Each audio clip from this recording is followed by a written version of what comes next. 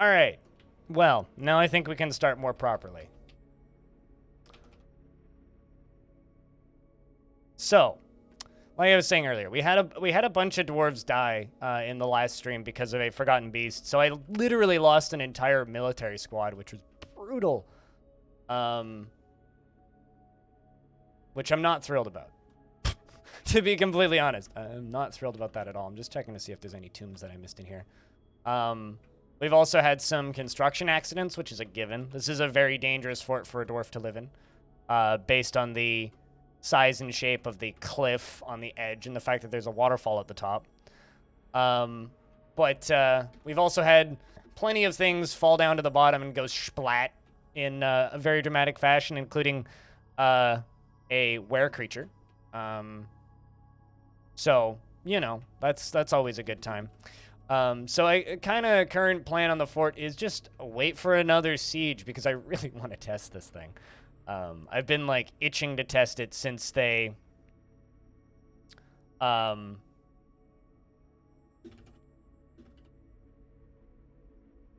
been itching to test it properly since we built the thing. So we're just going to wait for it to drain at this point. Once it's done draining, then we can, you know, move it sideways. So we just need to wait for it to refill. As far as named dwarves that are in the fort, we have KD8, we have Stone, we have what? We have Pigfinite, Rhinestone, Vinsati, Joe, Gunslinger, Mike F, Friggin' Bob, and Axon, and Clowny Cobalt, and Tekud, and Nox, Max, Merc. I'm just going to start reading off Tekud as like a named dwarf, even though he's not, which is just funny. We also have Kettlars, Bonehead, Animal, and Cajun Bard, still alive. Cajun Bard's doing all right. Does feel self-pity after being able to wander for too long, which is strange. You should just go wander. We've been kind of locked in the tavern, or in the fort for a little bit, just due to the fact that, well, there's not... Well, there's a lot of water going everywhere, put it that way. But yeah. Also, we do have a caged giant. I'm not sure what to do with it yet. I haven't really made it that far. But yeah, that's the status of the fort. If anybody would like a dwarf, give me a shout. Like I said, we're exceptionally lurky once again, and I expect that to continue. But yeah, that's it. I'm doing a little bit of beautifying. But yeah, that's the status of the fort. So, as it is. So I think what we're going to be doing primarily is, like I said, a little bit of making the front door look pretty, but waiting for more dwarves to show up and another siege. You knew this day would come? What's this day? Bad news, I gather, Stone? Oy vey, that's fun.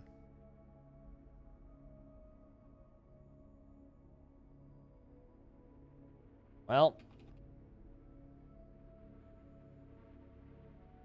So what you doing at this point then, Stone? At this point, unfortunately, it's a inevitable situation. Unfortunately. So that piece at the end, there's actually a road. But we need to get these dwarves outside before they start getting cave adapted. So I guess I could actually open up the front now. Probably what we'll do. So are we still locked inside? No, we're not. So let's do this. Let's open up this side right here, which is the front door, and jump up to here. And drain 1, drain 2, okay. Trap lock, okay. Where's the front door? There's the front door. Let's pull that lever. Wait, actually, no, that one's already been pulled. Let's not pull that lever. Let's instead go down here. Oopsies, wrong button. I need to hit Q, not tab. Go over to that, check those doors. Unlocked, cool. And that door is also unlocked. Excellent. You can just pull those doors and let the dwarves out.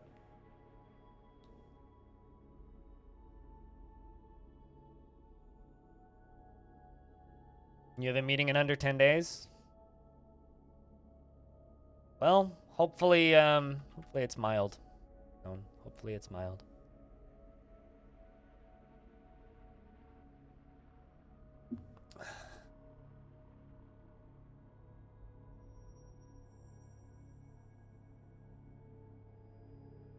Not much else you can really do at this point.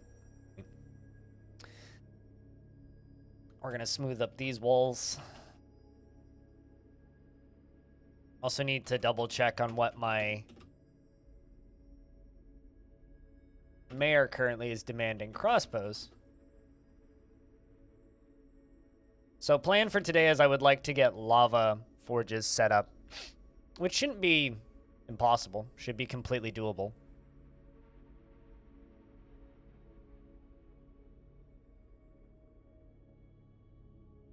Isn't exactly giant. Yeah, no, like I said, I hope it's mild. Like, unfortunately, if you're stuck in an apartment with somebody, or a flat in your case, it's like, and they get sick, it's just, there ain't much you can do, unfortunately.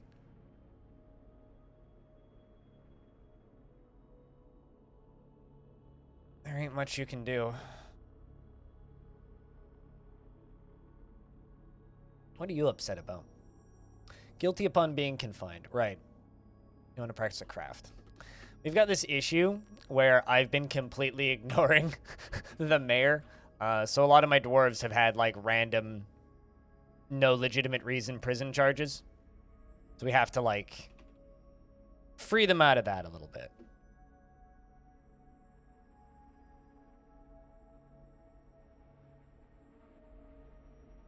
So what I need to do is I need to dig along here. We're going to do a little vent line along that. Is this also covered by that? Yeah, it is. All right, so we'll do a double line there. That'll be pretty easy.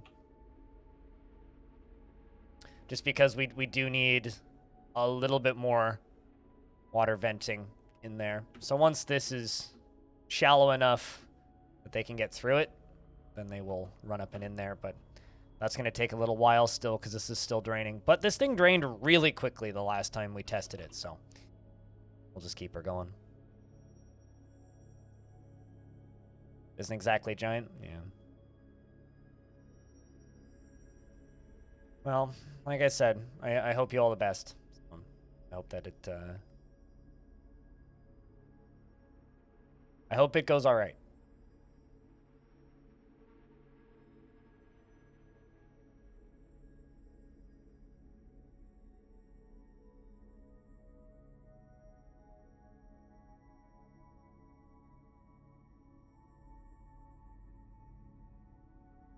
Let's fill all these out.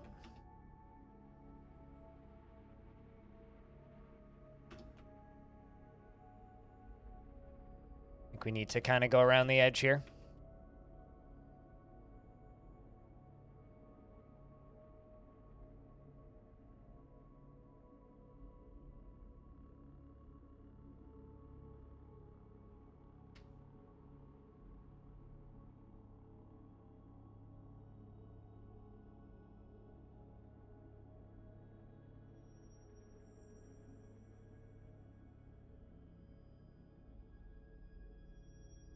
Gonna move that clothes shop to make some space for this.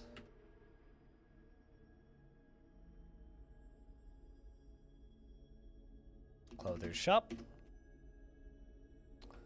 Considering we already have plenty. What the fuck are they doing out there?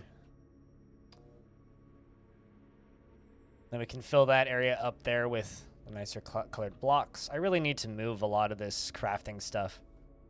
If I'm ever actually going to make this into an acceptable looking fortress visually. It's currently just kind of a mess, but comes with the territory, I suppose. What's the drainage doing? It's getting there. What's this upper layer doing? It's all right. Could be draining quicker. Would be draining quicker if I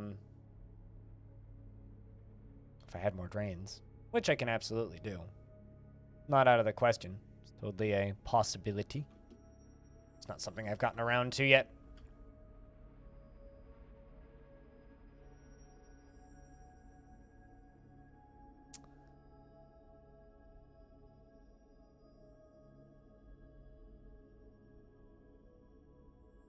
Of the drowning fortress?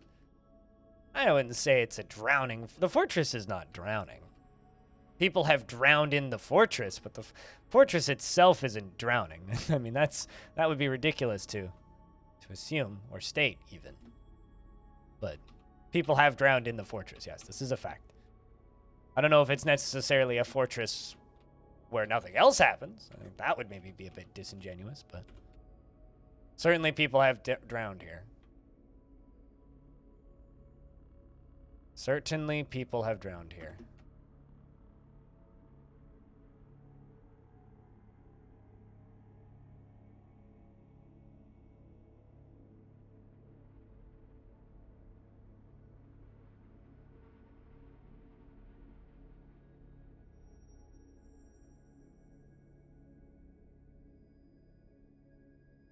All right, we run out of those.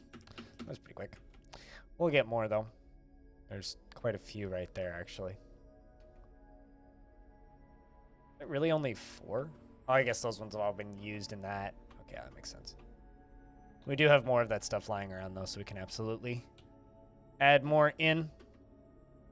Pull this lever, because this dwarf died. I'm not even sure who that is. It's definitely not somebody from my fort. I think it was, like, just one of the... Right, yeah, because there was some mercenaries on the map when that siege arrived. So it must have been from some of those mercenaries. There is also quite a lot of activity going on the map right now, but we have to be kind of cautious just purely because of the fact that we're not really that geared up right now. Like, my military is kind of... Like, they have really nice hammers, but that's basically the only thing that they have currently. I'm gonna practice some martial art. How do you feel about bravery? Dream of attaining a rank in society. Right. Friggin' Bob. I think we'll just let you continue doing that, because I'd like to see you make mayor. Been away from family for too long. Dreams of raising a family.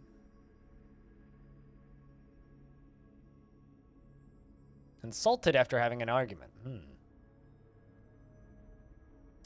Dreams of crafting a masterwork. Well, we should just give you some more crafting and let you go about your day. You have cooking. Fine. We'll get something going. We're also trying to work our way into getting clothing a little bit more efficient. Because currently it's not. And currently a lot of dwarves are running out of pretty crappy clothing. So we're doing what we can. Increasing silk supply and silk stock. So we can do that a little bit better, then we can get more dwarves into here. But we do need to find that third cavern there, because we've gone through 1. And then 2 will be that. And then we've hit this, which is, you know, hot stone. The fact that we've hit hot stone means that we are close to lava, which is a good sign. And then up here, up top, we are building this whole thing, which is currently almost entirely suspended, so that we can fire ballista arrows across at this side, or catapults, either or. So I'm actually just going to run through and unsuspend all of these jobs and just get them cleared out. I also need to see if that Boyer job got done, because I need to make sure that the dwarf that was assigned to it actually gets that job done, because otherwise I'm gonna have a concern.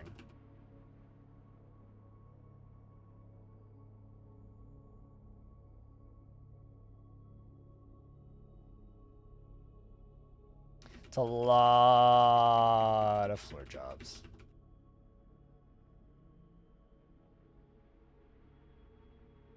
Let's also get all those furniture jobs up and running again.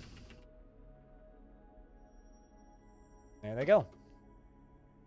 So now suddenly everybody's going to have a lot of work to do. Oh, also, we built that badass library. Which is right there. Just like a 2-layer thing. Still working on it, but I think it's coming along quite nicely. It doesn't have a lot of books in it right now. But it's getting ever cooler, I would say.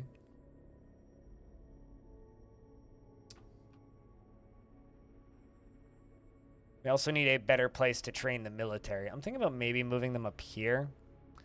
But also I feel like that would be a terrible spot for it, so I'm not totally, like, set in stone on that. Anyway.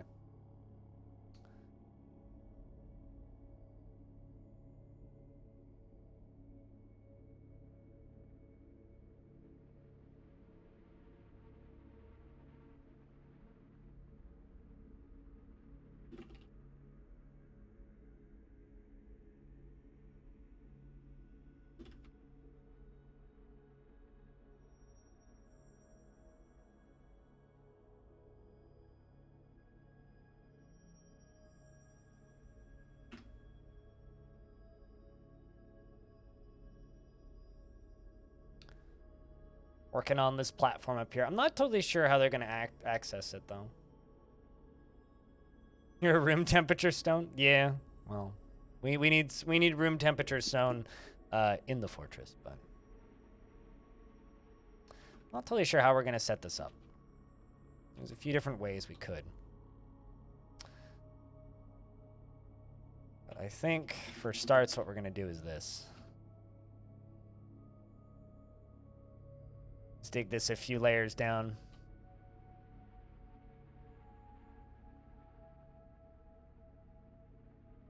First, we need to wait for them to get all this stuff up. Yeah, it looks like nobody's got that Boyer job. Workshop. A Boyer shop? I thought I did. Yeah, I do. So I do have a place for them to make crossbows. So they should theoretically be able to make wooden crossbows. Should. Huh.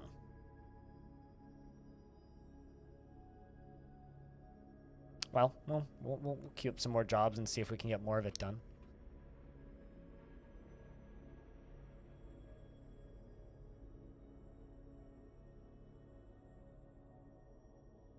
Let's also see how that drainage is doing. Still filling. Taking time. Yep, it's draining. That's good to see. As far as the lower layer, this one's still taking its time. So we still need to wait for this to finish draining. But hey, at least it's draining. Still kind of not certain whether or not I need to work on more drainage or not, but you know, this whole thing is filling. Although I do actually need to drain this out entirely so I can get all this crap out of here because I've got all like...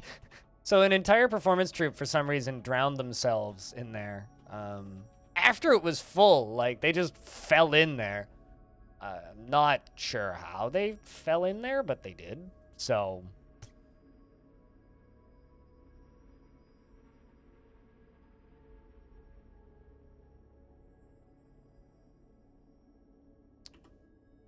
Doesn't change the fact that it makes me a little worrisome, but, you know, we'll have to do our best to sort it out as it becomes an option.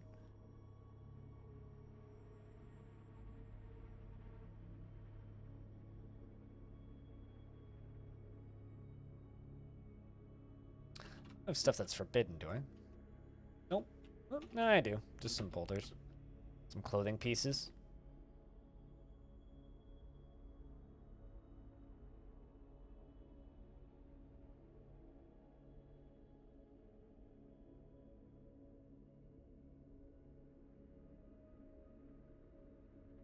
Also, I appreciate you keeping me company, Stone. It's been just you for the last 20 minutes. It's another day of nobody wants to tune in to watch Blind. Everybody's watching other games. That or just nobody's on Twitch. Hard to say, but certainly feels that way. We're going to do more bedroom placements because we still need to have enough beds. Still need another whole bunch of beds. Lurking around, but just listening? Yeah, but, you know, there's 26 people watching right now, Julio. And 2 weeks ago at this time, after I've been streaming for an hour and 40 minutes, the normal number that should be is like 50 to 60. So, that is abnormally low, and it's been that way for a little over a week now, and it's impacting my income. It's impacting chat activity. It's impacting the number of followers I get. And, been kind of annoying and slow, so, you know, That's what I'm referring to. It's not the fault of anybody who's here. It's just simply it's been a slow week. Yeah.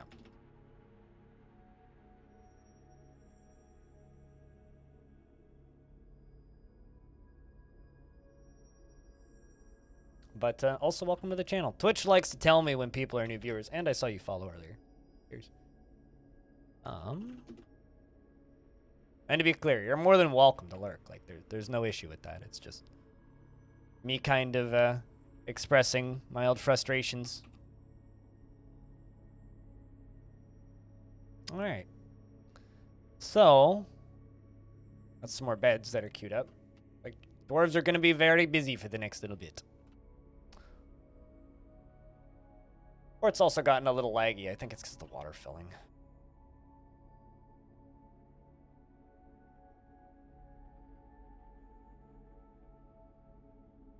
Did something change with Twitch?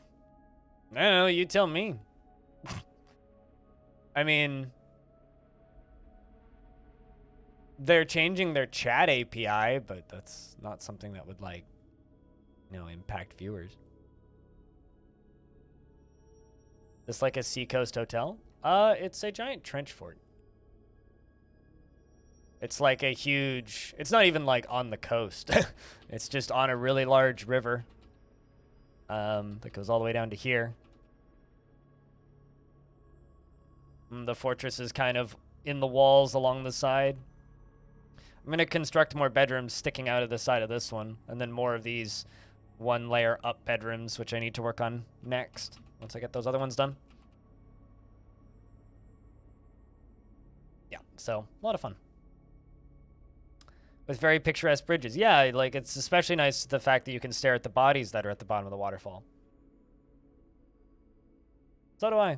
I like designing picturesque, interesting to look at forts. But yeah, I don't know. It's just been a really, really slow week, Nox. Like slow enough that it's giving me anxiety levels of slow. There's slow days, which like I acknowledge, but like we're past that. Like we're past slow and into concerning. That's how slow it's been. You know, like a year and a half ago, I wouldn't have needed to worry about any of this, but Twitch changed the way auto hosts work last year, and that's been hurting me ever since. And this is still like just an effect of that. Like right now, a lot of people are not watching me; they're watching Lost Ark and they're watching Total War Warhammer. I have absolutely no interest in Total War Warhammer, and possibly less interest in Lost Ark now that I've seen a lot of that game. So I don't know why in hell I'm streaming either of those. And even if I were to stream those, I doubt people would watch me stream them. They'd watch other people who are better at them or have actual interest in those games stream them. So unfortunately, it's kind of a losing battle for me currently. Where's my crossbows? Nobody wants to make me a crossbow. Even though I do have plenty of dwarves with that job assigned.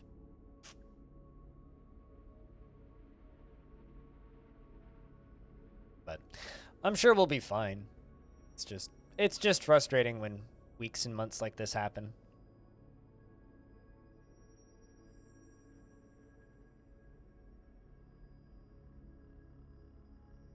You know, like before Twitch changed the this is busy for it. It's just because we're doing a lot of construction currently. That's the only reason. If we weren't doing so much construction, there'd be more idlers. You know, I'm actually going to try something. I think that... I wonder if these guys are impacting the frame rate. Let's turn the squads off. Briefly. Maybe move them ever so slightly. Huh, that did help the frame rate. Interesting. All right, so let's move where we're training. Up here. Because I was thinking about doing it for a little bit, but let's just move them into this hallway.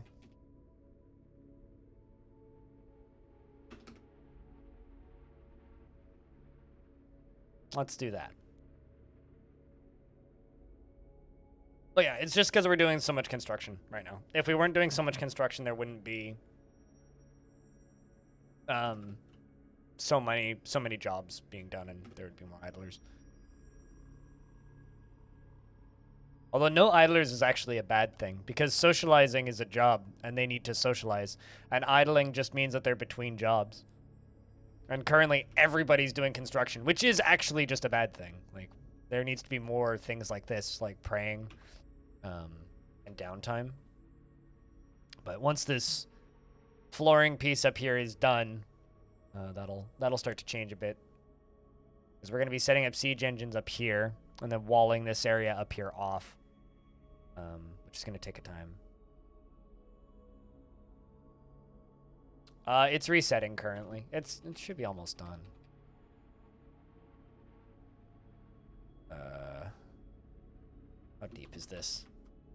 Yeah, it's reset. It's good to like restart at this point. It's shallow enough that a dwarf can walk out of it. Yeah, it is shallow enough now that a dwarf could walk out of it, so. Mostly. Maybe not, actually. Almost shallow enough that a dwarf can walk out of it. I need to, like, increase the drainage at this point here. Maybe connect it to, like, this side. So I'd have more drainage here.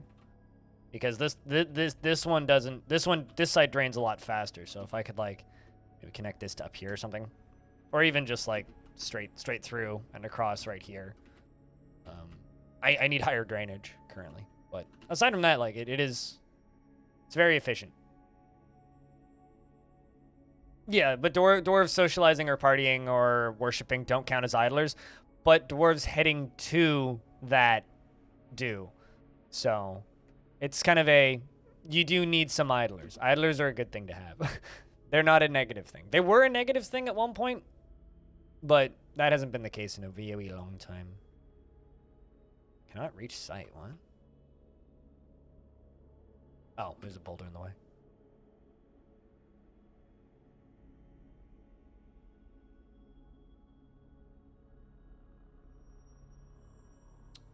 For draining the trap? No, we just need more drainage tunnels and fortifications. I appreciate the lurks now more than ever. Magna, cheers. Enjoy your lurks. My day's pretty alright. Just had to ask somebody to not weed whack on my porch, though. I always get annoyed by that because I prune and clean my own porch, and I get real annoyed when the building just pays random contractors to go and fuck around my plants. Not generally thrilled with that, regardless of whether or not they're actively helping. I'm a kind of a control freak about my patio.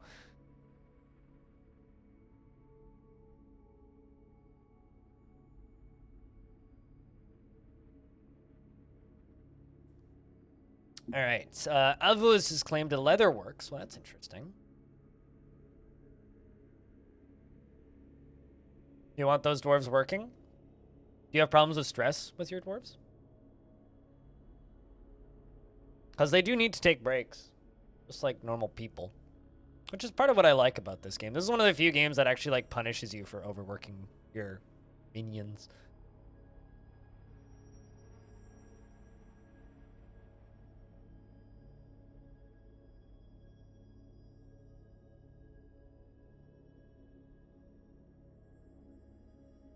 As an idling human, you feel almost better about your mood? Yep. Yeah, but that works for some people, but doesn't work for all people, right? For some people, it's, you have to do all of the, like, to de-stress, you work more. For some people, to de-stress, they read. For some people, to de-stress, they work out. For some people, to de-stress, they socialize. Dwarves are just like that. That only works for a portion of your dwarves. Won't work, will never work for all of them. Seems there's been an error. Ah, yes. Fucky inaccurate tests. Pictures of a quarry. A lot of quarry. Rough gems. That might be it, actually. Ponce, thanks for the host. Cheers, mate. Really need that. What were you doing at this time of day? You were playing... Holy shit, you were on for a while. 12.5 hours, damn. Just up all night?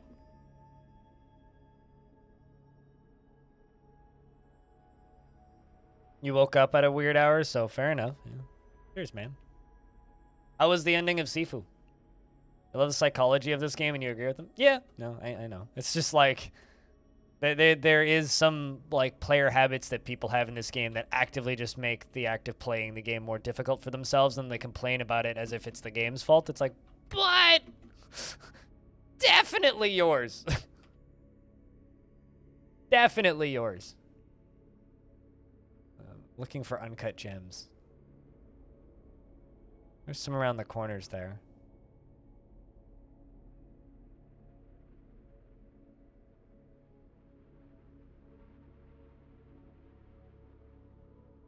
So it felt like an appropriate ending. Good shit. Yeah, I don't know. I'm glad that that studio makes games because they make games that people seem to like talking about. And that's always going to be interesting. But man, largely that game looks like it's leaving something to be desired. All right. Ah, there you are. Excellent. That's exactly what the dwarf needed. Those gems of the uncut variety.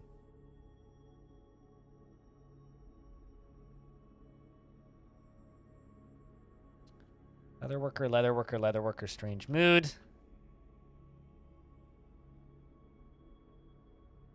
And you know what? It's because you just raided us.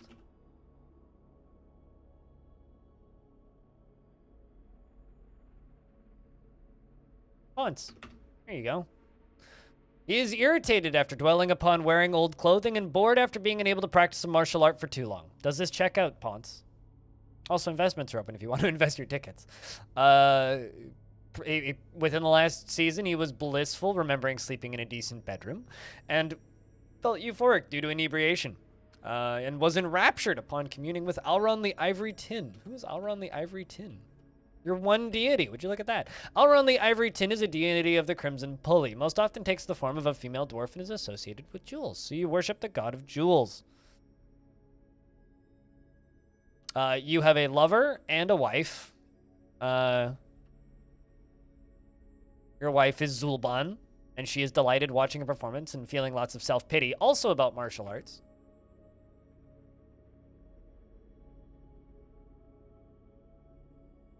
You're content with the amount of time that you've been wearing your old clothing?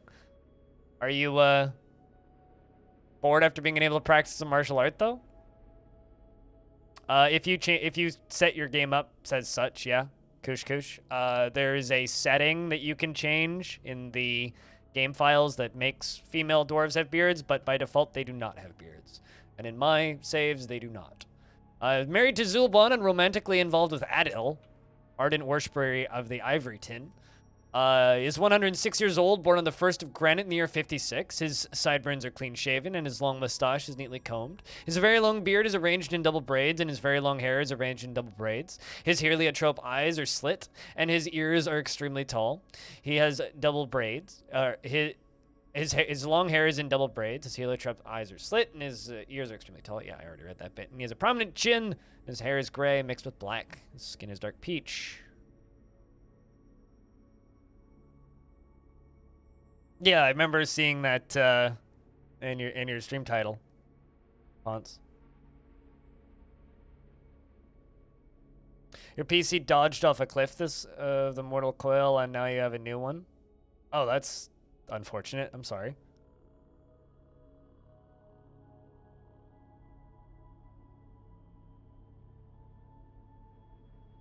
It's like, which combat sport are you picking up? All of them, aka MMA. He personally has a great deal of respect for worthy craftsdwarfship, and sees power over others as something to strive for, finds eloquence and artful speech off-putting, and doesn't care if others take the time to master skills. He has a very calm demeanor after experiencing trauma in 158, and is very friendly, and always tries to say nice things to others. He can be single-minded and tends to hang on to grievances and does not try to get things done perfectly. Tends to avoid crowds and is a greedy streak. He doesn't mind wearing something special now and again and thinks he is fairly important in the grand scheme of things. He isn't particularly curious about the world, and he finds helping others emotionally rewarding. He can have an active imagination, and he likes to keep things practical without delving too deeply into the abstract. Tends to reveal personal information and he occasionally overindulges and stares intently when he's thinking. He needs alcohol to get through the working day, and doesn't really care about anything anymore. Hell yeah. So Ponce, you're gonna, before you finish making this thing, you're gonna. Oh, you are in a squad. That makes a lot of sense, actually. All right, so we're gonna put your wifey into the squad. Zulban. Zulban, Zulban, Zulban. Where are you? There's only one Zulban Ranger. Being you. You can go join that squad. That's fine. Keep following this dwarf because Ponce is making an artifact currently. There you are. Carrying them gems. Leather workshop, he's claimed. Ripstone.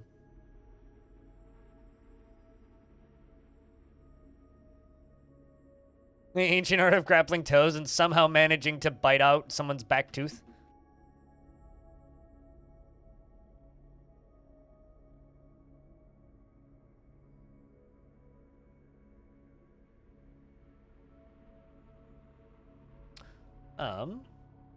Don't have any crimes currently. You have a monitor lizard. Can be slaughtered. Still hoping and waiting that we get another giant skink. Hoping and waiting for giant skinks. Okay, now we have a more normal number of, there we go, we have some dwarves. Crossbows, all right. All right. Perfect. That's something that I've needed for a while. Make us that crossbow. All right. Speaking of crossbows, how is the drainage coming along?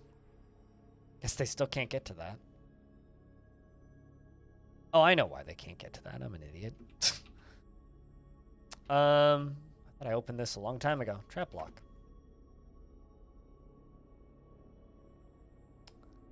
This is going to open.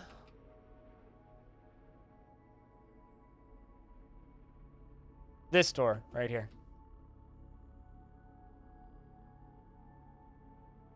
And there it goes. Perfect.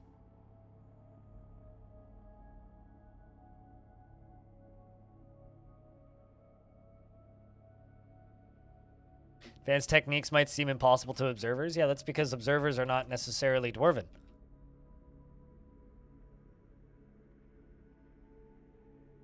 All right, you unforbid, you unforbid. You unforbid. Let's finish all of this.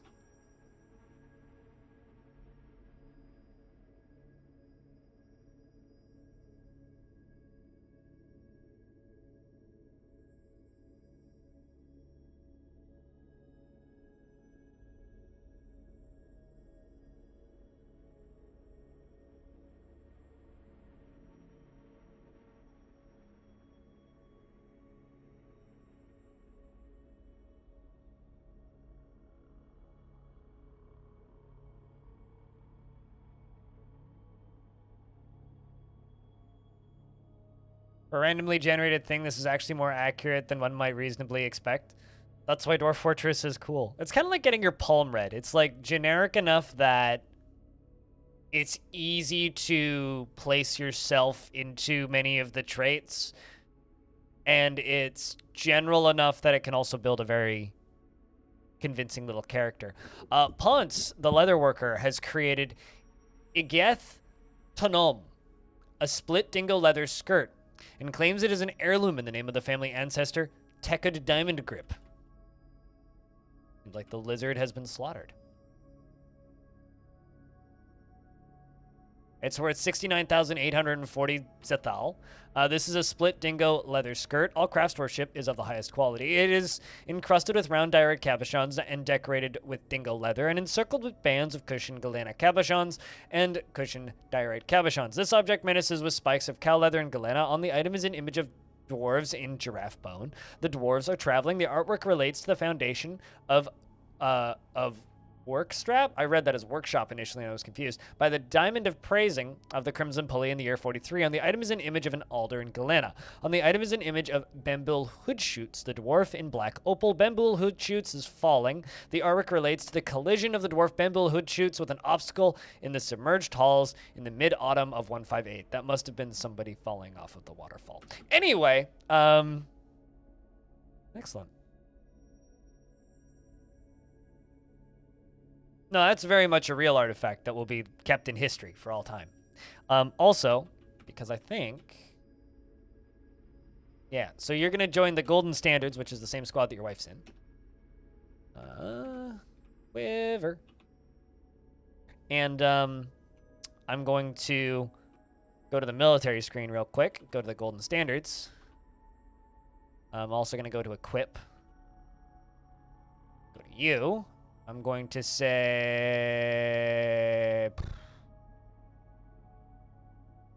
Boots, overclothing.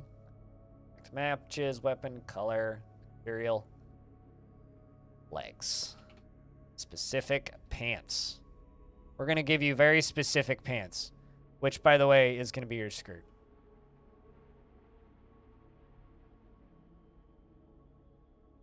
Because you made it, damn. So, if somebody can wear it, I want you to wear it. There you go. You now have specific pants that you made. So now you have your, the skirt that you made equipped. He's delighted after putting on a truly splendid item, and feels satisfied after creating an artifact, and feels satisfied upon improving leatherworking. I mean, you made your own pants, which is fitting because your dwarf was unsatisfied after wearing old clothing, and now you're no longer wearing completely old clothing. You're now wearing a skirt over the old clothing.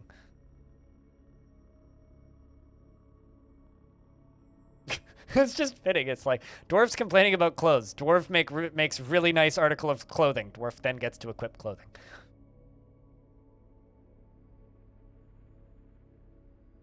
All right. So, now that that's done, let's check in with this. Okay, excellent. So a dwarf is coming to mine out that and help increase the drainage. And we're going to get the military training up here.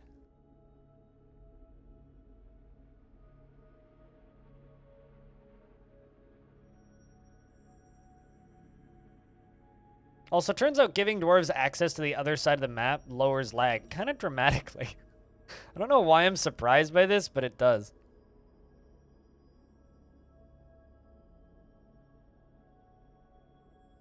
But I am slightly surprised by how much that actually improved the game's frame rate. All right, so once we do that, we're going to also fortify this side, although I can carve fortifications in there first. I'm also going to put fortifications here and fortifications here. Now we're going to jump up to the mayor's office, and I'm going to completely reset the trap. That's a bad one to pull. That's a bad one to pull. That's a bad one to pull. That's the ones we want to pull. Pull those two levers. Then dwarves will run up there, and they will pull the lever. Hey, we're going after a rhinoceros. We're hunting a rhino. Plenty of good meats will has. Plenty of good meats.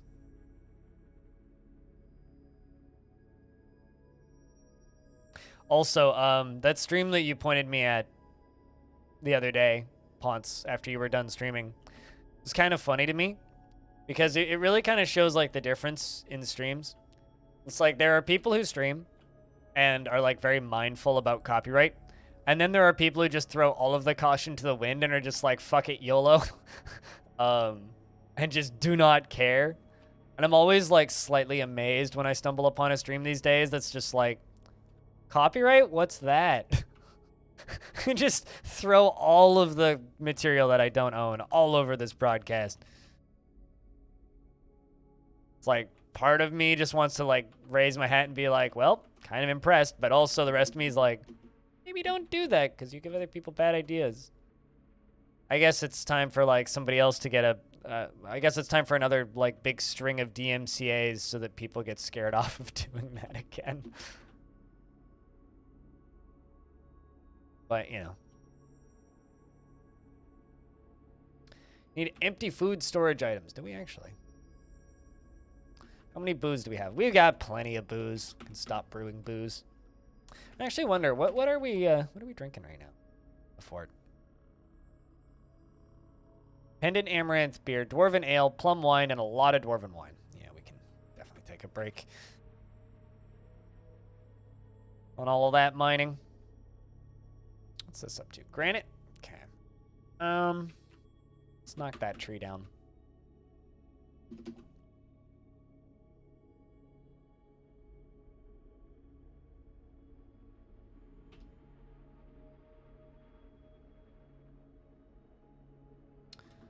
Bring up more granite.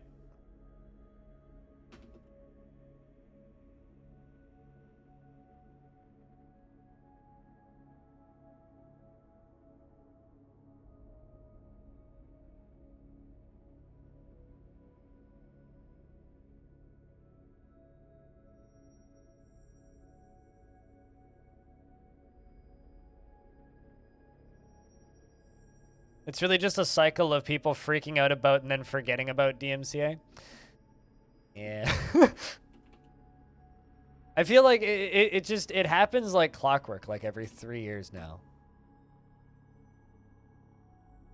Game Theory made a video about that 2 days ago. I mean, I don't trust anything that Game Theory says because I disagree with Matt Pat on so many things, but what was their take on it? Now I'm kind of curious. Not a huge fan of Matt Pat. But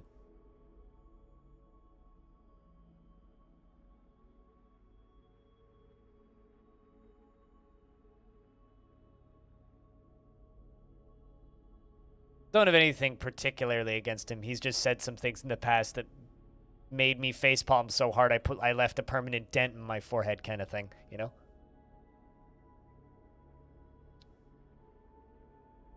Fucking Game Theory? Yeah. It's a Game Theory.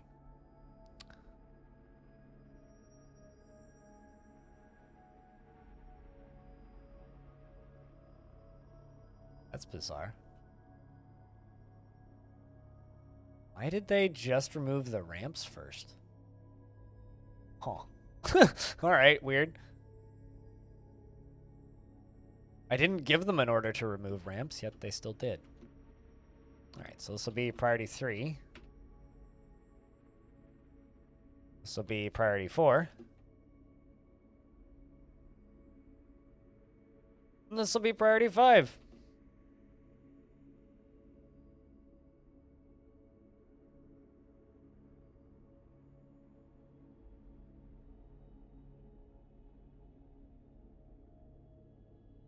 I don't know. I think that we need the occasional channel that just throws all caution to the wind and doesn't care about DMCA takedown requests and plays a lot of music. Because when they all suddenly get banned one day, it'll be like the canary in the coal mine for the rest of us. That's kind of my take on people not caring about DMCA stuff at this point.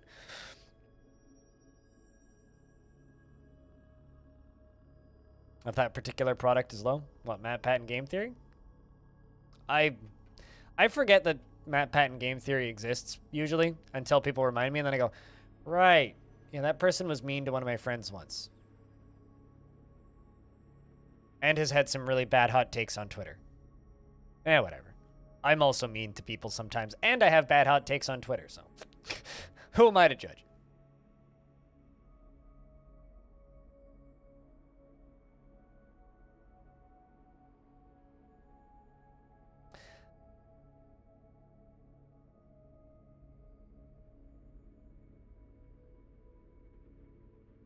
For Twitch to partner with copyright holders and it basically allow streamers to do some stuff? Sure.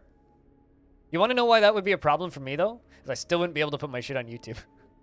I mean, that's also not a new take. Oh, hey. How many years is it?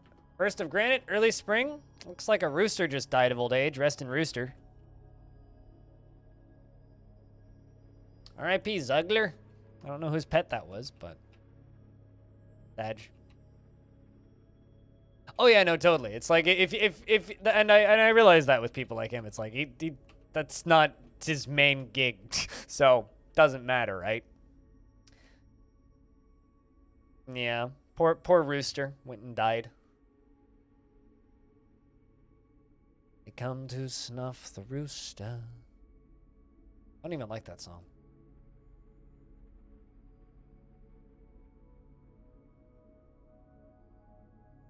But yeah, no, people have been asking Twitch to do that for a while. The problem is I think it's kind of out of the scope of Twitch.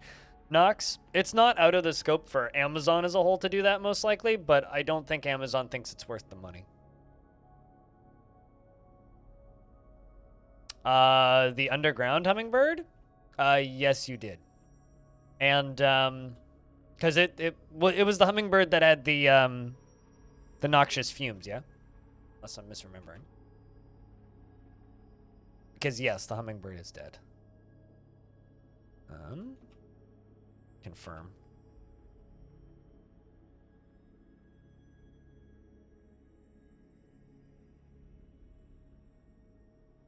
Yes, this thing. Spatter of Evil, Seduction's Forgotten Beast. This thing. Capital H Hummingbird. It, we fought with it. We won. We fought valiantly. However, its noxious fumes, the poisonous vapors, gave all of my dwarves a, fever very shortly after the fight finished, which made every single one of my dwarves that took place in the fight die before they made it to the top of the stairs. They didn't even make it the 20 Z levels up the stairs to my hospital. They all died on the stairwell. So, it was a sad day for the fortress. A sad day indeed. But we did kill it. So at least, like, you know, take the wins where you can get them, right? Still making quivers.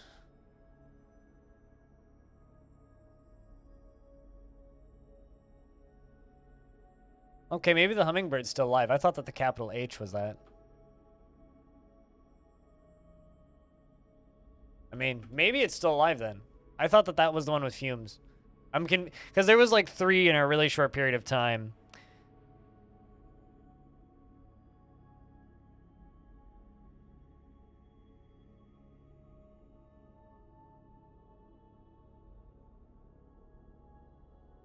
I'm pretty sure we killed it though. It might still be alive down there now that you mention it. I thought I had those 2 straight in my brain, but I guess not. Picture Point, what up? It's good to see you.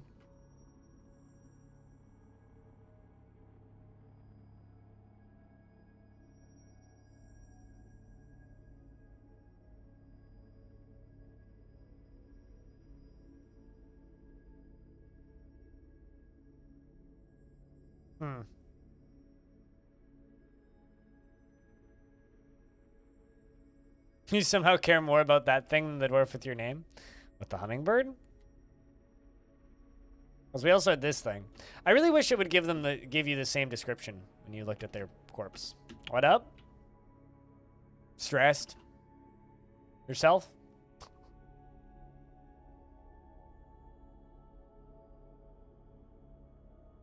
Can't, okay. For a second I was like, what? Why are you can't? Oh, okay, never mind, I can read. Rhinoceros fighting? For a second there, I was assuming that there was a rhino falling off the waterfall, but no, fortunately. Not a whole lot's up. Just waiting for the goblins to siege us again so I can drown each and every one of them. But aside from that, you know, just chilling. Just chilling, you know, the usual. Overworked and underpaid. Any new records I'm excited about? I mean, plenty. Drown him? What, the goblins? I need them to show up first. Can't drown that don't exist.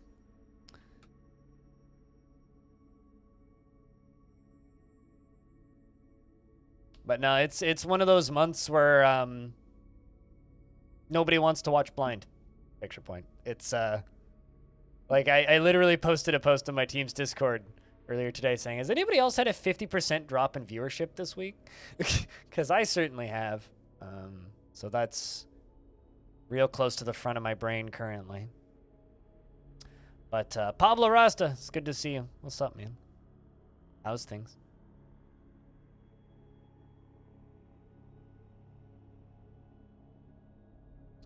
Still letting the last of the water drain out. The last of the water. Pretty shallow, though. I just have to have all the drains closed for when we're working on this. Because if I don't have all the drains closed, then odds are pretty good that I will drown my own dwarves. We're still below 50%, the normal viewership for this time of day. Yes, it's gone up a little bit, mostly thanks to Ponds, but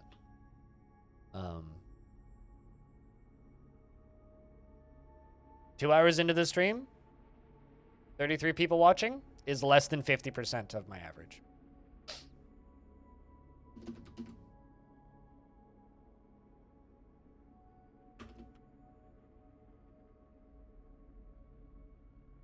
So, I picked up an Aphex Twin record, which I've been spinning quite a bit off stream. Picture point. I got the second Hashtaroid LP, which is nice. The reason that's nice is because now I own the entirety of their discography, which is 2 albums. You can buy their stuff on Bandcamp for $4.20 digitally. So that's been fun to listen to. Had that spinning quite a bit. I had to politely demand that somebody get the heck off my porch this morning because they decided to weed eat on my porch, which I'm not thrilled about. I really don't like it when they let the gardeners on my porch without notifying me in advance. They used to notify us, and then the pandemic happened, and now they don't do that anymore. Because we got a new building manager around halfway through the pandemic who just decided that, like, yeah, we can just tell people to, like, trespass on people's property without asking them or notifying them. So I was like, yo, get off my porch. Uh-oh, that's a ghost. So today's been kind of frustrating so far. But it's not fault of anybody here, so. I walked up a pointy hill yesterday. I posted some pictures on Discord, but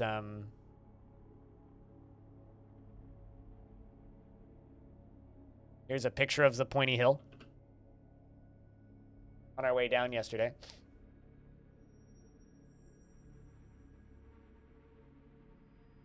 So, pointy hill was nice. There's also like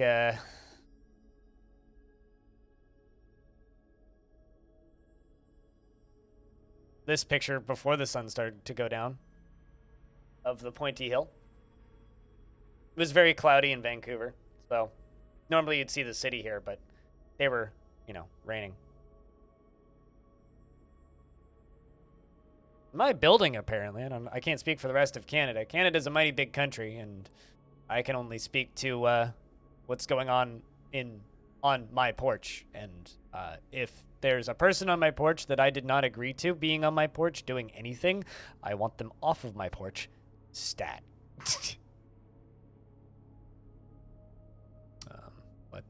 Yeah, about it.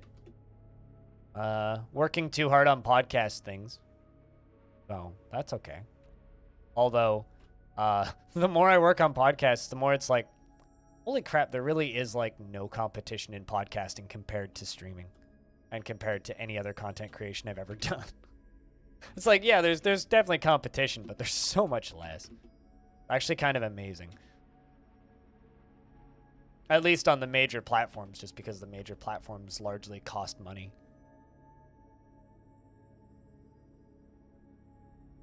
It's amazing when you have to charge for a thing, how much less the competition becomes, like, immediately. A dog wanted nothing to do with breakfast until you let him out. Okay, fair enough. Dog wanted out of prison first. I don't blame the dog. I too would want out of prison.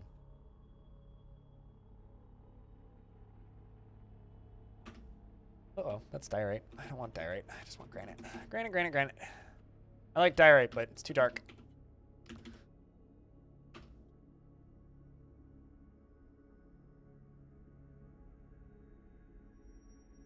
Yeah, that's Mount Seymour if you want to look it up, picture point. We were kind of scouting out locations. We were kind of scouting out locations to what's the word I'm looking for? Find spots to go winter camping next year. got accepted to work GDC as a conference associate? What's that entail?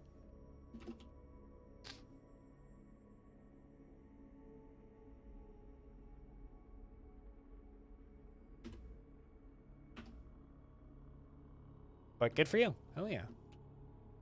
GDC seems like a fun convention to attend. But it's expensive. You're brave winter camping? Dude, I'm from Canada. It's like, as long as it's above minus 25, I'm okay. Starts going like below minus 25, it's a bit chilly.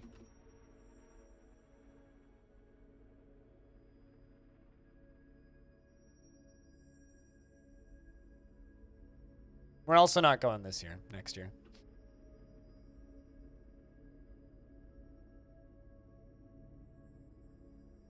You get a free all-access pass to work 20 hours total? Huh. That seems like a pretty good get.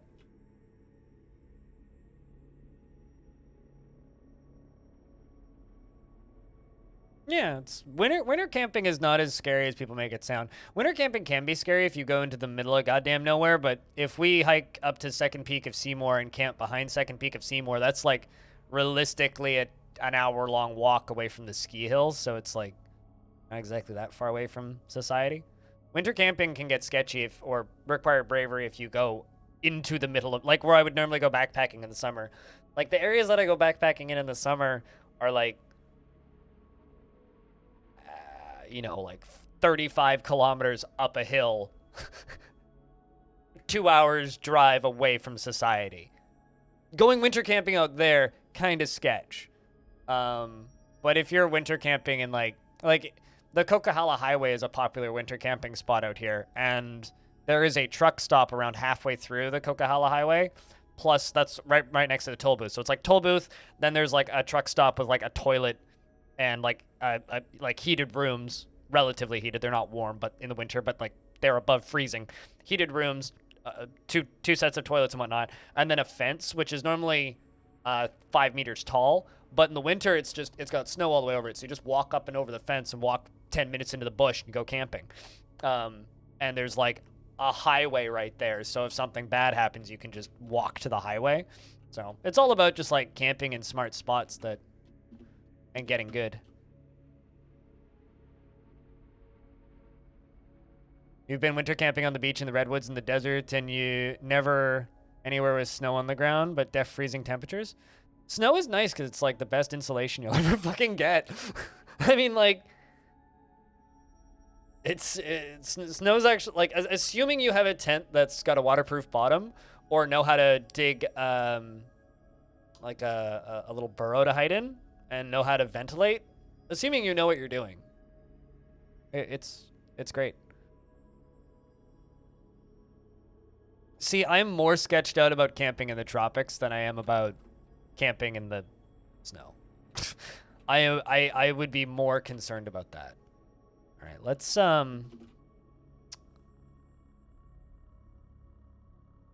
do this. Not channeling, just downstairs. Downstair. Downstair. Downstair. Downstair. Downstair. Downstair. That's too close. It's also probably too close. Let's do like downstair. Downstair. Downstair. Downstair.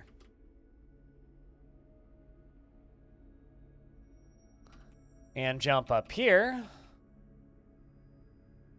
Do another round of this.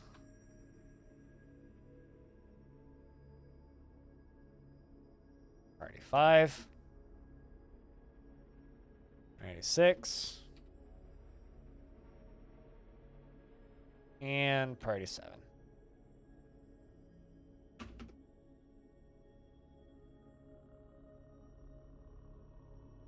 Private stairs? They're just doorways to bedrooms. These are all just doorways to bedrooms. So these are going to be bedrooms down here. Just like these ones all the way along here. Those are all accessed with one up downstairs, or downstairs and then an upstairs.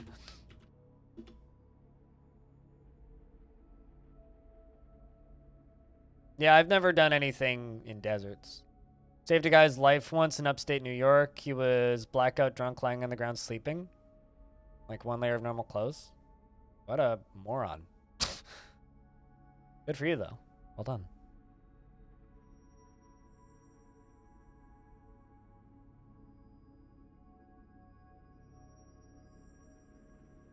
The worst is getting the cold winds ripping all the your tent from all the heat. Yeah, no, absolutely. That's like I like snow. Snow's the greatest insulator.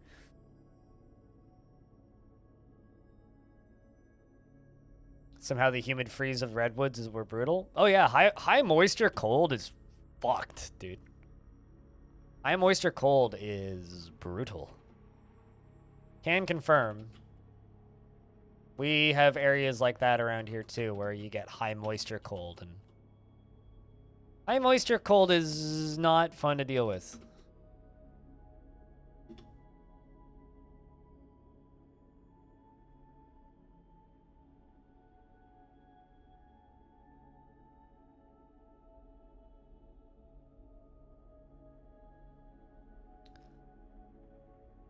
All right, damn, not bad.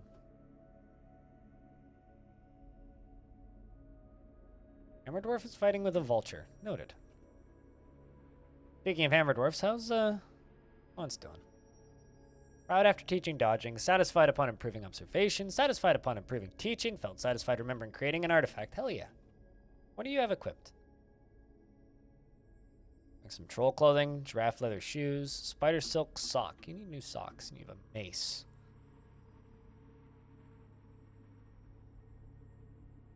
Yeah, see, like, I am significantly more noped out about camping in the tropics than I am about camping in the winter and the cold weather, because I know the cold weather. I know how to deal with the cold weather. I can't physically deal with tropics. Like, I know a lot of people really like the tropics, so I'm not trying to just, like, knock on your party or anything, but, like, for me, going, like, camping in the tropics is like asking me to go camping in hell. It's like, why would I hurt myself intentionally like that?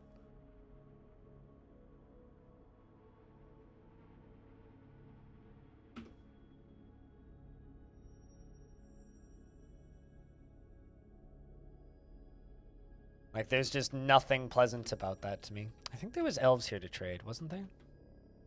Yeah, there is. All right, do I have meals? We'll just sell them a food plot. If I can get that done quick.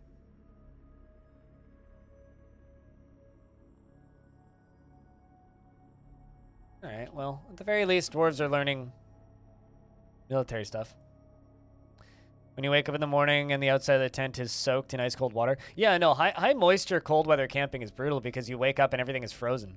Like, low moisture with powder snow around is fine because you go to bed and you wake up and everything is still just covered in powdered snow. It's like, all right, brush that off. Which is the kind of winter camping I like doing. Just powder snow.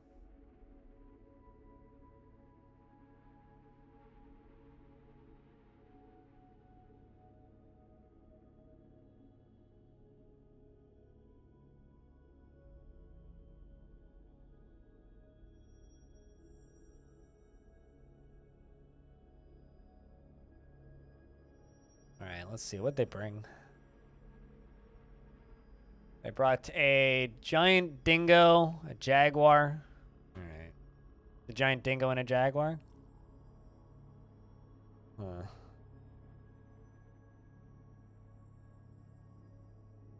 Well, you know what? I will buy all of your apples, pears, and plums and peaches. And blueberries. And hope that they bring more animals next time. Because I would like bigger animals.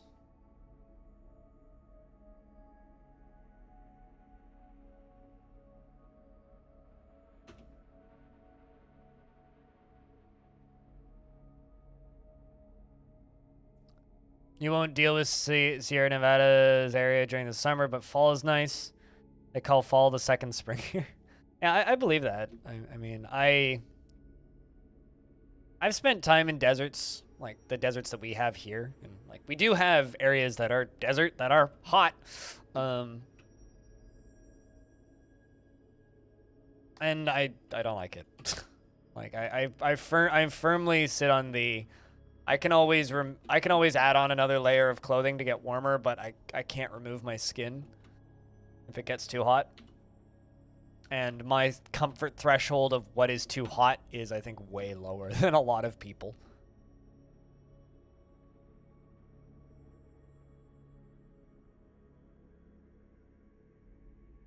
You're off into Deep Lurk. Fair enough. Have fun. Can finally play games that came out in the last 4 years. Fuck yeah, dude. We'll play some good games. What are you starting with before you run off?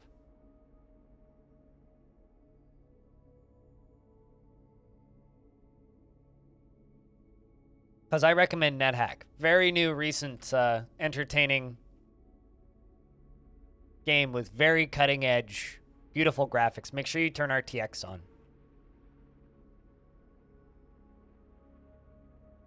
It's so demanding that most people can't even figure out how to launch it. Let's remove all this.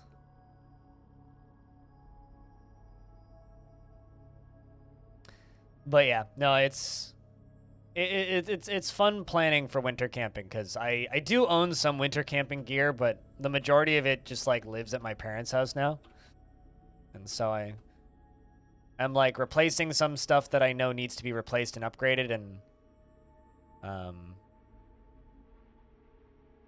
seeing what stuff I still own.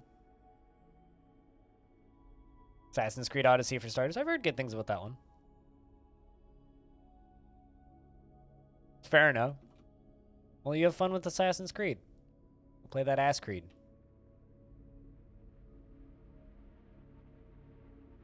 All right, so now we've smoothed this off, meaning I can fill this side up here with fortifications.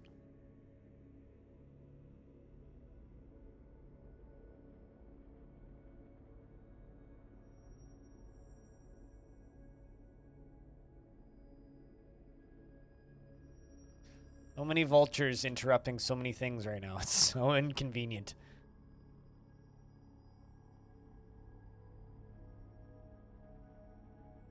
It's a modified version of Krug's tile set, but yeah, it was originally that.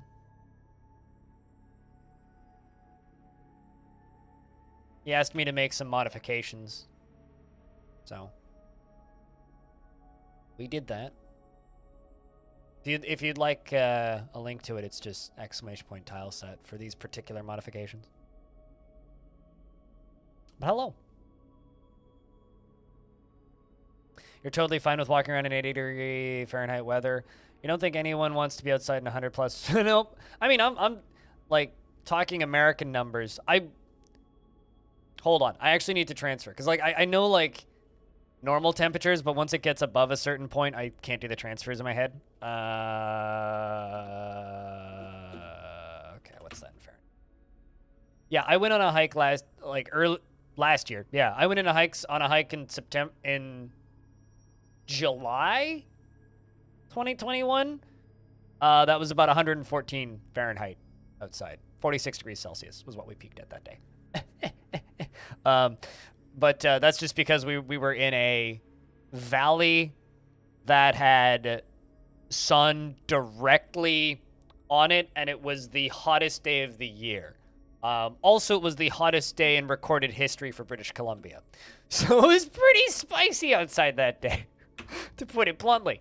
It was pretty spicy, so we dealt. It was all right, but my God.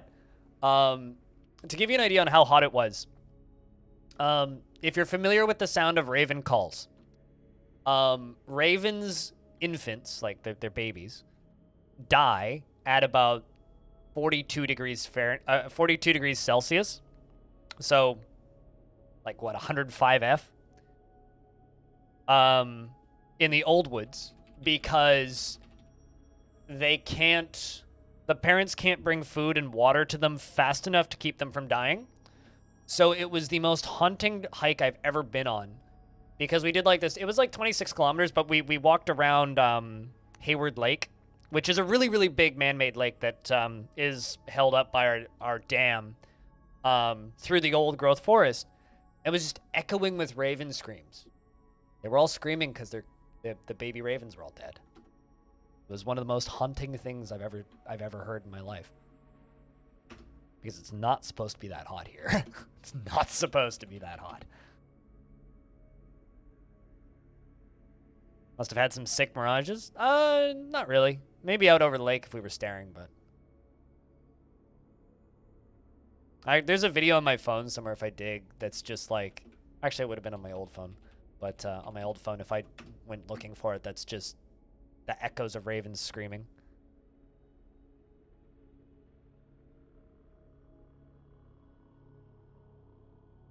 Especially because of like where we were walking, it was already super hot, and I can't even imagine how hot it would be at the top of the old woods, the top of the old growth forest. But I actually put up a video on YouTube of that hike.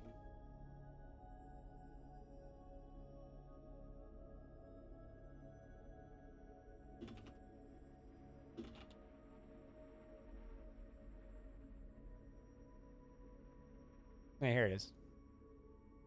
Oh no, it was in June. I thought it was in July. It was June, apparently. Very end of June. Like, yeah.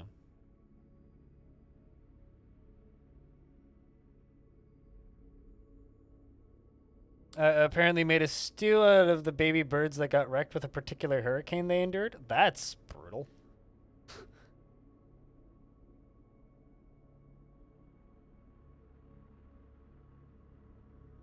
What do you use, Sag? Who's that? Dastot? Still just Dastot. You know, I look at this dwarf's recent thoughts, and everything about this dwarf looks like they should be totally fine. Maybe it's because they're still sad after being separated from a loved one and they don't live with their lover, or they don't live with their wife, but like,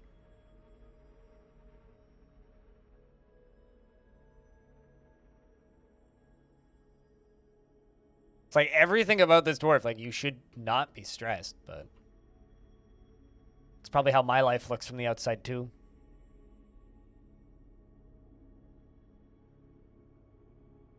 Ladies gotta eat, I guess? Picture point?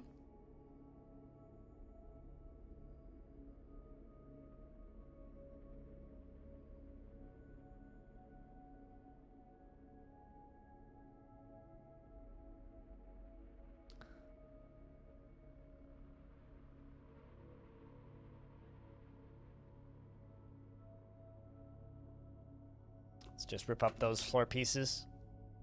Replace them with pillars. Once I've got these made.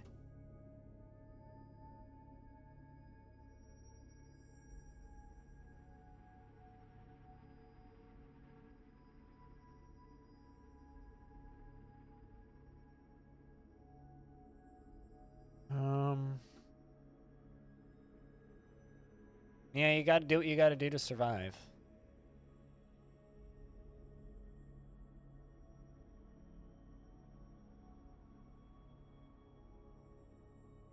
All right, perfect.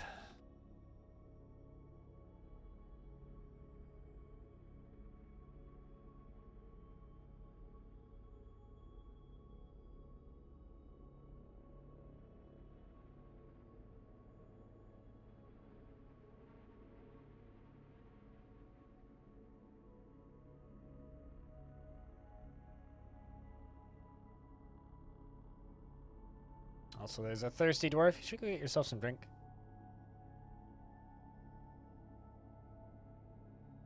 Yeah, I think this is where I realize that I'm very different than a lot of people. Picture point. There's a lot of things I couldn't do, regardless of the situation. That's one of them. All right. Let's build a pillar. I'll go all the way to the end. Also need to start digging trenches on the bottom side.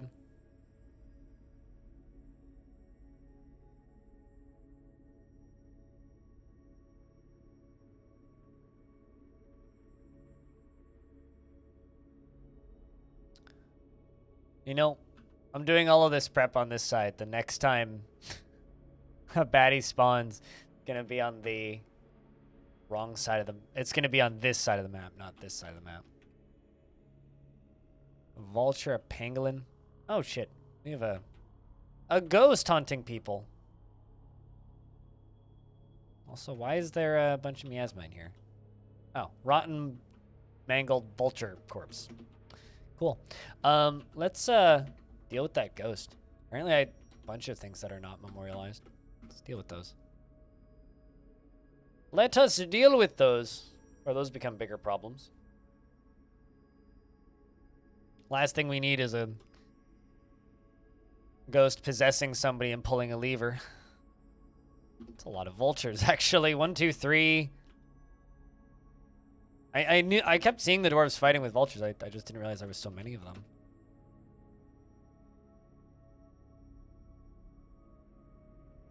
Cool.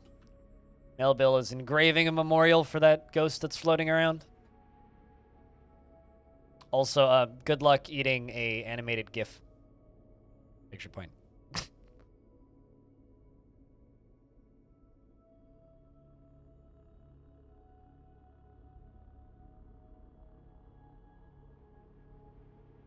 Now we jump up here and get these smoothing. Or as much of them as I can anyway, though there will be some spots that can't be because they don't have access to them.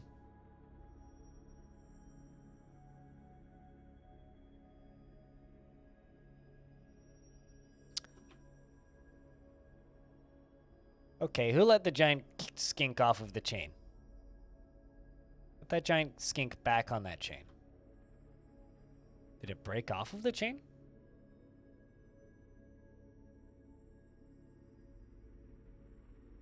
Probably tastes like chicken, frankly. Stone. Just because, you know, everything tastes like chicken. You're probably... Yeah, looks like he's done with that. Let's see. Hey, there we go. 2 memorials done. Let's get those placed. Those need to be done ASAP. Some migrants have arrived despite the danger. Despite the danger? What danger? Fob the fishery worker. Well, let's remove fishing from you and take a peek. She dreams of raising a family and doesn't handle stress well and finds helping others emotionally rewarding. You sound like a doctor, so we're going to give you some more doctory jobs.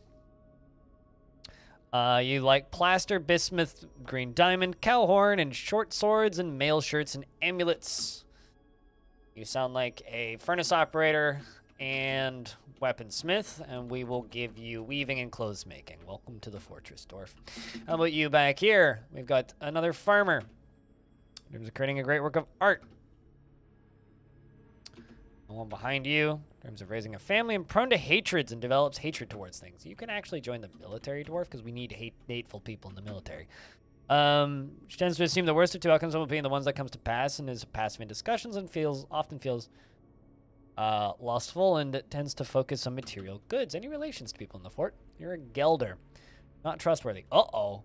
That ghost that's floating in the fort right now is this dwarf's mom. Maybe either you came to visit your mom or you came to visit your mom's memorial. I really hope it's the latter because that's kind of distressing.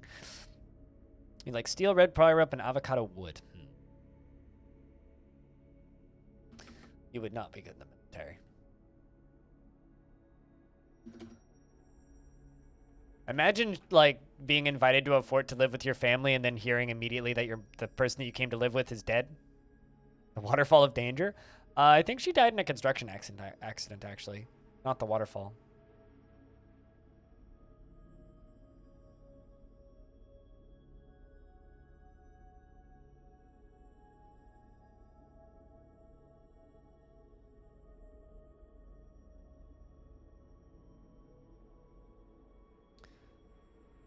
Does not have a great aesthetic sensitivity and is conflicted by this as she values artwork. Its creation tends to not reveal personal information. Rarely happy or enthusiastic. Well, you can join the military.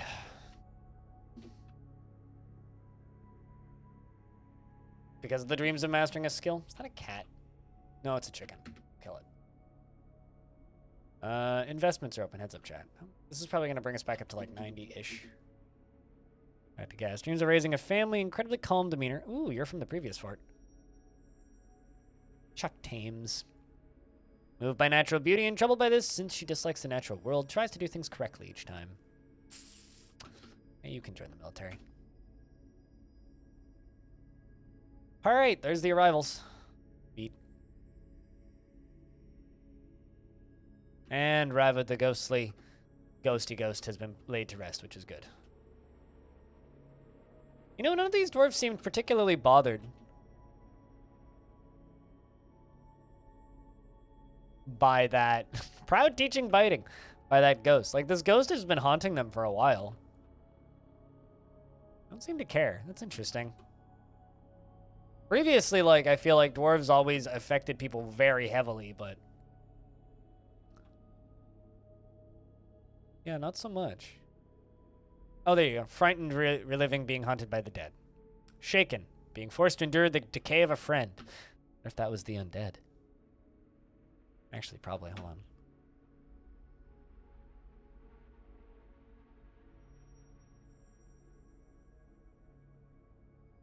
I think smell, actually. Yeah.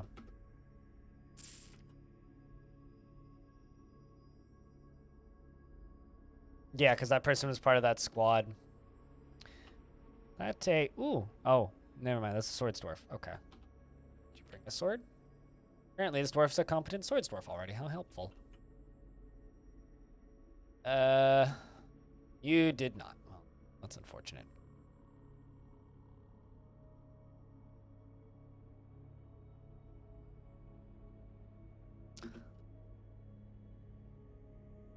Alright, what do we have for, bars currently? An iron, bunch of silver, some copper, bronze, bunch of charcoal.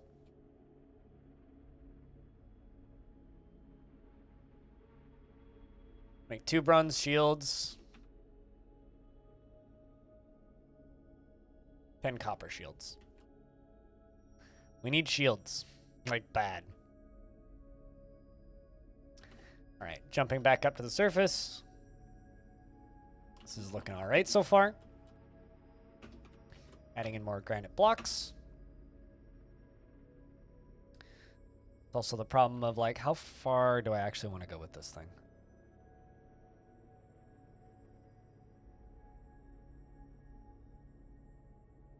Let's continue on, but with nice flooring. Keep those dwarves busy.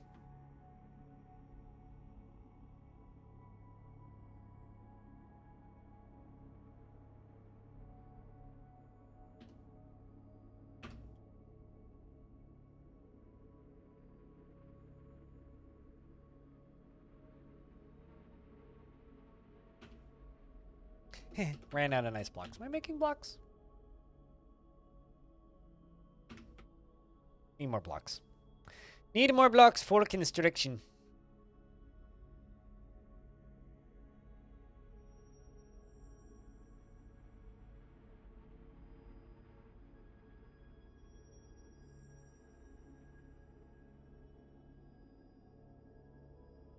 And there you go.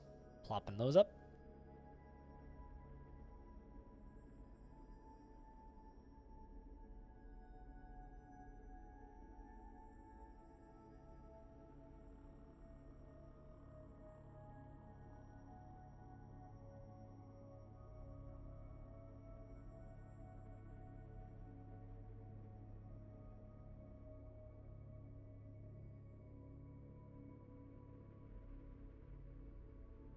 Pulling that lever.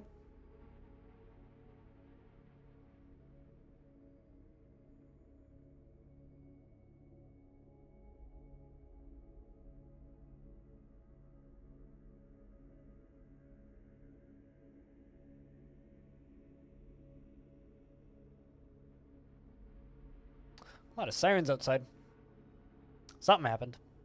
Most of the blocks that we're using for construction are actually on the other side of the map. Might actually not be a bad idea to just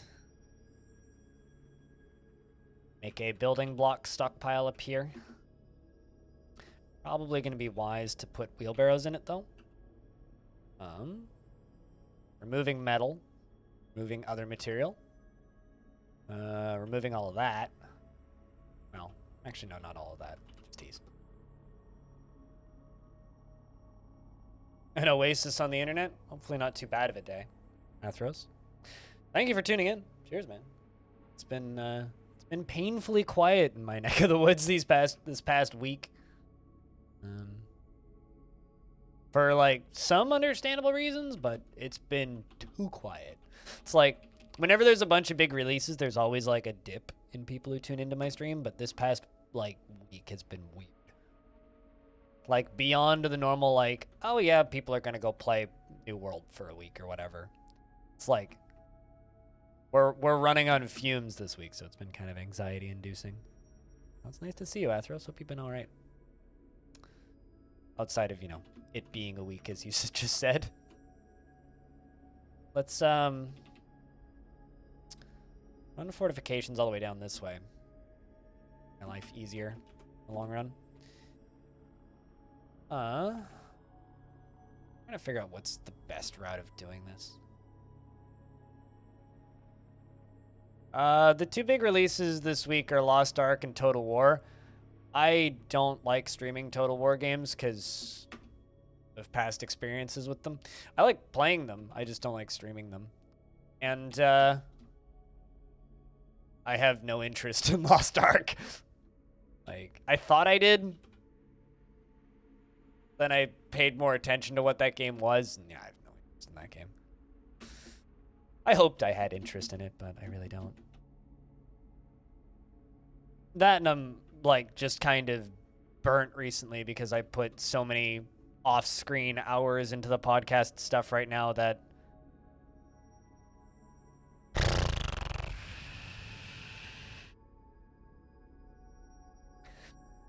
I was interested in it, and then I learned it was more of an MMO and not an action RPG. And ugh, that's my take. I have no interest in playing a Korean MMO. No interest. I also didn't realize it was a game that's existed for like 4 years, and this is just a translation. I thought it was a new game for some reason. I missed the whole part of the deal where it was a, you know, not a new game. So...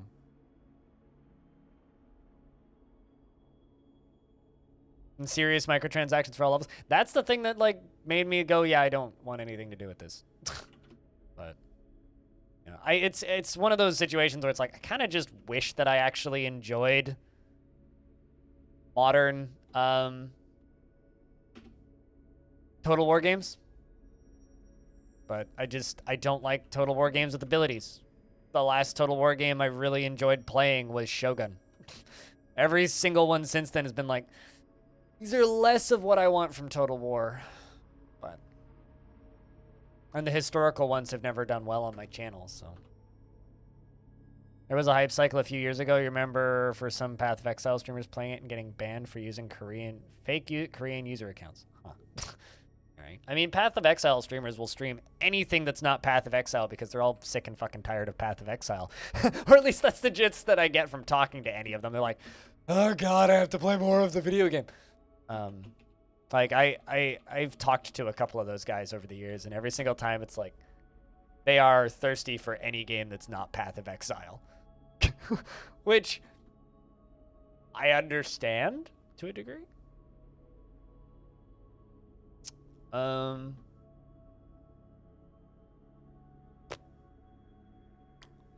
out of building materials, I think. Do I have more nice? Oh, there they are at the bottom. Perfect. Just enough to finish some more fortifications.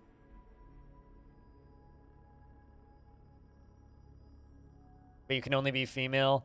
Typical long-legged, big-chested Korean MMO female, and it was okay, but I found it was just going through spells in order, and you did not feel like there was much skill. Yeah, that's another thing that I've heard a lot, is that the gameplay loop of that game is kill things for 5 to 10 minutes, talk to random NPCs for 15, which is not a gameplay loop I like. If I'm going to play an action RPG, and I don't play them generally because they're usually not very accessible to me, if I'm going to play an action RPG, I don't want to have that kind of a loop. I want to go into a dungeon for 4 hours.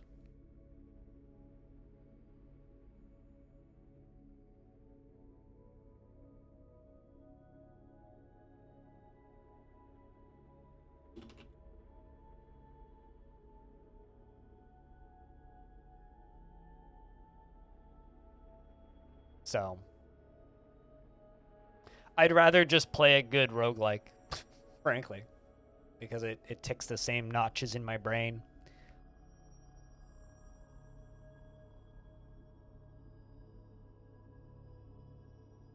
Yeah, see, that doesn't sound anywhere even remotely interesting to me.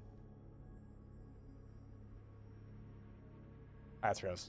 Like, you've basically just, like, written in text in my chat the way I unsold myself on that game over the past week.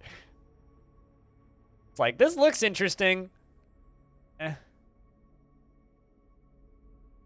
But it's a free download apart from the 70 gigs of bandwidth, and you didn't lose anything. Oh, no, I know.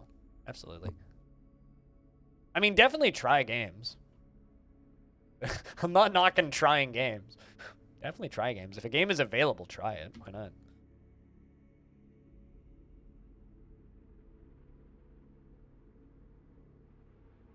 You haven't had the mental energy for anything else? I'll be honest, the reason I haven't been playing a lot of roguelikes recently is because I've been depressed and haven't had a huge amount of extra mental energy as of late. And Dwarf Fortress is at a point for me where this game is basically mindless.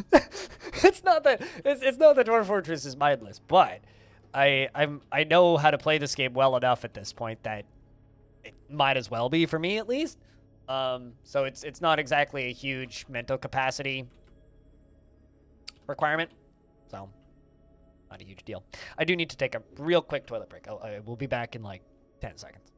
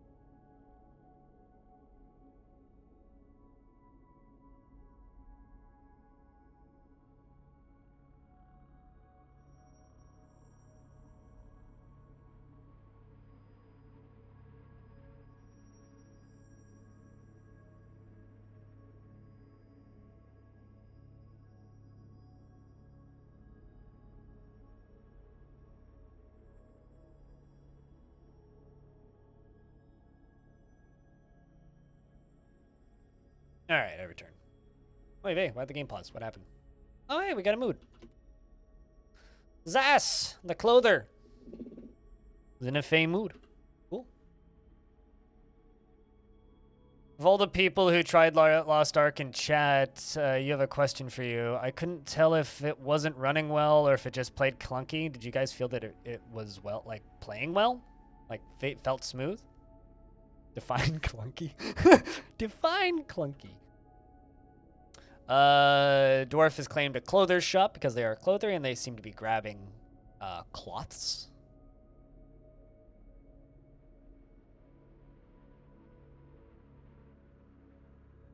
Stray puppy. Slaughter some puppies. I don't have enough butchers. Maybe I just don't have enough butchers.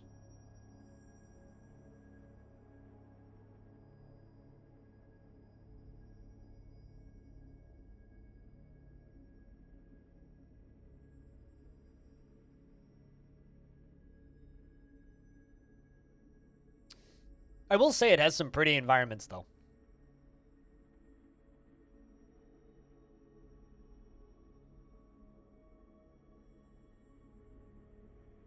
People in my building are just, like, picked today to be loud as fuck for no reason. What the hell are you doing up there, neighbors? A fucking Tuesday. Why are you having a house party? I don't think they're having a house party, but they definitely just, like, ran down the stairs real fast while shouting. Bloody children. Like smoothness of play, abilities feeling laggy and movement not being instant. I have no idea.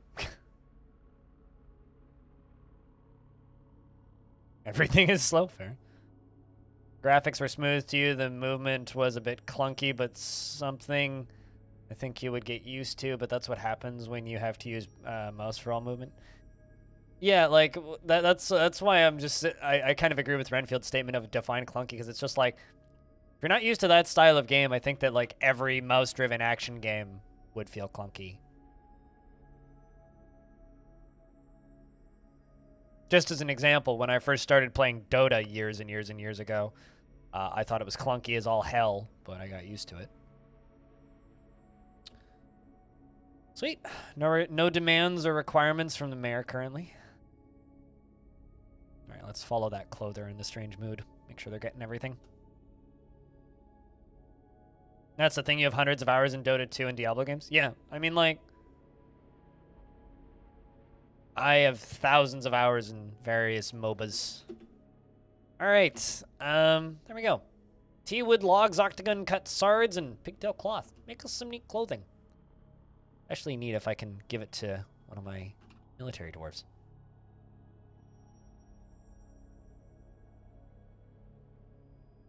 Most you used WAS, and then mouse you to turn.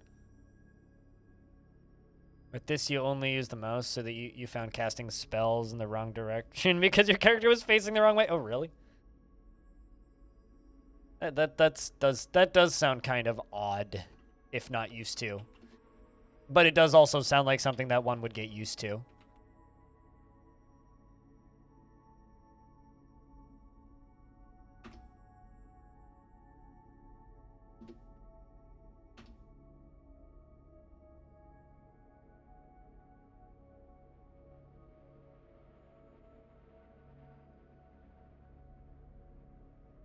Let's do this, that, and the other. Oh, also, just in relation, because the bot just dropped it in the chat and it's at the front of my brain currently. We're going to be resetting the Halcyon frequency. Uh-oh. That's not a good corner of the map for them to spawn. We're going to be resetting the Halcyon frequency Project Zomboid server.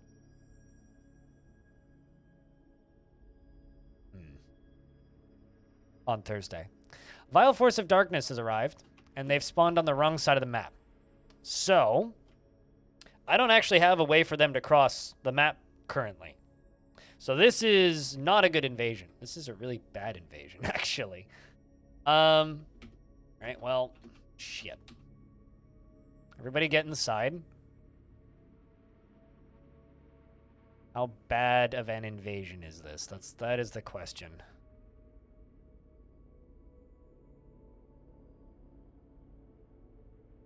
Well, it'll be Thursday. I don't know if I might do a full day of it. I haven't decided yet. But we'll be playing Project Zomboid on Thursday. Let's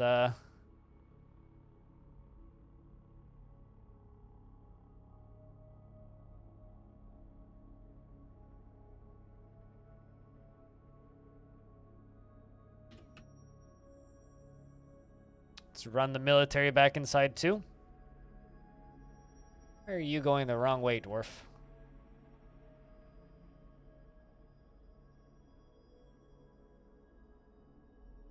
That is quite the army. How many is there? 100-ish? Oy vey.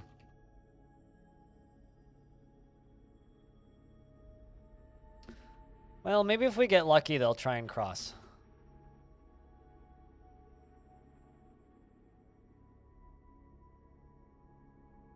Waiting for these last guys to run back inside.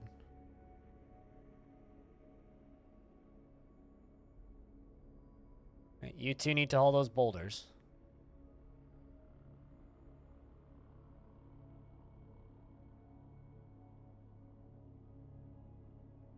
Then once that lever's been pulled, Zas Zulbagub has created Zodost, a pigtail loincloth, and claims it as an heirloom in the name of the family ancestor Zasit Ape Syrup. Well, ain't that good. It is worth 8,520. The Hoof of Rot is the name of it. This is a pigtail loincloth. All craftsmanship is of the highest quality. It is encrusted with square-cut shards and decorated with tea wood. It is made from pigtail cloth, and the thread is midnight blue with dimpled dye. This object menaces with spikes of pigtail. Busy day for this fort? Yep, that is the whole point of this fort. To have lots of good busy days. What? What crime did you commit? Hold up. Apparently I missed a production order. Anyway. Ral, Gunslinger, the Weaponsmith, is coming to pull the lever. Hopefully quickly.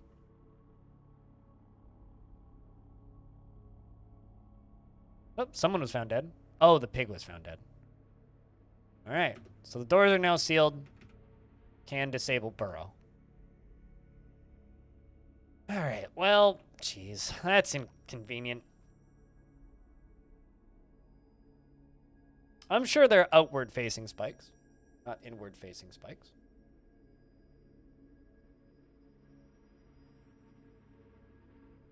So they did kill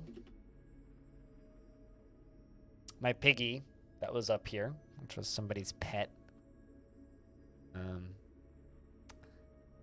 We could maybe fight them, but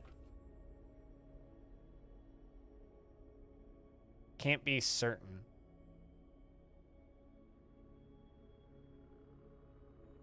Let's see where they head. How far down are they?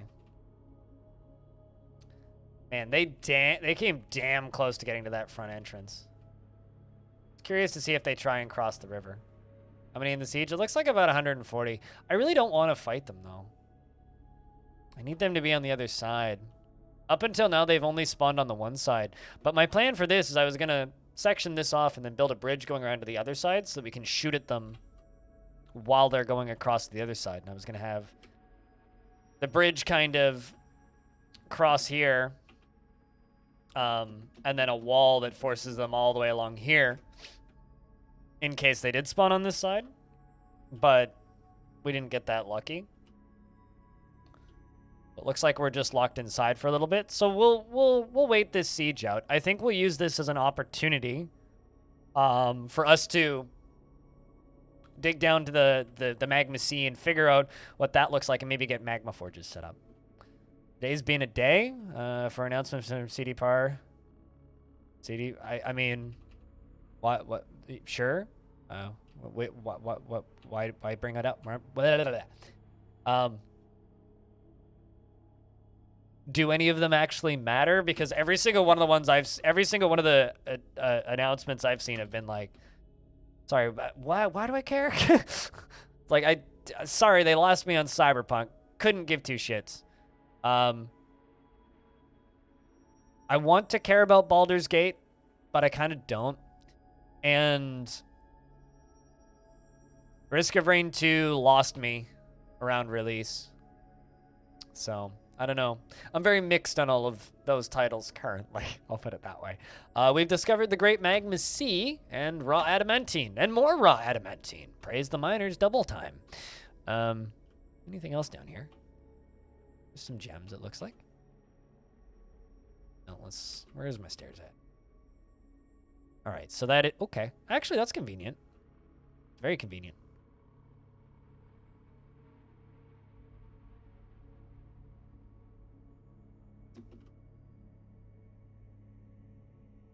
Let's just build an upstair right there.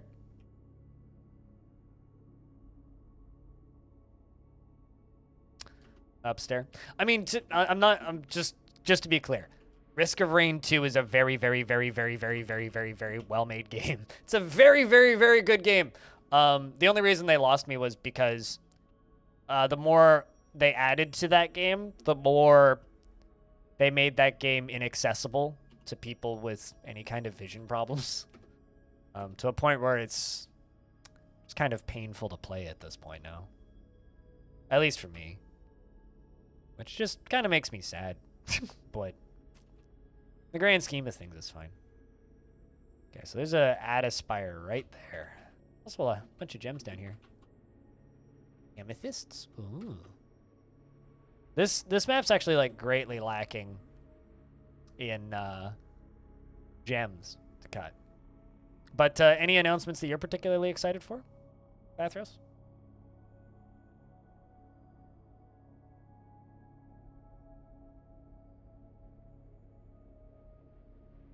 It's like all of the game-related announcements that I'm looking forward to are like for super non-mainstream games.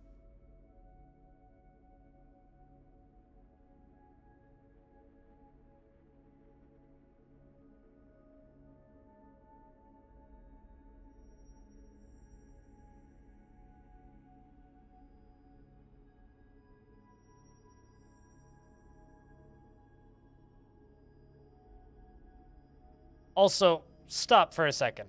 Speaking of announcements, pause this. I just looked at my email and received a link to a thing. Yeah, that's not the problem though. It's less of a nobody can see anything that's going on, but every new class that they've added to that game requires more and more and more technical precision, which is what the community for that game wants. I want more classes like NG, where you don't need to see what you're doing as much, and they haven't added a single class like that to that game, so I just keep getting less and less and less interested. Anyway, what the fuck? Making a Terminator RTS? Excuse me? Somebody want to explain this? Because I call shenanigans. What the fuck? Why? Slytherin, what you fucking smoking?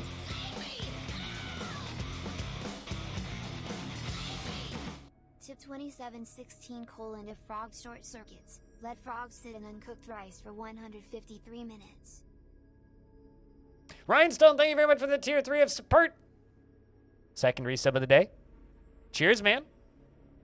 For keeping that sub alive for a 52nd month.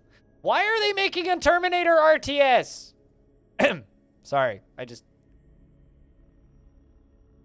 Slytherin must have just gotten a bunch of movie licenses. I love how it's like not even just like the Terminator license, it's Terminator Dark Fate specifically. It's like it's a movie license.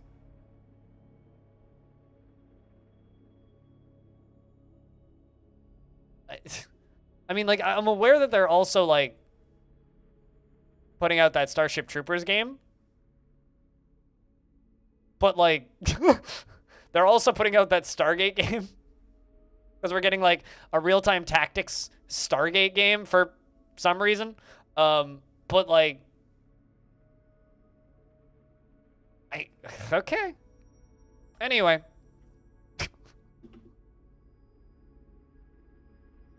52 months, 52nd month. That's a long time.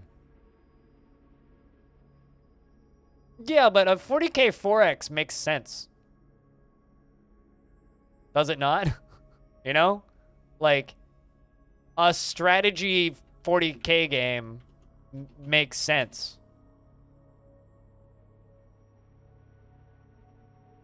But a Terminator Dark Fate real-time strategy? Yeah, it's like, we make RTS games and nobody buys them, so we're just gonna base them off of IP that you like. Not totally true, people do buy them. Chameleon Woman is fine. No! Not the chameleon people.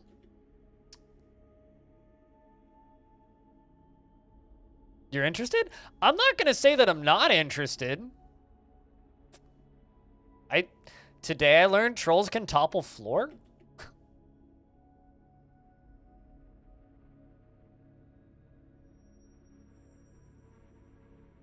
Yeah, gameplay's been surfacing for that for a little bit.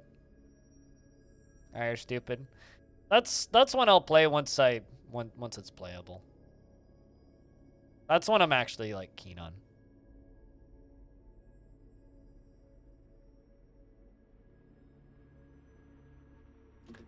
No, not interesting. It's more like, what? Why?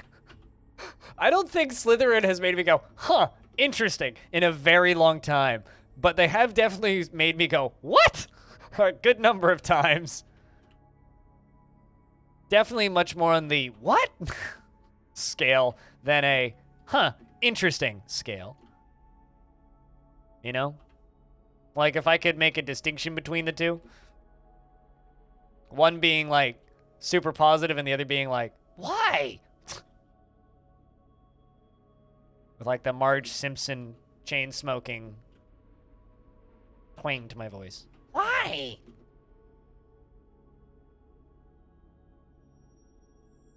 For you at work? It's slow afternoon for a lot of people, dude. Working on magma forges.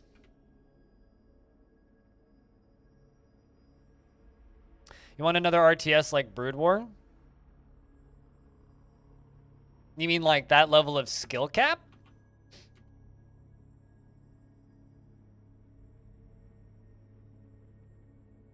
You're just waiting for Warhammer 3?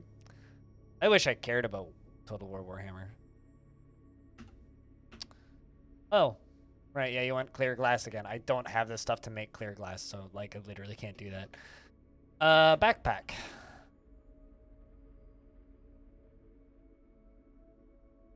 Giant moth is fighting.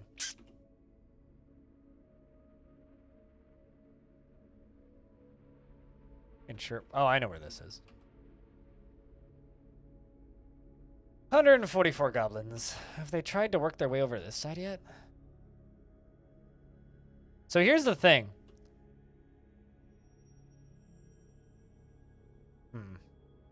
I could attempt to drain the ocean, or to drain the river, and then maybe I could get them to come over, but I don't know how wise that is.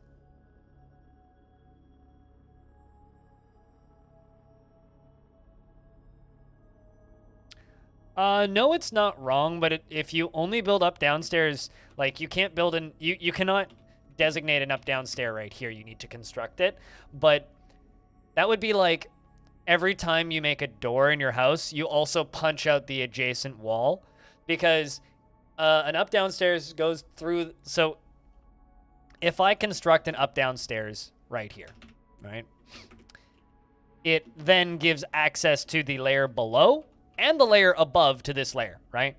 So I can build stairs above and I can build stairs below. However, if there isn't just solid rock below and there's, say, open space, then something can fly into your fortress from below or climb up and into your fortress from below. Same with the above. So you can do that, but just be aware that it can cause oopsies. Also, water could flow in. Lava could flow in. Vomit rain could flow in. Blood from combat could flow in. Something could just walk into your fortress through that way.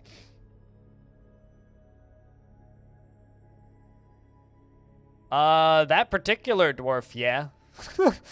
All of the dwarves? Nah. Just that particular dwarf. Magna.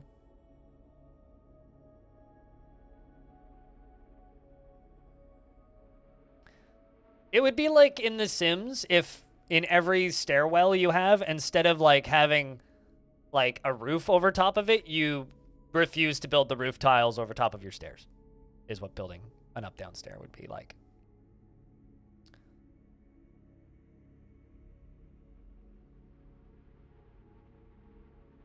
But yeah, no, I wish that I was interested in Warhammer 3 because people look like they're having fun with that thing, but I don't know. Maybe I've just I'm super duper into and adore the old Total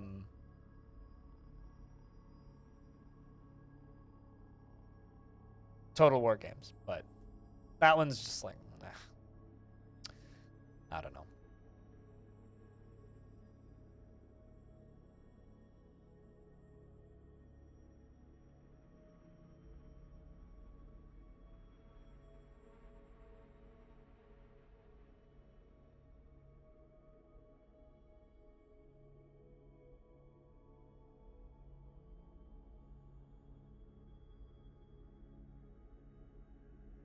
So I guess this is just going to be what we work on for the dwarves while we wait out the siege.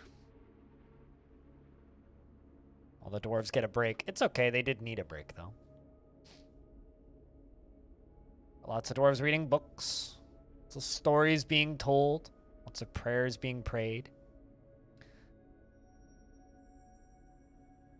Checking in on tavern. Things seem nice and appropriately busy. Oh. I was excited for a second there, and then I realized another male giant skink, because now I have 1, 2, 3 male giant skinks. I really need a female giant skink. I'm trying, because giant skinks lay quite a lot of eggs. And when they come out of their eggs, they're fully grown in Dwarf Fort, because they don't have like a baby equivalent in Dwarf Fortress. So it's actually, they are really good for farming. So I'm trying to get a meat farm up and going, and I'm trying to domesticate giant skinks. But in order to do that, I need a female.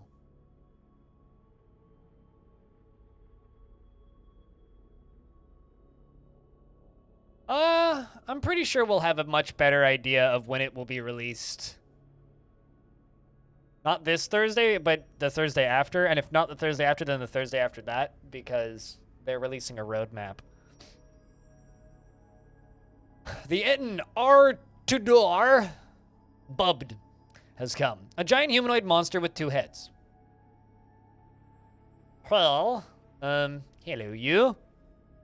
You seem friendly.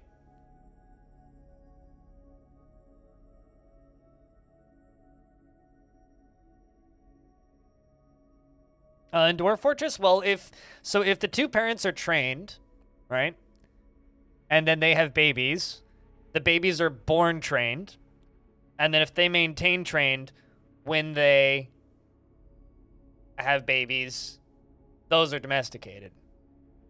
Sometimes it takes more generations than that, but you don't actually need the child form to domesticate an animal in Dwarf Fort.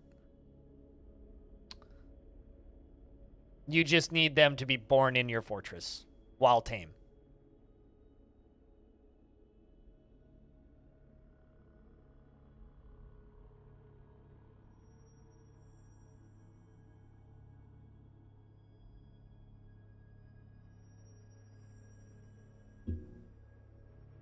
Yeah, it just takes more stages. You can still do it, unless it's like a legendary creature, a la cave dragons, or hydras. You cannot fully tame them, but I've domesticated animals that don't have child form and then had them pop up as possible to embark with. But who know? Really? I want to build these. Do it downstairs. Upstairs. Beneath here. I mean, information in DF also changes very frequently, so you might actually have accurate information. I might not have accurate information. It's always a set of question marks when it comes to this game, so. Very common for stuff like that to happen in this game.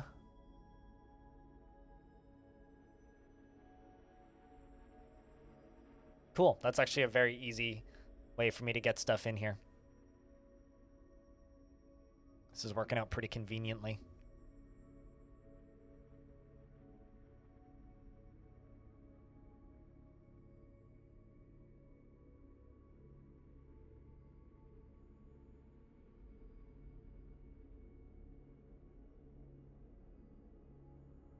It's funny to think about House DF Yeah, it is really weird the way they word giant creatures. It's like a giant monster in the shape of a this. It's like a what? You mostly stick to trying to understand the military side of the game? Which part? What do you need help with? I can maybe explain it. I don't know. I think that the military is something that a lot of people just completely overthink.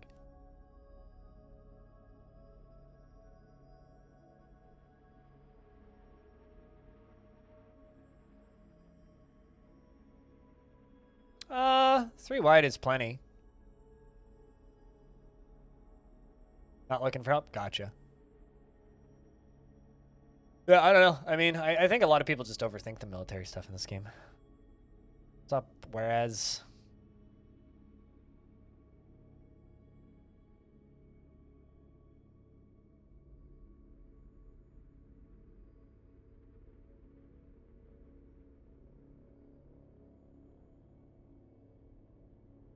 What a world where the giant oriole isn't a real bird. It's a monster that looks like a bird. Yes.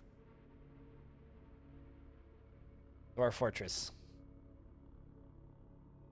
Oh, there's marble down here? Huh.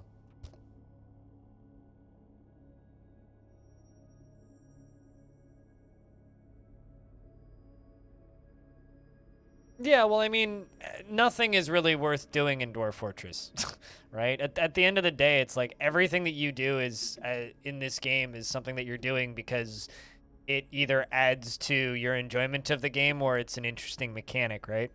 Like, largely the vast majority of mechanics in Dwarf Fortress are not really worth participating in. Like, there's zero logical reason for the player to make a set of bee farming or set up bee farming. Like, there's no logical reason for the player to do that. There's also no logical reason for you to use routes, uniforms, or the vast majority of the combat mechanics. And as you said, like, traps are significantly more effective, and building a Rube Goldberg machine is more entertaining, in my opinion, but, like,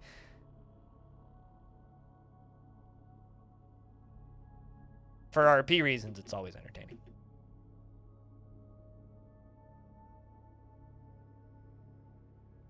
It's worse than just locking a door? Oh, you mean like me in this siege that's going on right now, where we're just, like, waiting it out? I think actually more complicated farming could fix that problem significantly, because it's so easy to just be self-sufficient off of just a couple tiny farms. The second food is harder to get, like, consistently. This is all diorite? Damn, this is all diorite. I don't even need to clear these boulders out. I can just, like, polish the floor.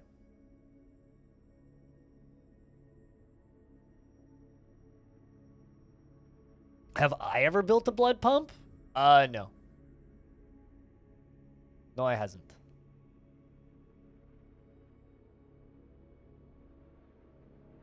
I did have a moat filled with vomit once.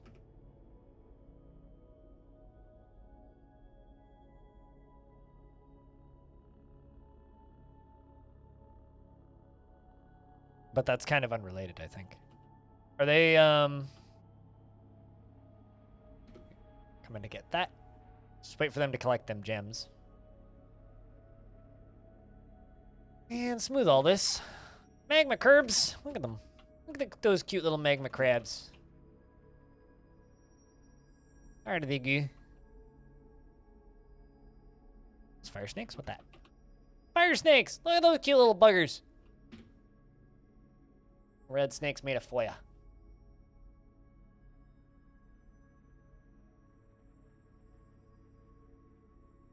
You know, I don't believe I've ever actually made rock short swords out of obsidian. I don't believe I've ever actually done that. Like, I know in many cases it can be a very good start. I don't believe I've ever actually done that. And I've done, like, start with nothing starts before, too. And it's just like, I'm pretty sure I've never actually done that.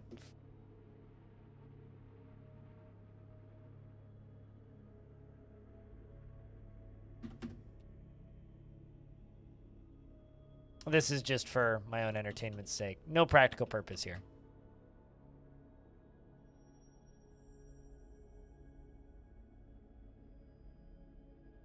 I just like making patterns.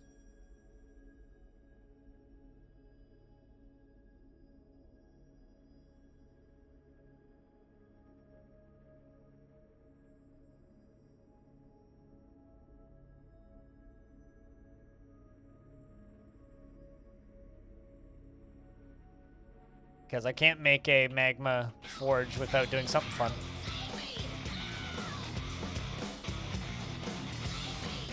You're stupid. Thanks for chucking a gift sub at T2 Zane. Enjoy the ad-free viewing for the next 30 days, courtesy of Irish Stupid. Big thanks, man. Also, hey, Dragon. What's up? Dragon. Alright, let's do that. Already in here and then back up in. That'll do. Little pattern. Need a little pattern. Maybe we'll do another one up top.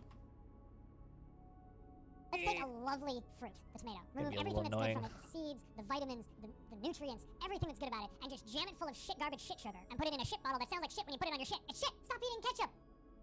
Yep. Still facts. Speaking of things that are still facts, how's audio? Although that might not still be a fact. It might be a new fact. But hope you're doing all right. Things are good, man.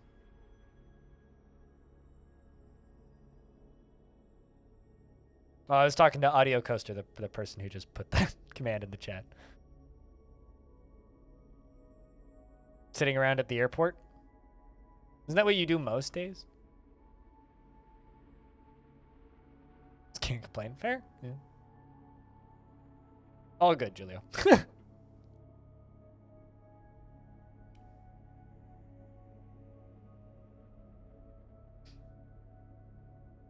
Because, like, the other day I was actually asking about how the audio was, because I was playing The Veil, which is a game that has no visuals whatsoever. It's entirely like an audio-driven game. It's just going to keep canceling in it. Yeah. So we have to do this one tile at a time.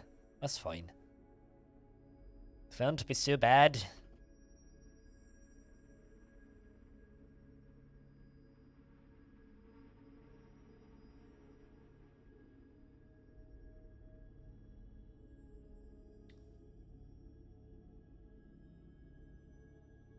Can't even get trading down, Pat? Which part of trading is confusing? Yeah, the elves are like... While I always advocate people don't fight with the elves because they have some of the best trade goods. Giant animals. They are like the best tutorial characters to learn to fight because they only bring wooden weapons, which are like the equivalent of bringing waffle bats to a gunfight.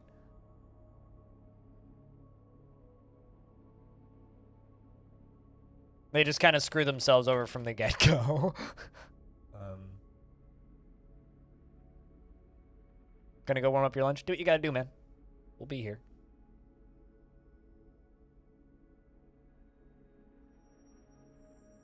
But, you know, honestly, the way I recommend people start playing Dwarf Fortress is find somewhere that's really secluded and peaceful and just learn all of, like, the non-combat related stuff. Like... Just look at this world. Like, is there anywhere that's secluded and peaceful? Just any kind of nice, like, even like an area like this. Like, just go to a random island with nothing on it and just get like a reasonable number of dwarves and just learn to like build something. Like, and don't channel straight through adamantine spires unless you want to die. Sparrow people, that's cool. We do definitely need to bring in some more adventurers into this world.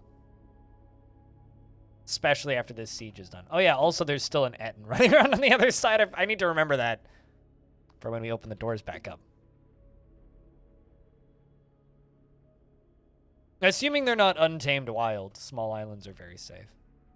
Like, actually, like, something that I've been talking to with my teammates, actually, Jess specifically, was mentioning that she really likes a lot of games like this, but gets annoyed that they force her to do combat stuff. It's like, well, in Dwarf Fortress, if you know what you're doing, you could very easily just completely avoid all of the combat entirely. Or just build giant Rube Goldberg machines to just kill things as they show up, but... Is the lack of caravans? Yeah, but you can be... Assuming you're, like, in, like, a jungly or lush biome, like, you'll never run into an issue. For food and whatnot, but... Although, I do have a life hack for that if you want it, which is just build on an island, retire the fort, and then build, like, 5 or 6 tiny forts.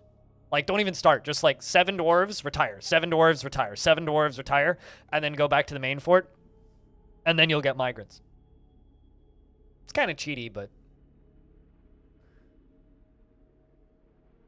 That too, Robotic Ronald, yeah. I mean, like, I have my population capped at 90 until I'm, like, happy with the build of the fort, and then we'll bring it up to 200. Once I have, like, 200 beds. And I would consider myself a pretty experienced player at this point, just because, like, it's a little bit ridiculous how many migrants they shove at you in this game. How quickly they shove them at you, too.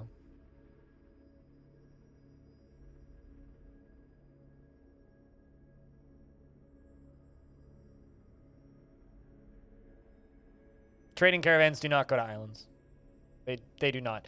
You get 3, I think, guaranteed migrant waves regardless of where you settle.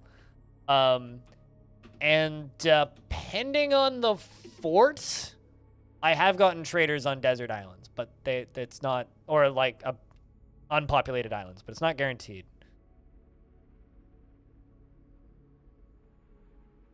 That's if you're using DF hack. But not everybody uses DF hack. Sometimes what I'll do is I'll find an island that is really close to the mainland, and I will build a fort that is nothing but a bridge from the mainland to the island, and then build on the island and get traders, which is fun. I've done that. That's a fun time.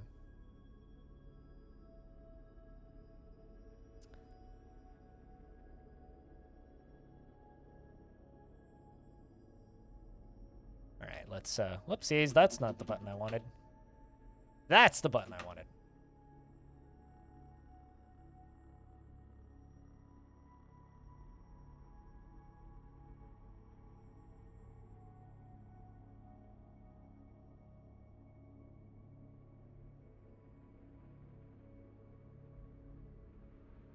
I've tried messing with it once, but once you start, it's hard to stop using it for every inconvenience, and you got rid of it after that fort. That's how I feel about it too. It's like I think that there's a lot of jank in Dwarf Fortress, but that jank is often charming, and I like the jank. So I don't know. I fully understand why people disable this stuff, but I like it. I like it a lot.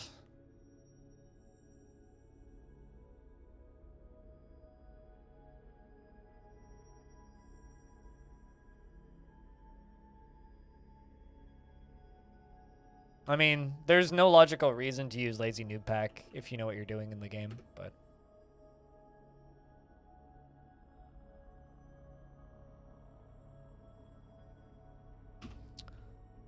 at the end of the day, play the game the way you want to play it.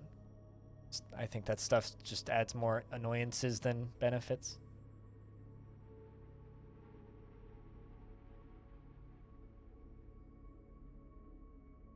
Yeah. I don't like Dwarf Fortress explaining itself, though. That's the thing. Dwarf Fortress explaining itself removes a large portion of the enjoyment I get from the game. I like things to be surprises and unexpected and confusing. I like that. And if DF removes too much of that, then it stops being the weird, quirky game that I'm in love with, and it just becomes another spreadsheet. And there are plenty of spreadsheet simulators out there already, and I think one of the things that makes Dwarf Fortress kind of precious to me is that it's not that. Well, it's also not called Lazy Noob Pack anymore. It's called Starter Pack. Because if you're a new player to the game, you're already not lazy because you're playing Dwarf Fortress. If you were lazy, you'd be playing... I was going to say Assassin's Creed, but there was somebody here earlier who's very excited to go play Assassin's Creed on a new computer.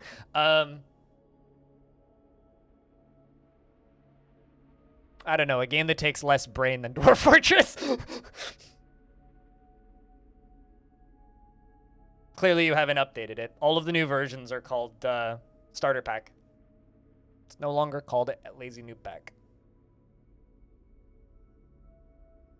Although that change was made like 6 months ago, I think. Like, not that long ago.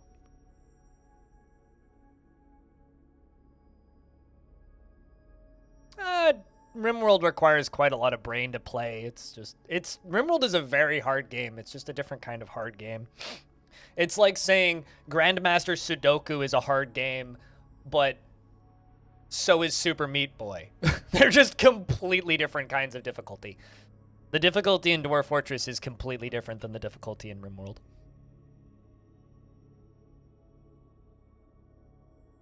I say that as somebody with thousands of hours in both games.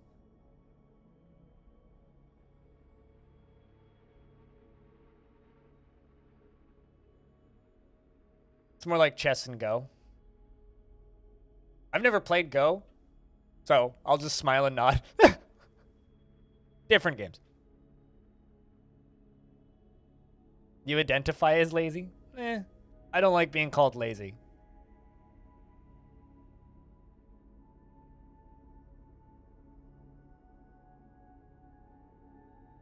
I'm not a huge fan of Software self-deprecating. An Etten is fighting a honey badger. What a brave Etten. Although, it looks like the Etten punched the honey badger in the right ear, and the injured part collapses into a lump of gore. Well.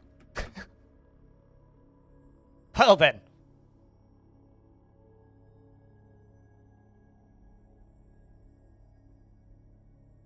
But, you know, just, it is not called Lazy Noob Pack anymore, for a variety of.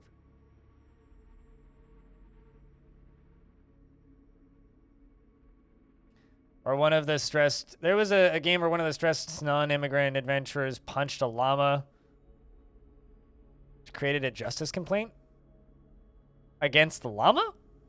I mean, that would be a,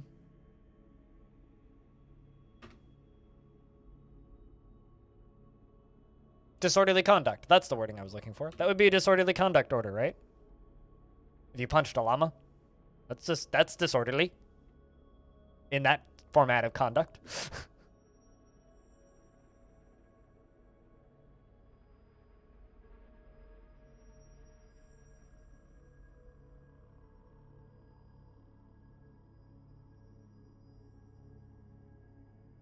One of your dwarves got pissed at a cross. Wait, hold on a second. What? So, if a crime is committed in your fortress and you blame it on the person that didn't commit the crime, it'll piss off all of your dwarves that believe that the law should be upheld, right? So dwarves that don't care about the law won't give a shit, but any dwarf that in their thought preferences down here, if they believe in the law, they will get pissed because you broke the law, or the cops broke the law. It would be like somebody committing a crime and then the police arresting the wrong person and everybody knowing that they arrested the wrong person. And the vast majority of dwarves are lawful. So if you resolve a crime by blaming a random creature or a dead creature or somebody who didn't do it, then any lawful dwarf, which is the majority, are going to be pissed about the outcome. Dwarves would actually rather somebody go to prison for a crime that was committed than nobody. So, little tidbit about DF. I mean, my prison in this fort specifically is kind of hilarious because it's literally just like chains in my tavern. So they get to just like hang out in the tavern and like watch performances and stuff. I also need some more, I just realized, because I just checked. But like, it's actually, they just hang out in the tavern while in prison. The tavern keeper brings them drinks. They get to watch performances and get socialize and make friends, and not bad. It's kind of bad if they're tantruming at the tavern, but that's a problem for another day that hasn't happened yet. Maybe it will, and they'll get somebody's eyes out, and then we'll let them have a knuckle sandwich. Anyway, we'll worry about that if that happens. That's a problem for future blind. Current blind doesn't mind. Yeah, exactly, and then just get hit in the head with a tomato. It's perfect, see? Death understands.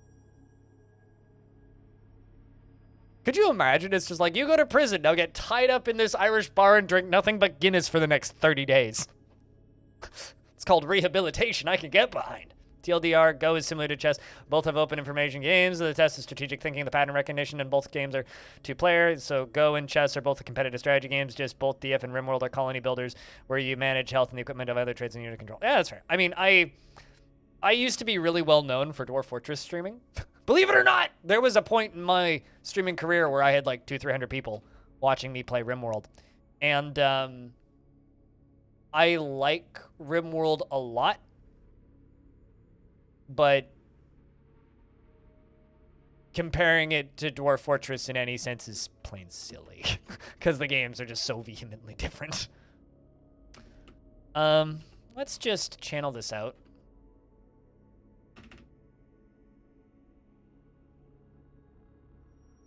Right here, and just make sure nobody gets stuck down here. Actually, chat, what risk level should we do this as? Because I could set these magma forges up in a way that there's no way in hell creatures could ever get in. Should I allow creatures to come in, potentially?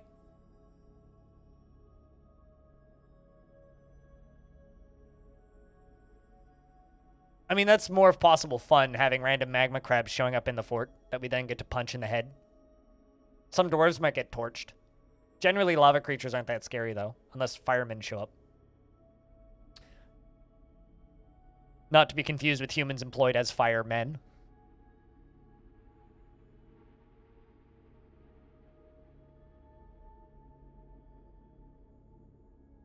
All right, well, we'll channel that out. Random magma crabs are great. Sure, fine. We'll just set up some traps down here. It'll be fine.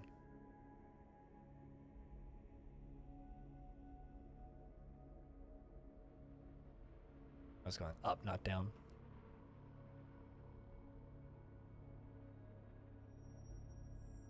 I mean, firemen are too hot. Hot damn. It's the best joke I had. I think they can butcher them.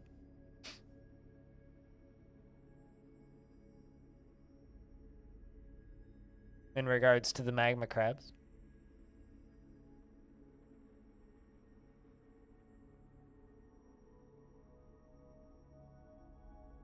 All right, there come.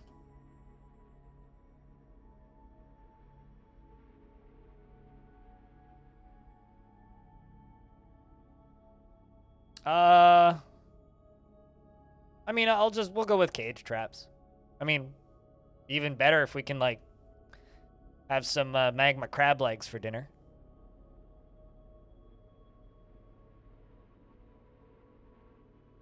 That's just a situation where everybody wins. Can I hide these? Can't.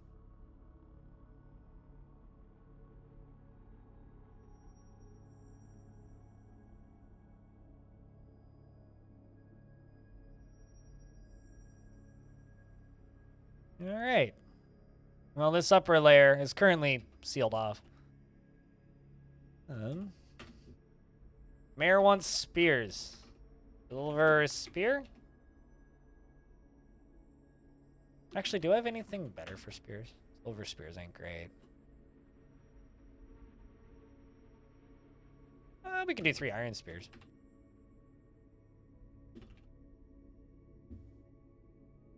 I just want to not have to use charcoal anymore. 1, because it annoys the elves, and 2, because it's just a pain. Mostly, it's just a pain. And this will stop us from having to do that.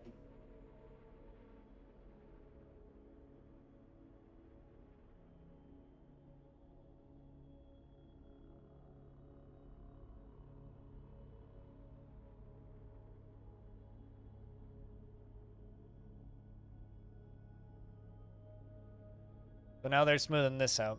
This is also a very shallow fort. We're only 20 Z levels down.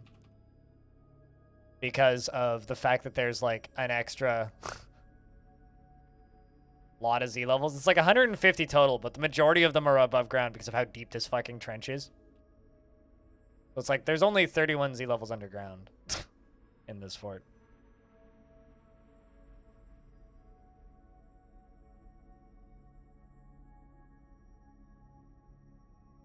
There was adamantine on the screen 10 seconds ago. Have I mined any of it yet? No. I don't know if I will. Adamantine's too OP. Makes the game too easy. Like, fully kitted out, like, top-end army in full adamantine, like, 10 soldiers can kill 250 enemy siegers, and it's like, that's just a little ridiculous. I generally don't do stuff with adamantine, and if I do, it's usually just for artifacts or, like, just making exceptionally fancy tables. It's usually just for inflating wealth so I get raids.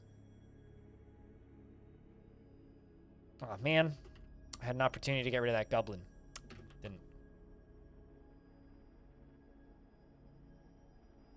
Didn't. Which is why I believe that people should know that there's demons beneath the adamantine spires. So that, like, you know, you don't spend 30 hours working on a fortress as a new player and then just demons show up and murder everything. It's like, come on. That's not a fun mechanic.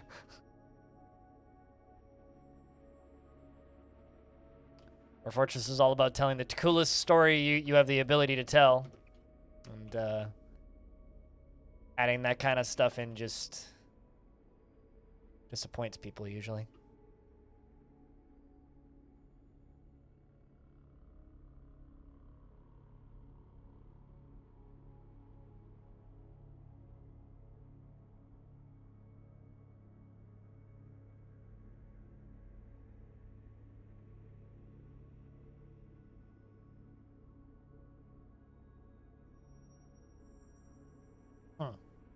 Let's just link to this by FG.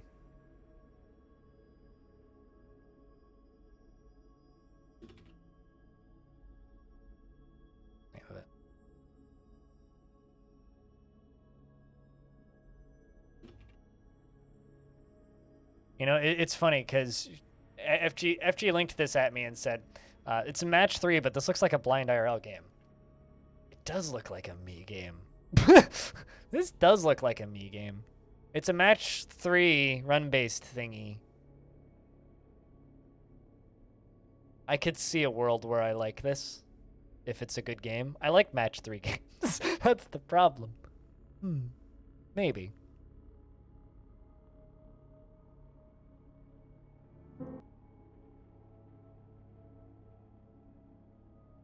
In a world where I have like 70 hours in Bejeweled 3. I like match 3s. Match 3s are fun.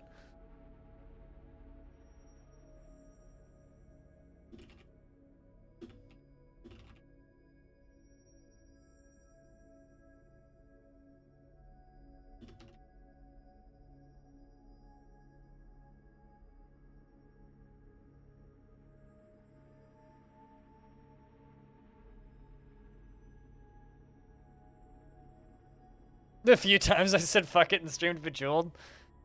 Yeah. That's happened more than a few times.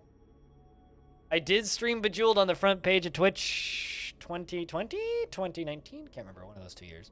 I did do that. I streamed Bejeweled with like 2,500 people watching. Good times. Good fucking times.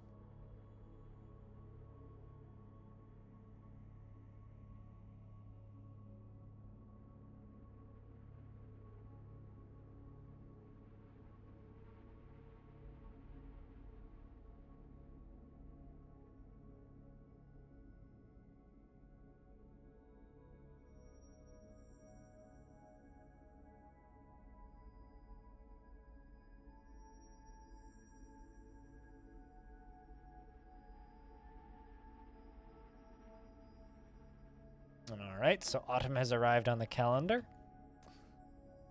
So we don't really have seasons here. We have the dry season and the wet season.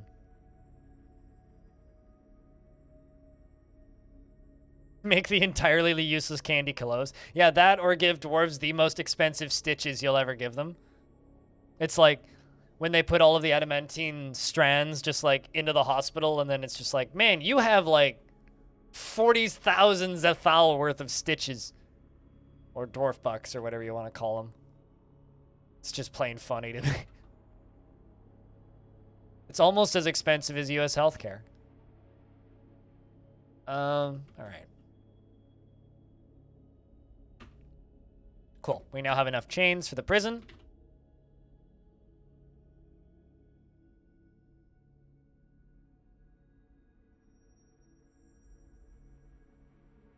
All right, so let's make ourselves magma forges.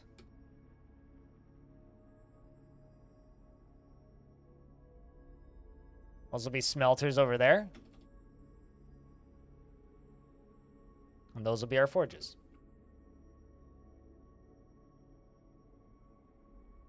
We can make you the most expensive dwarf ever. Yeah, no, just cut them full of holes, fill them full of stitches, and give them adamantine socks. It'll be great. Don't forget the absolute bling of adamantine quivers. Yeah, the absolute bling for adamantine quivers. I always see that whenever I go to make quivers, it's like quiver, adamantine quiver. What person would do that? What world is that? I guess actually, that would be something that I would make specifically for an adventurer now that I'm actually thinking about it. I would make that specifically for an adventurer. Right.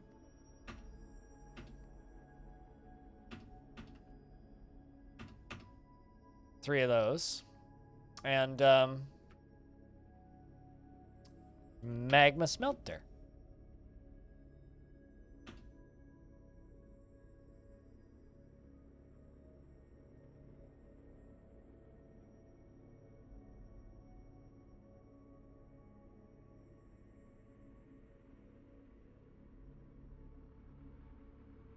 Well, dwarves can't make loincloths by default, but with a few tweaks of the raws, you can.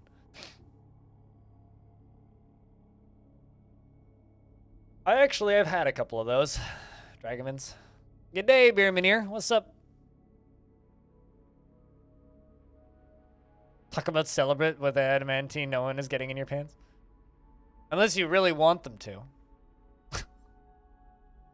That or everybody isn't trying to get into your pants. They're just trying to steal your pants. Although to me, like, in regards to getting stitches of adamantine, in Dwarf Fortress, getting adamantine stitches is like getting a platinum tooth filling, you know?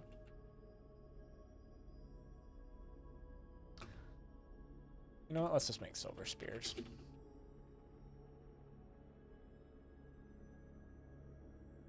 I think the iron is out on the trade depot.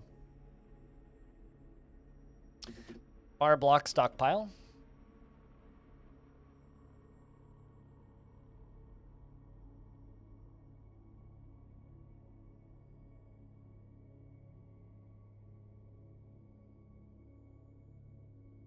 Another way of being called hot pants. Why? Because your pants are hot? As in, like, they want to be stolen? Got bothered by some junkie on the way home. You did get a lot of work done today. That's good. I walked up a pointy hill yesterday, which was lovely. Posted some pictures on Discord. This was probably my favorite of the day. It's a very pointy hill. Very pointy hill. It's good times. There was literally nobody else on the pointy hill. It was just me and Kevin. Good hike.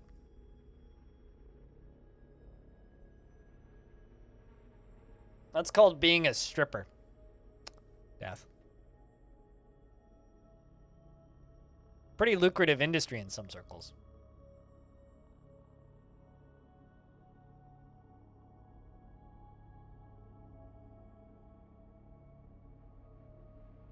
Or having an OnlyFans.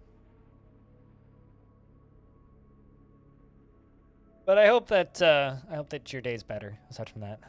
It's always the best part when there's nobody else. Yeah, it's so great. Normally that mountain's pretty busy, but yesterday it was dead.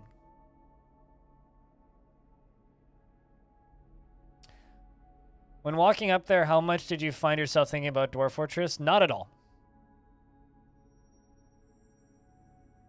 Not in the slightest. It was mostly talking about music, concerts, camping, thinking about camping, trying to find spots where we could camp up there, trying to find better routes, not getting lost in the fog, because there was whiteout conditions a couple times while we were up there. The reason there was nobody else up there probably was partially because it was Valentine's Day, but also, even outside of it being Valentine's Day, there was, what's the word I'm looking for here? Stone stockpile.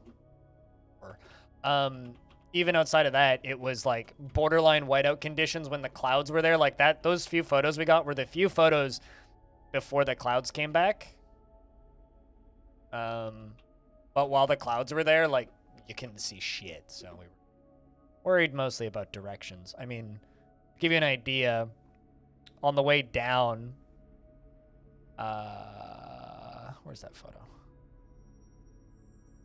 This was like right as the clouds were breaking up so we could actually see again, but imagine this, but like 10 minutes earlier, we wouldn't have been able to see that tree. So that's what I was mostly thinking about. Been at least 25 years? Well, you need better friends then.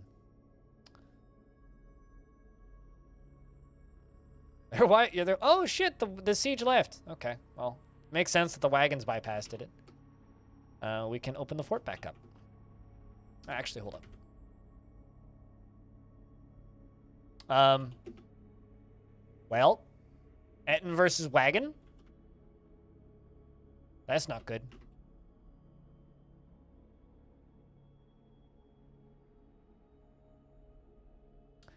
Runaway outpost liaison. Okay, well, he seems to have left. This ain't good. There was a siege? There was a siege, yeah. We just ignored it. Alright, well. Looks like it's in the river, alongside of a now dead merchant. It climbs out. There's somebody else in there. What happened? Looks like they're just beating it now.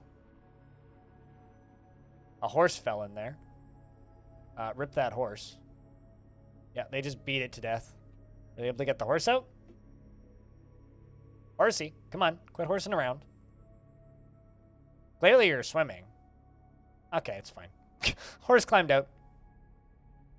Flood them with lava? Mighty difficult to do that, having no pumps currently. Alright. Let's get the squads training again. Get them back to their training spots. Go back to what we were doing previously.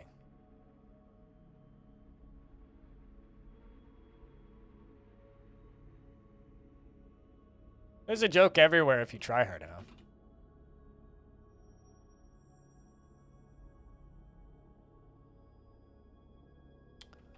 All right.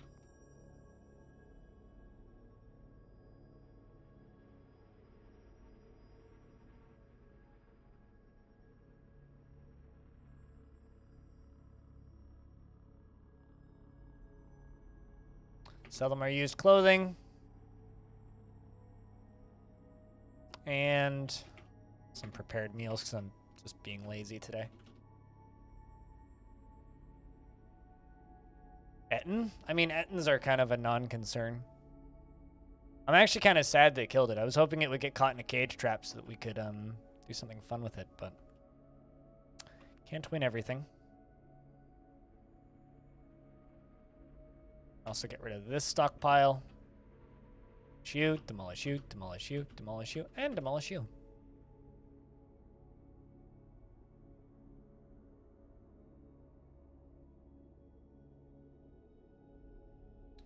You're a weaponsmith who can be taken off of stone working, because we don't need you doing that currently.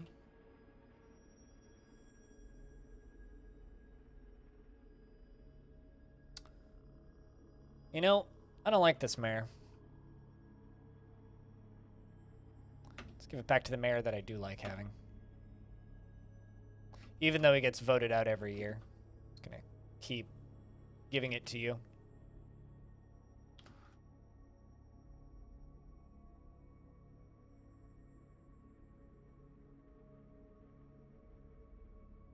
Eventually he'll get good at the job. It's fine.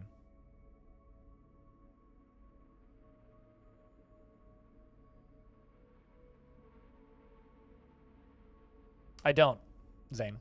I like nobles.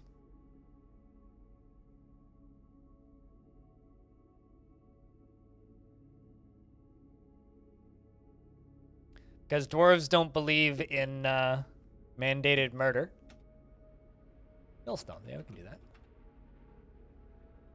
Dwarves don't believe in the death penalty, and neither do I.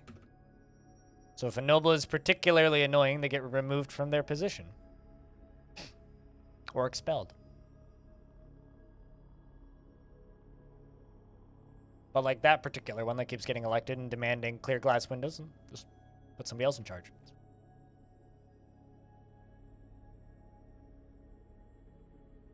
There's a sparrowman floating there.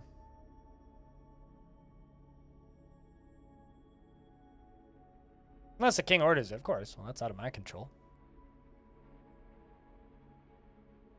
But there's no king here. And that's also not a noble.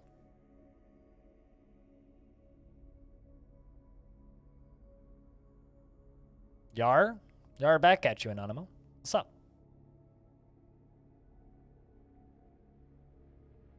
Yeah, I don't do that, Julio. Clothes been taken by a Fey mood.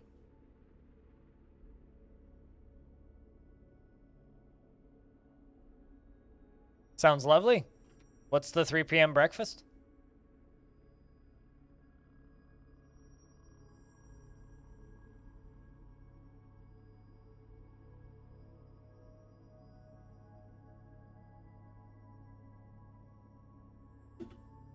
Name's a clothes shop.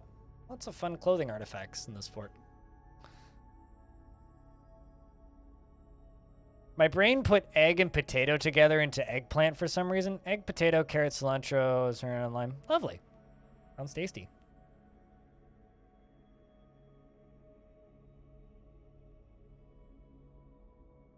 I've had dwarves executed by the game's justice system. It's just very rare. But I don't build suicide chambers or anything. If I don't like someone, they just get booted out of the fortress.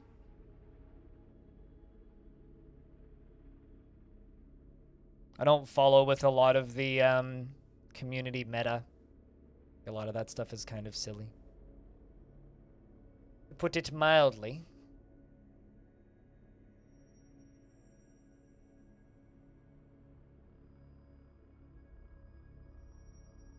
I think that this game has a pretty particular set of morals that the dwarves follow. I think it's silly to just completely ignore that because a mechanic gets burdensome.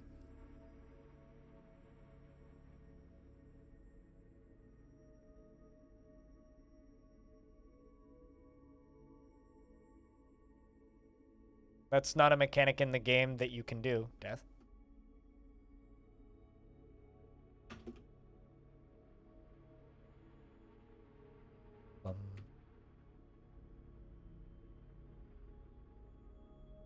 So, I don't know why you would even ask that question.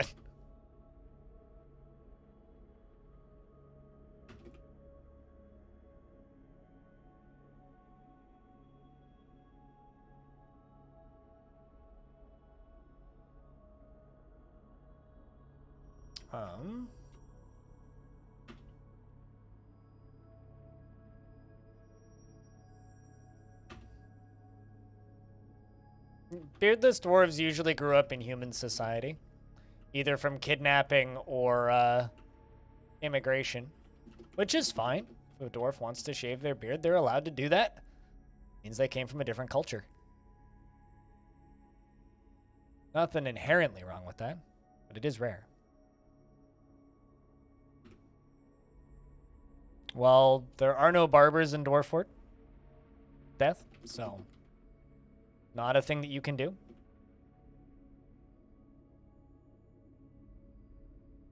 I know Tarn's talked about the possibility of having a mechanic like that, but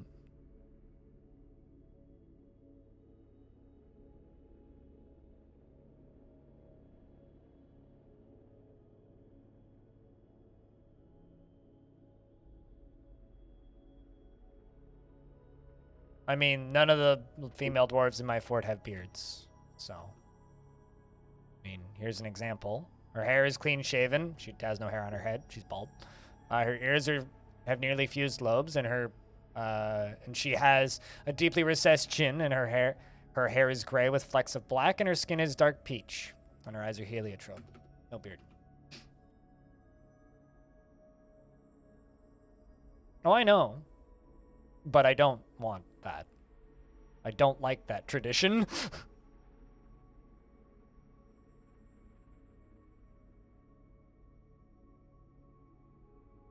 If you want that, you can change a note in the raws to have it. No wonder this game is incomplete. No wonder your headcanon is mighty different than mine, Death.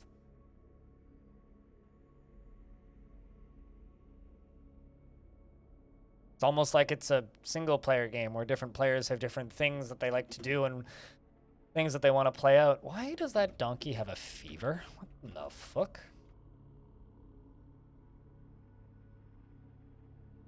Or what is beneath you? It looks like it. Maybe it's just the color of that bin. Huh. Oh, they're still unloading.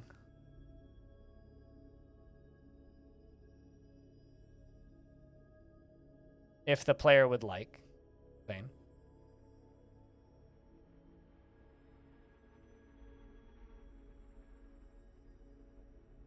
There's a mad peacock running up that way.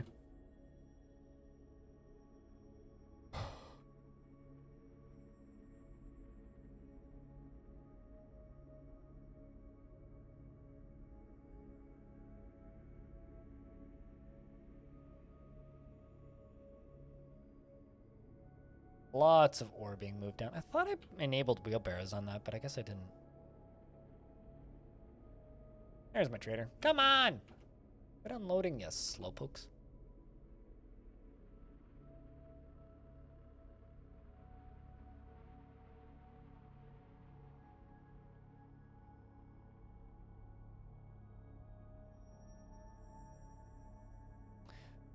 Is the massive pump stack that you have responsible for your sudden lag spike? This is the first time I've ever used mechanical power.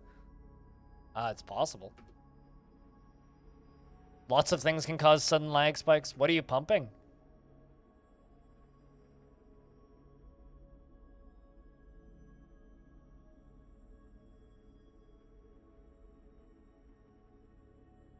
Just water? Where are you pumping the water? Because the location of where you're pumping the water is probably what's causing the lag, if it's causing lag.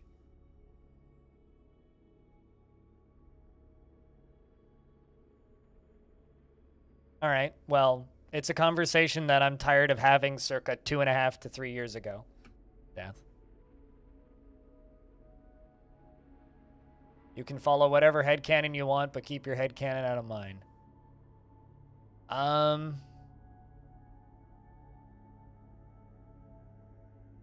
have, like, no armorers. What's going on here?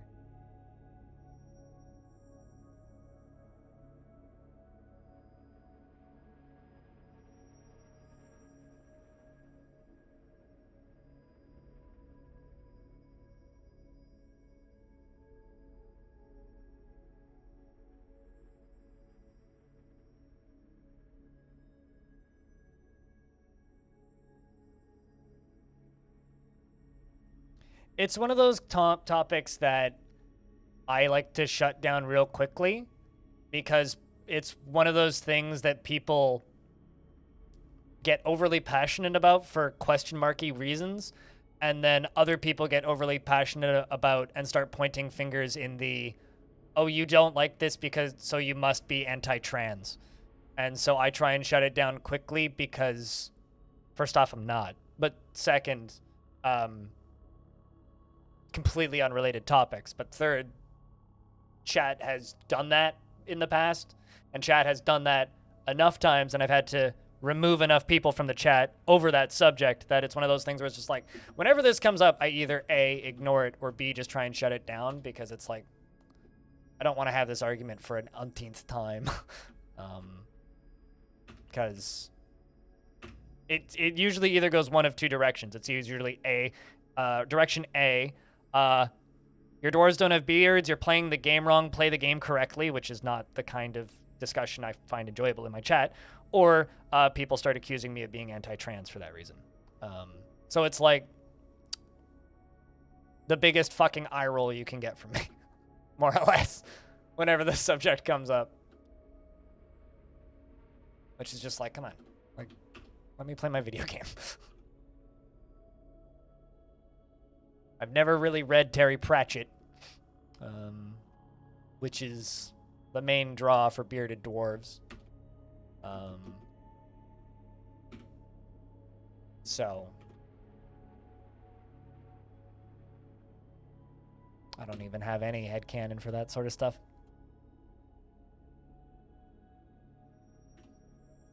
I don't really like anybody accusing anybody of playing a game incorrectly. That almost always happens when the topic of beards comes up. So. Yeah, I'm also legally blind and I get eye strain extremely quickly, so reading is a thing that I do very sparsely these days.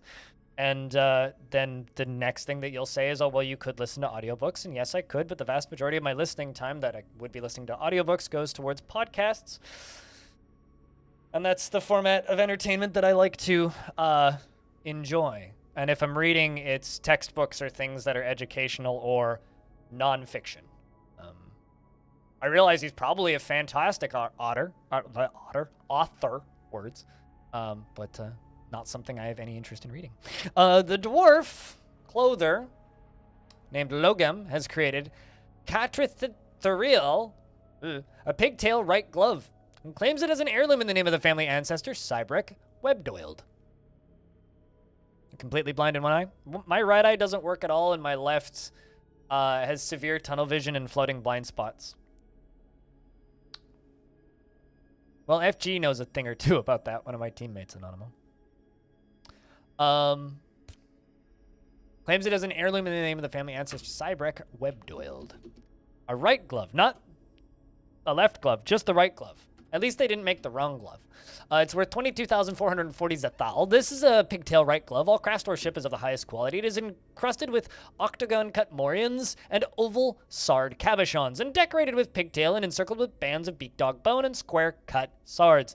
It is made from pigtail cloth, and the thread is midnight blue with dimpled dye. This object menaces with spikes of pigtail and lead and copper. On the item is an image of Inguk, simple tops, the human in Pomela wood. Inguk, simple tops, is laboring. The artwork relates to the hunting of great beasts of the human Iguk, simple tops, in the submerged hills in 92.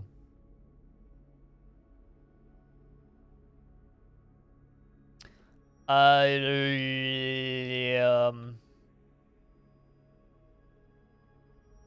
you even in this Fort Tekid?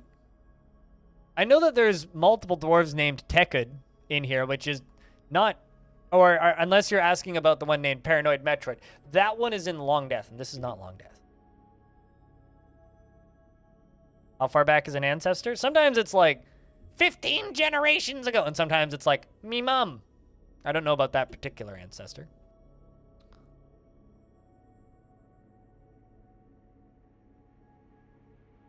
Well, in Dwarven histories, if something is hunting great beasts, they're probably referencing them going out into the wild and literally going hunting. Like, as an example, any of my dwarves that were hunting like the large animals on this map could be considering hunting great beasts.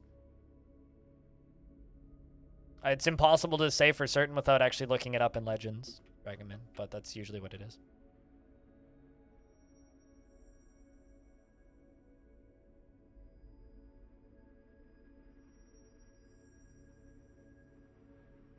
That's the first time you've seen that? Oh, really? Yeah, I've seen that one a couple of times. It's a neat one. It's not one of the less common ones, I think.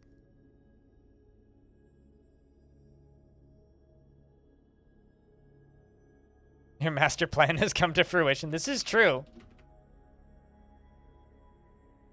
This is true. It's a pretty good plan.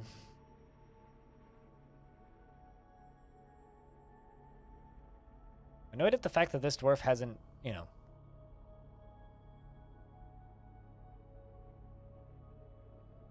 finished putting stuff away yet, but it is what it is. But yeah, an ancestor can. I've seen ancestors because in Long Death, which is my fort that I'm keeping alive for 1,000 years, a different fort. Long Death, I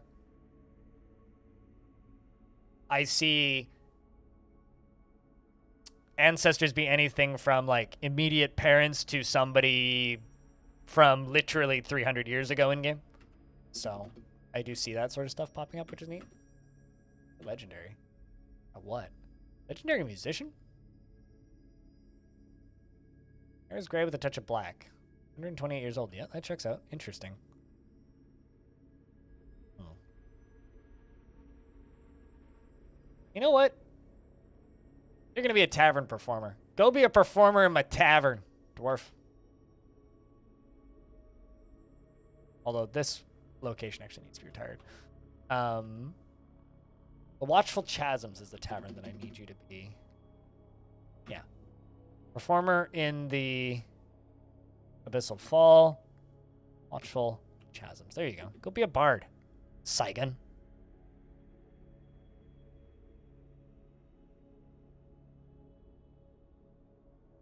I mean, it highly depends on your world, right, Dragonman?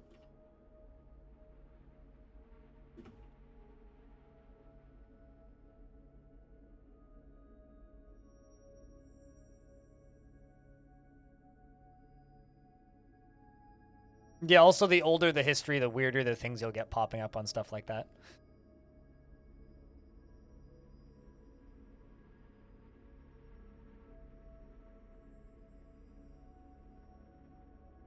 Who's my manager, right?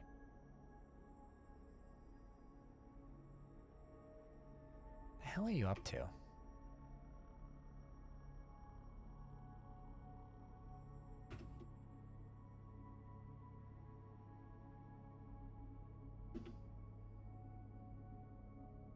This is a weird dwarf. Doesn't get happiness from anything. Gets interested, fond, and excited sometimes. But doesn't get happy about anything. Might have to put this dwarf in the military, though, because I want to. Means I'll need a new job for them.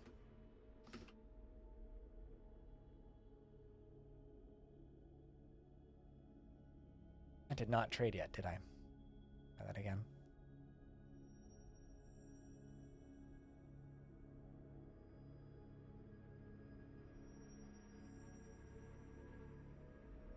Yeah, sounds like it's a pretty young world then, Dragoman. Would be my guess on that. Still unloading. There's got to be something wrong with that donkey. I'm blaming that donkey. I got this donkey right here that's flickering. Convinced it's the donkey's fault. Be back in a sec. Gotta pull something out of the fridge.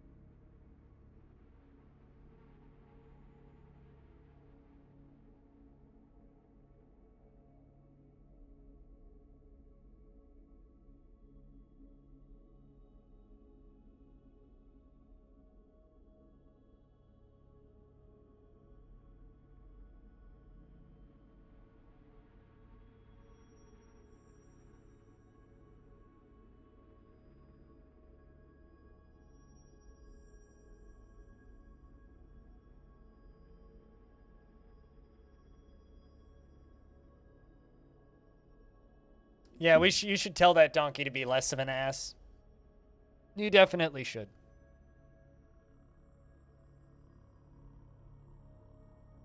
Is engraved slabs to slain forgotten beasts and other notable foes. Sometimes I do that. Not always. Sometimes I'll make statues too.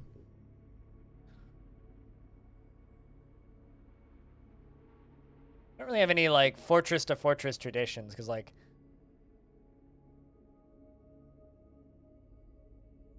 every fort kind of has its own culture in my headcanon, so.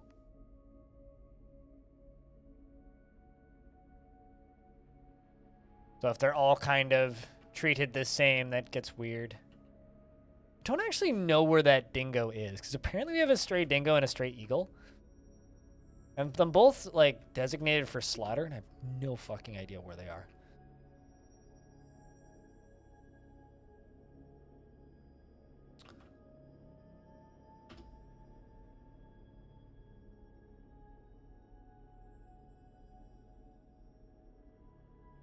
I'm gonna slaughter that last giant skink.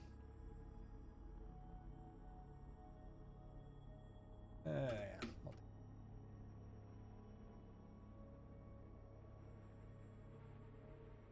I mean, yeah, that's step one is always like fire up the new world and take a peek at who's in it and what they're like. But as far as for each fortress, it kind of depends on the world itself at that point. And what I'm doing with the fort. Like, this particular fort's more about just building cool shit than anything, which is why we've got an aqueduct, which is completely impractical, but fun. Like, I totally could have just built this aqueduct, you know, on the other side where the water's flowing, like over here instead of here, but, you know. Totally could have done this in a significantly more convenient fashion, but. All right, something that we need to do. I'm going to go all the way down to about here.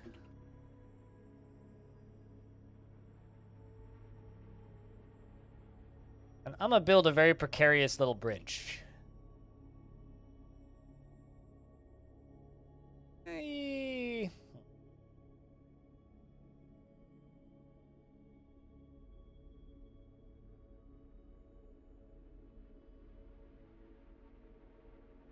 Trying to get some mist generators. I feel like everybody floods their first mist generator. I don't know a single person that didn't flood their first mist generator.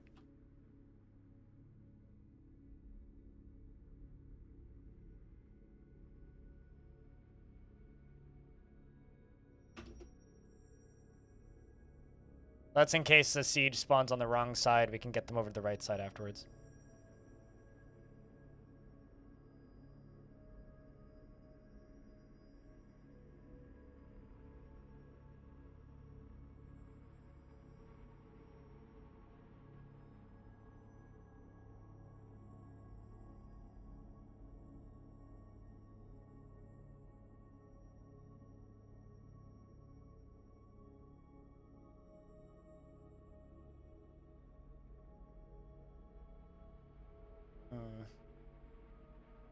I'm going to do a double bridge here.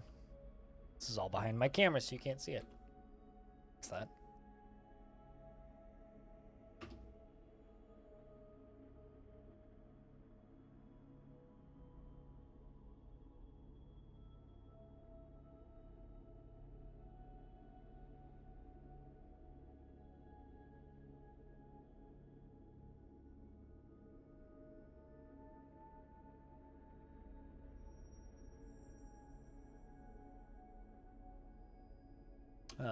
Then I need to go into here, and we need to add tile in there.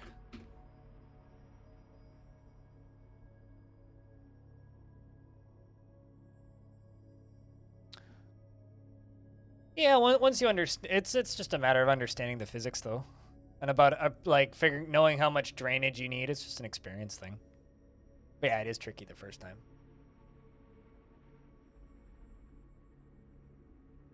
That Dwarf Fortress, though, I could simply not do with a majority of everything you do. Yeah, I mean, initially you're going to have very limited knowledge in what's capable. I clearly never wheelbarrows down there. I absolutely did. What? Make some more wheelbarrows. That's the thing that we need.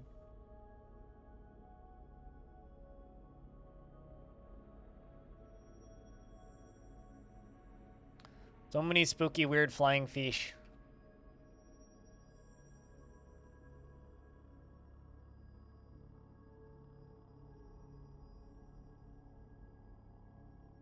Now the dwarf has become a hammer dwarf.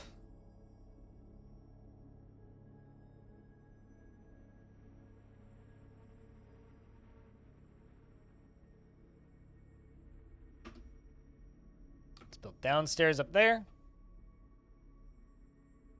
We need overhang, battlements, roofing, all that jazz. And then we can build up to this and seal it off from the outside and have a nice little setup. Pretty good. Good to be pretty good. But Dwarves are very busy currently. Lots of Galena and silver ore being moved underground. Unfortunately, our actual, like, ore options are not great.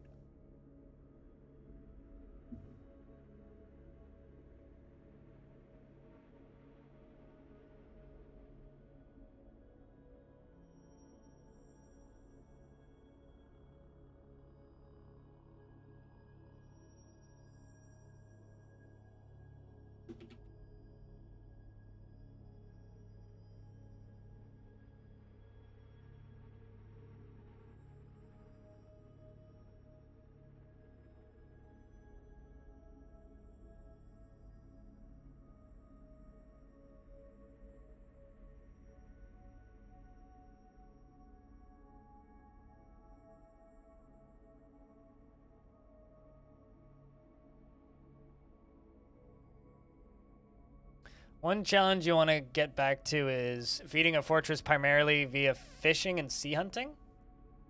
Fishing is excessively overpowered if you have very fish-rich water. Just as an example, I fed an entire fort of 200 dwarves with nothing but 2 fishermen, only catching mussels. Admittedly, most of the dwarves were probably sick of mussels, but you can absolutely feed a very, very, very busy fortress. So, you know.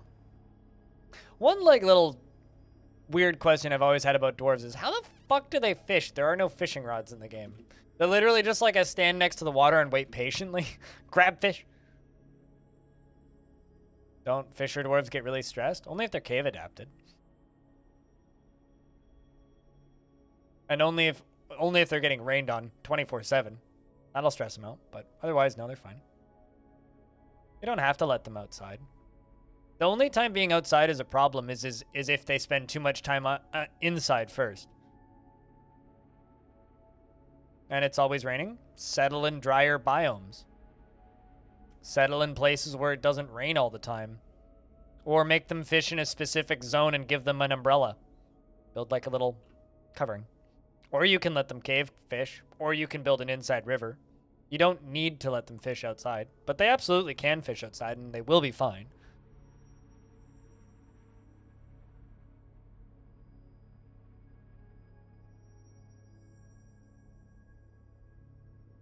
I mean, I suppose. I don't know. Doesn't work for all fish, though. I mean, there's a difference between, like, sticking your arm up a catfish's mouth and grabbing a catfish and, like, catching a minnow. Yes, noodling is catching a catfish, which I learned not too long ago. From a friend of mine who's been noodling, because for some... Anyway, I learned the definition of noodling from, I want to say, Jackbox, actually. I was like, what's a... Do you call something that's noodling? And, you know, guessed and it was wrong.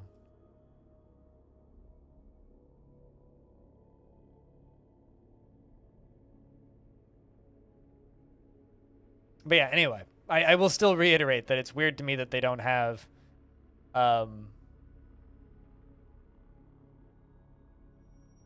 fishing rods. Mussels make sense. I mean, depending on the time of year, catching salmon with your bare hands is easy. Like, just go to any river during a salmon run, and you can just, like, pick up a salmon. Noodling on guitar, you've heard of? Yeah, well, noodling, like, just go to Google and type in noodling. Like... Hold on. Literally, you go to Google and you type in noodling and you just get people holding fish. Like, literally, that's all you get. So. All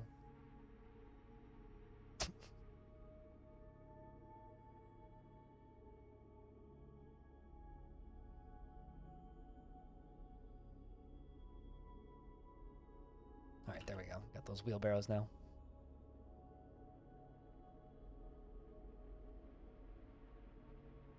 I mean, no, I agree. Those are both definitely uses for the word noodling. One is noodling on a musical instrument, and then the other one is that. Oh, hey. Pool ball's given birth to a girl. Excellent. You've given birth to a shield. Phenomenal.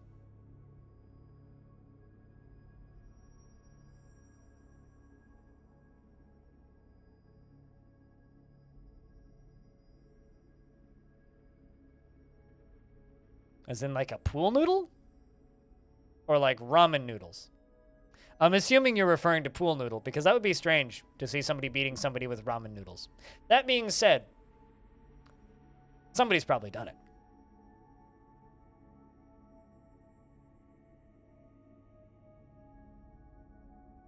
The bear method. Yeah, the bear method. Trust me, it works. I've done it. Although we were catching salmon during the salmon runs specifically for... I should put a door there. Specifically for the eggs, because they do private breeding up here, and they... So you have to find where the you catch the dead females that haven't laid eggs yet, put them into a container, de-egg them, and then catch live males and then hold them above the container and squeeze them so that they jizz all over the eggs, and then you eat the males. Then you have... Anyway, that was a thing that I did for a bit one summer. It was a weird summer.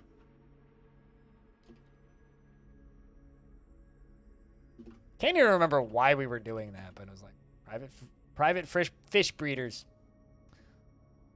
Gotta maintain the population somehow.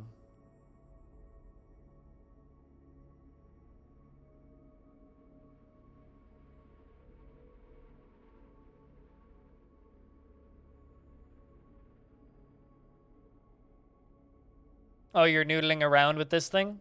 Yeah, I think that's also... I think that's like similar to the guitar improvisation definition, right? It's like, oh, I'm just improvising. Just messing around, you know? I think it works for a lot of things.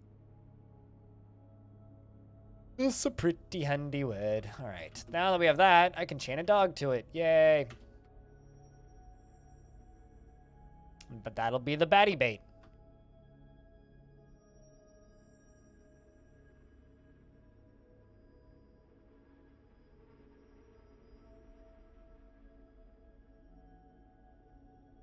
Puttering about. Puttering about? Yeah, I believe it. That's not that British. I've heard people say that here. Although a lot of Britishisms have leaked into the wider English lexicon, so it's not too surprising.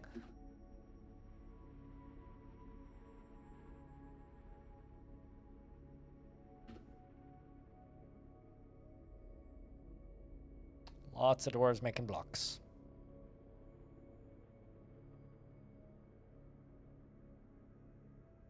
Working on those rock mechs. Nobody wants to make me spears, which is a little annoying. Okay, my mayor doesn't want anything currently.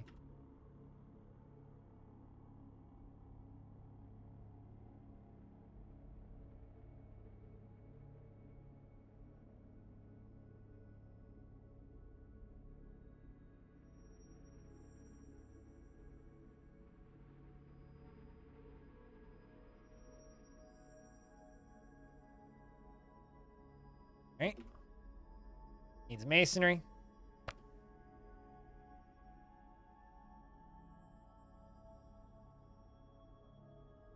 feel like the majority of Dwarf Fortress was written because Tarn was just noodling around with code.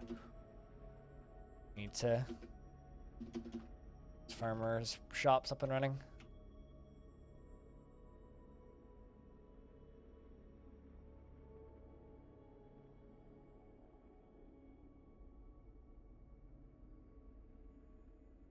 Really wondering about some of the animals in this fort. Got some real weird injuries happening ever since that vapory Forgotten Beast. Because that, like, pale red X with them lying down means they have a very extreme fever. Ban on certain exports? Can't export millstones. It's okay. I don't think I have any. Ever since that Forgotten Beast, that's just been happening. I wonder if there's, like, some of the extract on the ground that's getting on the dwarves. Because it also happened to that donkey, but that donkey never had any connection with the caverns, so I don't know. That is weird. That is weird.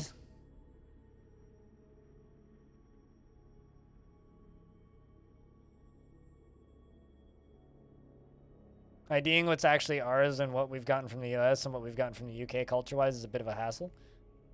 I mean, depending on what part of Canada you're in, it's hard to identify what is Canadian culture and what is just, like, people who've moved here's culture. And now Canadians are doing a very good job of making me dislike what Canadians consider to be Canadian culture, but, you know, that's a different discussion for a different time. Do you see me showing pictures of Seymour a minute ago? Not to out where I'm from, but it's no secret. Maritimes are their own thing. Every province is pretty much its own thing. Canada's big enough to be like 11 different countries, at least. Thought that mountain looked familiar? Yep, that was Seymour. My 4th time up it this year.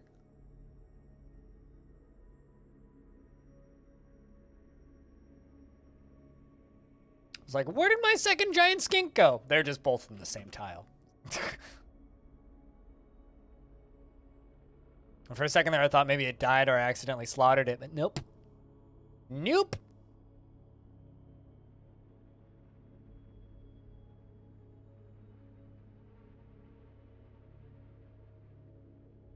I always have to remind people how big Canada actually is. No idea. I have no idea where that dingo and eagle are. Starting to think like maybe they're just like underwater or something. Hey, more giant pangolins coming in, getting slaughtered. Hell yeah. All right. Yes, I just kind of have to let them finish up all the tasks currently.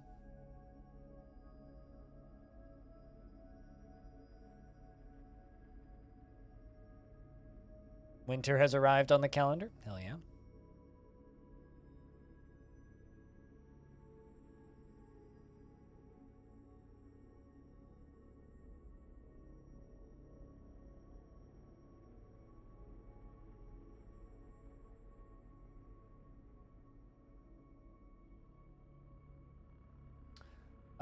Also, for fans of good music out there, Chris, Mr. I can't pronounce your last name, just put out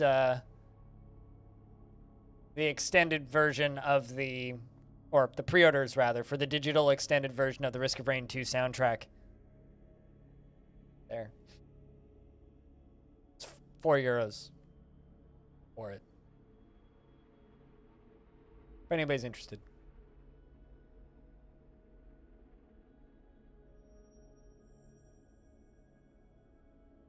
Also sticking it on the Discord for anybody who wants it.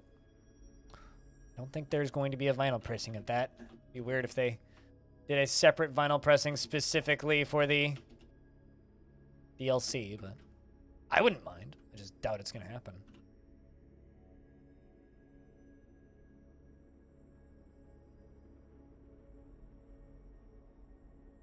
Morning, Pink. How is Yubi?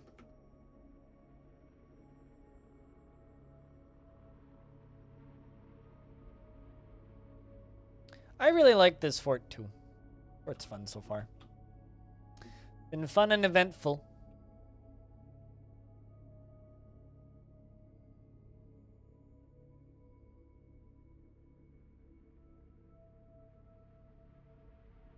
You're really tired, but you've got stuff that needs to be done tomorrow? Yep. I know the feeling. Really tired, but stuff needs to be done. Yep. Been there, done that. Got several t-shirts about that.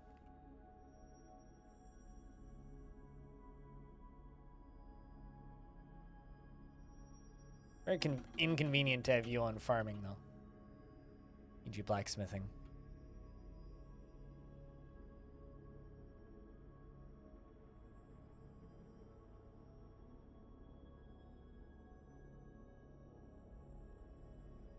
So many t-shirts. Oh. Good. I was starting to panic, Anonymous. I'm relieved to hear that you have returned.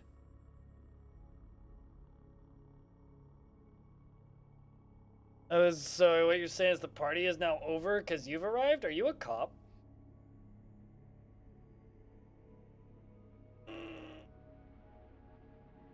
Yeah, which is why people get confused that I don't know everything about, like, the far end of Eastern Canada. Well, it's just like I also deny that you can get milk in a bag in Canada because not all of Canada you can get a milk in a bag. Buy in a carton or a bottle.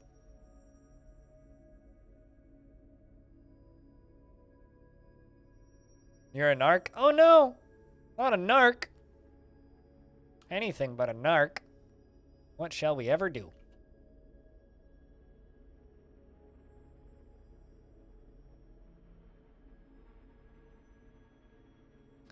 Just gonna get some full-time metalsmiths and remove them from other gigs. You're a weaponsmith. You should literally be just weaponsmithing.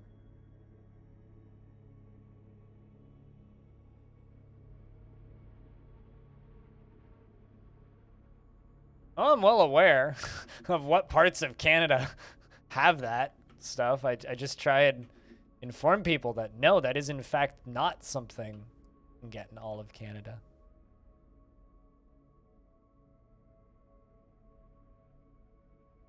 Well, it's because people like live in parts of the world where, like, you know, you can drive for 2 hours in a straight line and go through 2 countries. That doesn't apply. Yeah.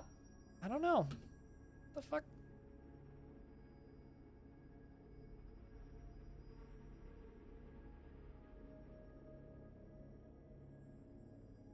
Mm-hmm.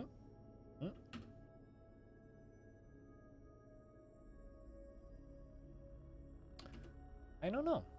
My smiths seem very uninterested in doing smithing jobs.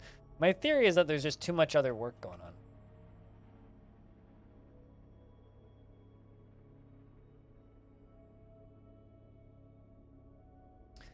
America, 100 years is a long time in Europe. 100 miles is a long way, apparently. We got, oh, another named Mace. I was like, what is that? Oh, nothing super important. What's going on here? Oh, shit, we're chaining up another dwarf because apparently we're incapable of completing tasks. What?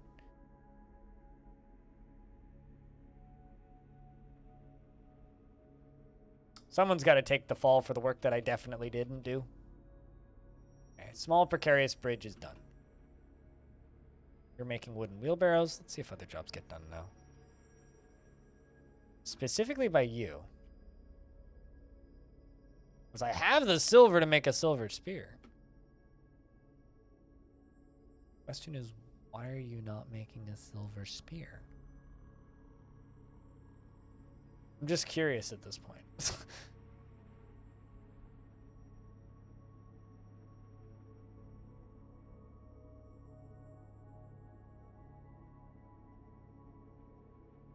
All right. Say do it now.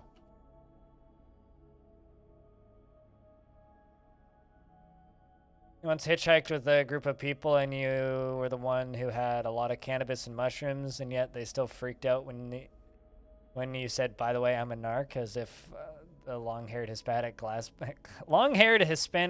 blower clearing all these drugs is a narc. Suppose. Okay, you're making copper shields now. Well, that's good. It's perplexing to me. Alright, so they do work. That's exactly, that sounds like something a narc would say.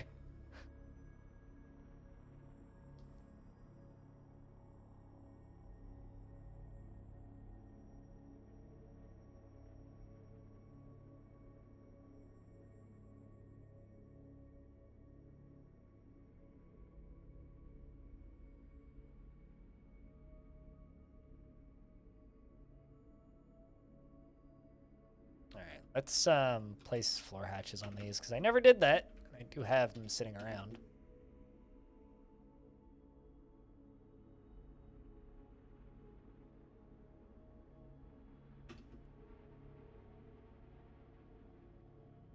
It's like not giving a dwarf a front door to their bedroom.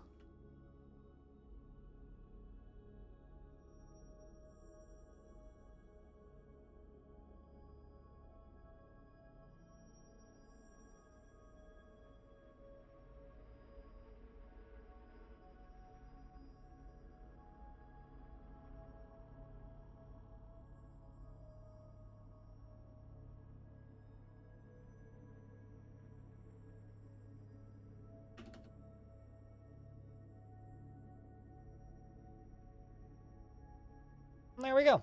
Last few bedrooms getting set up for this set. How many dwarves are still without bedrooms? 3? Cool. I have 27 hammer and mace dwarves.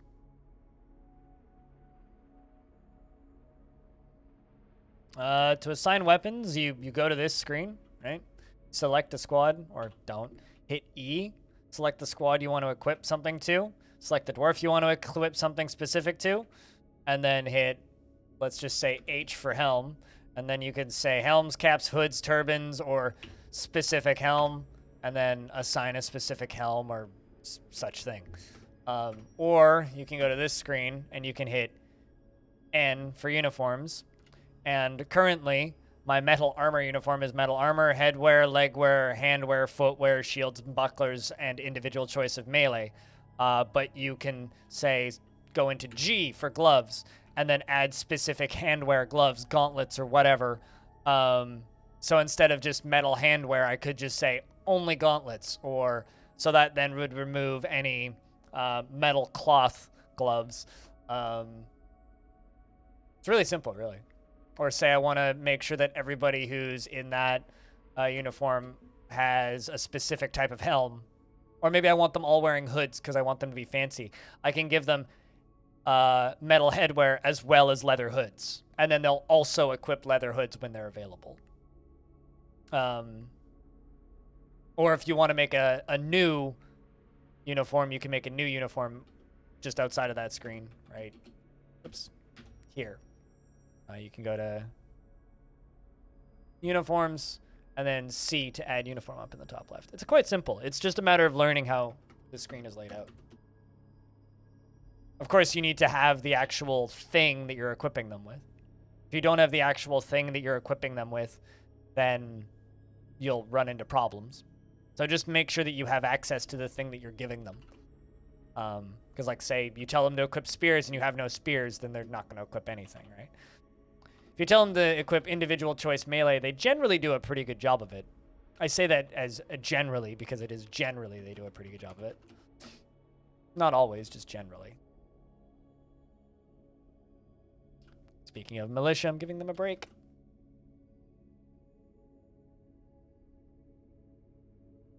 Yeah, always go with partial matches. For me, it's very much I just kind of let the dwarves approximate, and then if I have an artifact or something specific I want to give to a dwarf, I give them that. Otherwise, I just kind of let them approximate. I feel it's better to do it that way.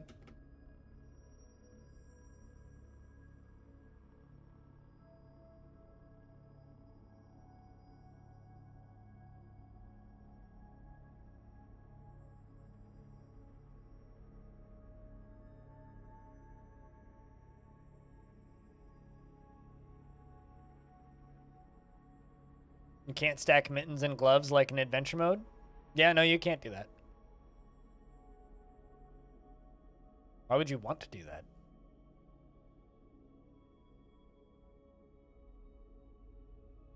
You're allowed to do a lot of things in adventure mode that doesn't work in fortress mode.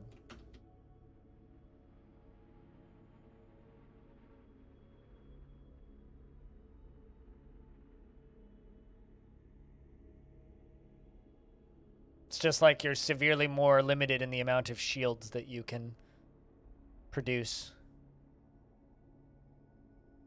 and equip in fortress mode versus adventure.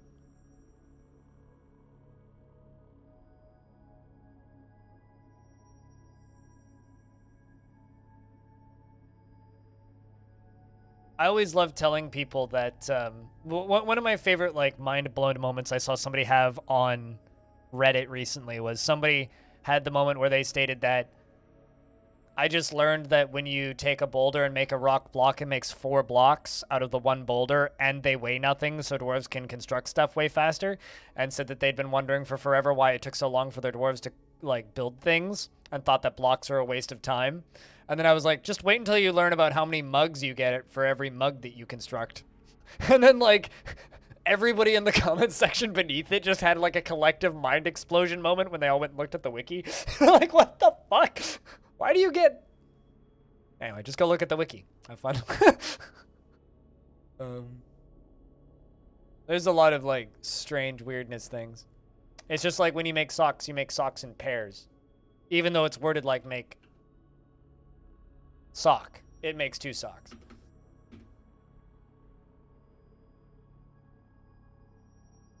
So you don't need to make twice as many socks, even though artifacts only make individual socks. That's one of my favorite things to do is just like, hey, I'm going to inform you about something that you never thought would work that way. And they're just like, what?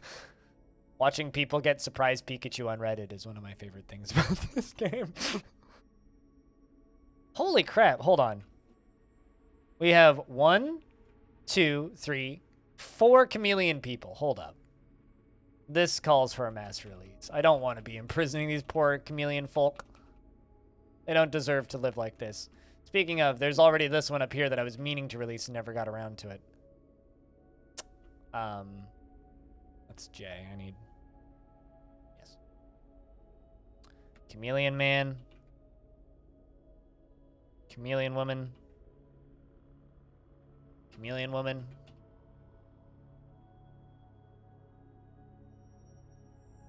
And another chameleon man.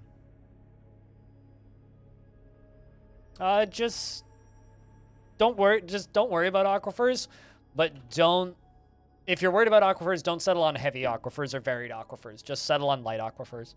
Light aquifers are such a slow drip, they are completely a non-issue. Like, they make the initial digging a little annoying, but aquifers got very heavily nerfed a little over a year ago.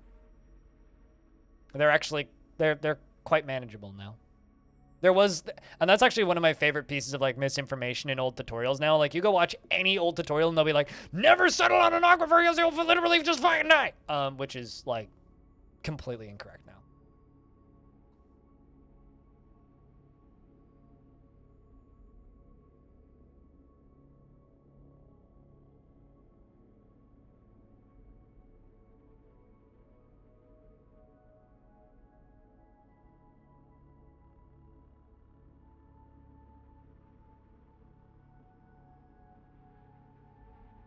Yeah, heavies are like kind of a lot for a new player, especially. Kind of a lot for a new player. Link you to a bridge. That one. I'm just going to call this side door only. Which is that door.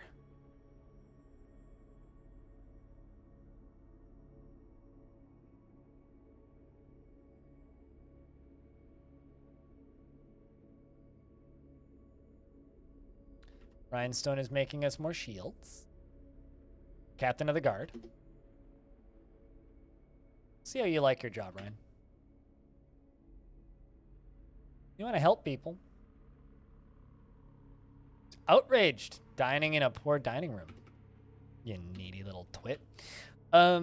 What's up, Darren? How's things? Hope your work day's been good. Assuming today's a work day.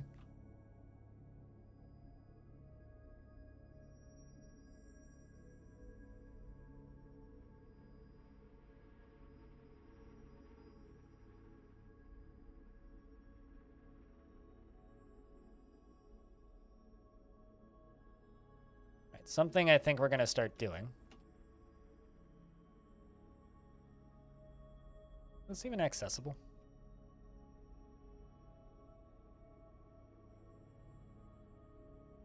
Yes. I need to fix this. First thing I need to do is I need to build a wall up here. Not out of schist, though.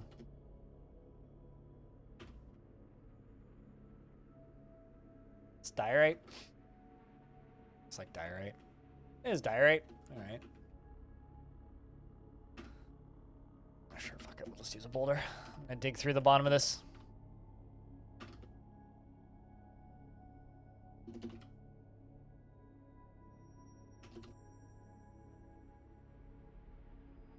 I need to start smoothing these walls so that nothing can climb along them.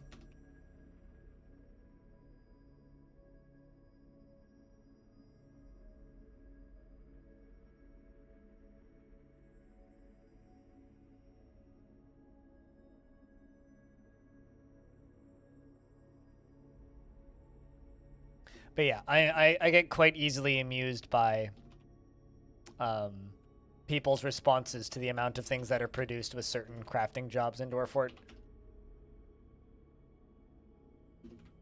Because there's just a lot of stuff that people like don't even think to check. That made my brain hurt when I looked them up.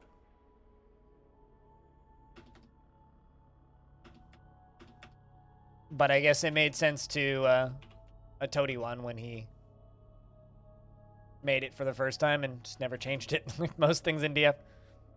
So that's been linked to trigger. Perfect. Don't worry about it, Darren. Don't worry about it. It smooths the entirety of a boulder, even the part that the dwarves can't actually access. Yeah. But the game surprising you is, like, some of the best parts of Dwarf Forts, so. It's how it calculates fall damage. What, the fact that it's the density of the material that they collide with, not the velocity of them falling? Or, like, the only difference between a cow and a lion is a cow has teeth equipped and a lion has a mane equipped? And swords on its hands? It's like, getting bit by a cow is just as dangerous as getting bit by a lion always amused me.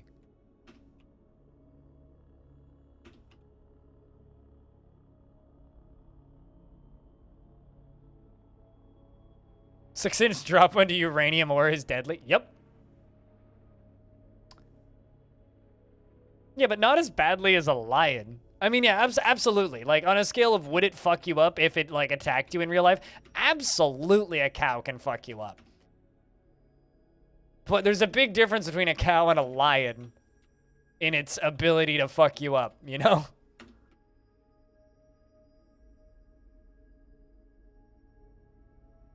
I mean, that's like falling 250 feet into a pile of, like, foam. It's comfy.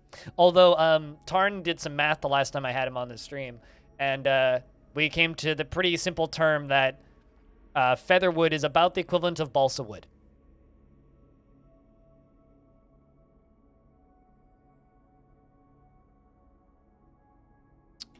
I'll only let the cow do that if it buys me a drink first and asks me nicely and gives me a safe word, preferably. But that's kind of hard to do when it's on your face. But, you know.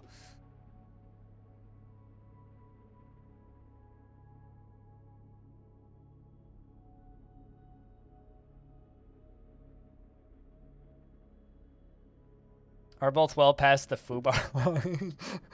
It still is funny to me that that's the way Dwarf Fortress operates. It's like a cow is just as dangerous as a lion. Just don't get bit by it.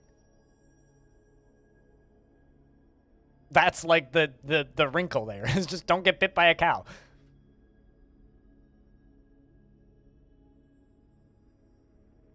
Is largely academic. I mean, nothing wrong with that kind of academia. Also, once we make it to a world where people can socialize comfortably without either arguing about vaccines or dealing with pandemics, I'm starting to think that there might actually be enough people in, like, the greater Vancouver area that we could have a legitimate DF-related meetup. Because there are so many people who play Dwarf Fortress in Vancouver, it's not even funny at this point. I don't think there's anything for me to read. Or not much anyway. Well, there's a little bit. I'll read what I can. Mighty bush tank fires many BBs, sees the power of cheese. Pointy hill grass is being cut loudly. Ice is delightful. Snacking. There you go. We're all caught up. Or going to war with Russia. Well, that's a Ukraine problem. Not currently a Canada problem. Canada's at war with itself right now. But also, yeah, hopefully we don't go to war with Russia. That would be unwise. And hopefully the Ukraine doesn't have to go to Russia either. You know, it's like, wars feel a lot different when it's just like, yo, there's people in my chat that are in Russia on one side of the border, and then there's people in my chat that are literally like a couple kilometers on the other side of the border in Ukraine at the same time. On like a Tuesday, just going like, we don't want to fight. Back at you, Kravicus. I know. T2, I know. But I'm also of the opinion that we've been at war for the better part of like 3 or 4 years. It's just not bang, bang, pew, pew, gun heavy war. It's a... how do you describe it? Info or unfortunate branding. But, you know, it's the race to control social media. You know, tech war. Isn't Tech War like a tabletop board game? Hold up. Tech War. No, it's a digital Mech Warrior knockoff. All right, anyway.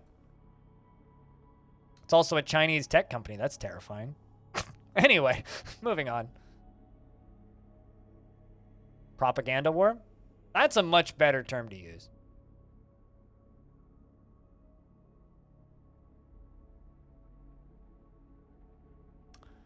My brewer has given birth to a beta girl. Is there anything I can steal that's close by?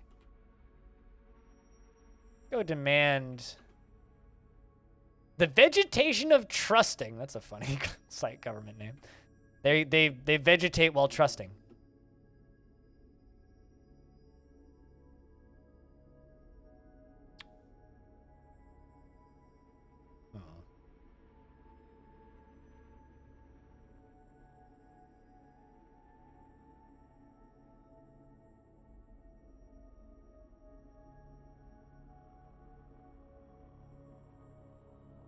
Why is there a tiny little goblin fort out in the middle of nowhere?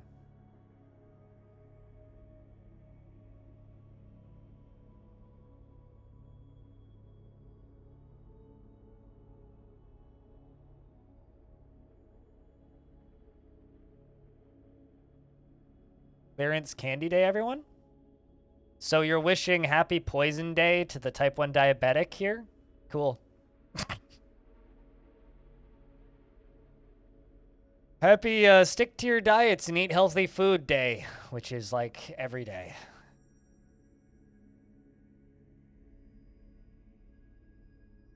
Huh. Interesting. Seems like the goblins fought the elves and the goblins won down here. Oh, nope, there are still some elven forest retreats. A lot of artifacts. I read that as suffering and more, not surveying and more. Those are very similar books to the ones that we have in Long Death in Another World.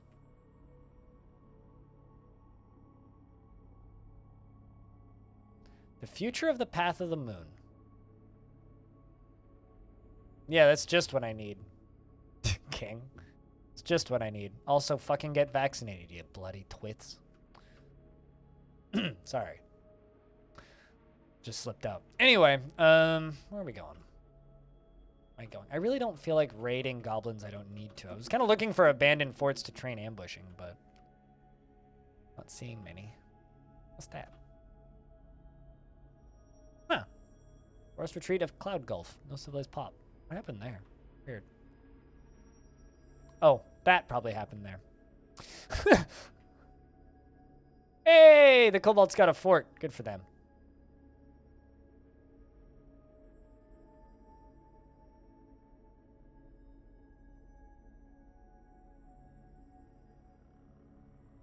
That's not an option in my chat, King.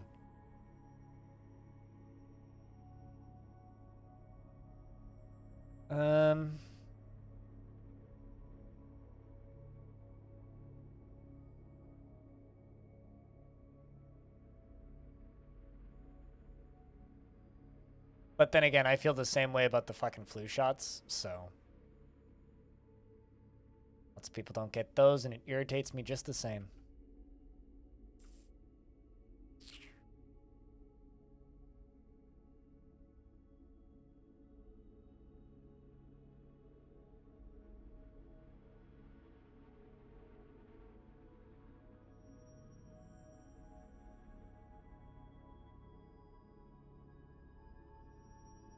Not really seeing much that's like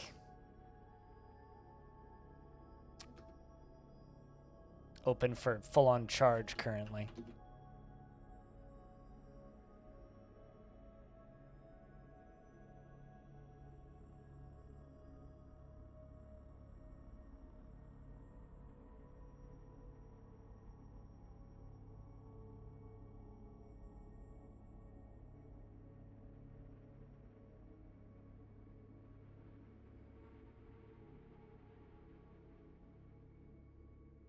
And sketchy fatty snacks, though not necessarily for those with diabetes. Well, I mean, I can eat candy. I just have to do a lot of math. Annoying amounts of math.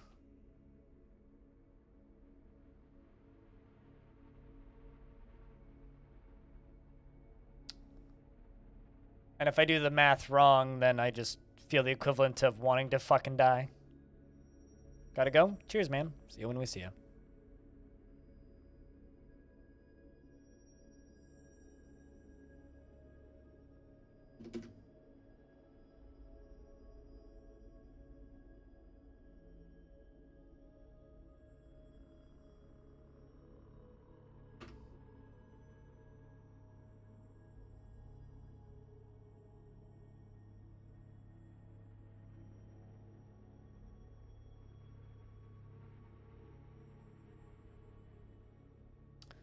I know the trader has been possessed. I wonder what you're... Actually, the reason that you're a trader probably means that you're actually one of my military dwarves, right? Yes. Military dwarves always end up being like random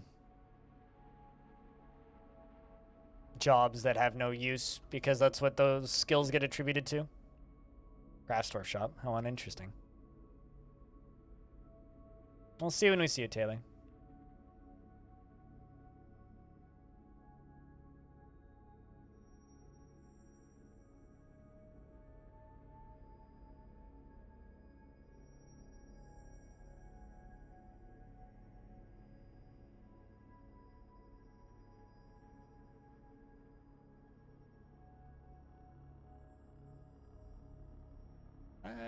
Lead? Assume that it is. Definitely is lead.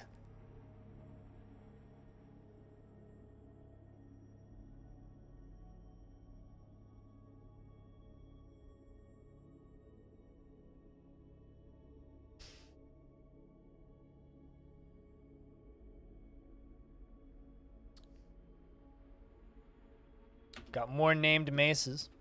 It's a good thing they're good maces.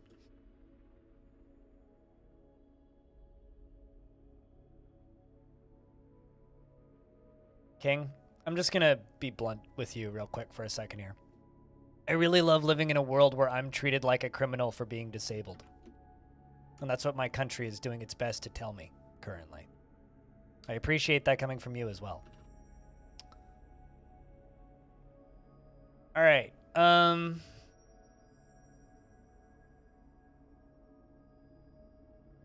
Artifacts getting made. Probably nothing particularly exciting. It's just a craft store shop after all.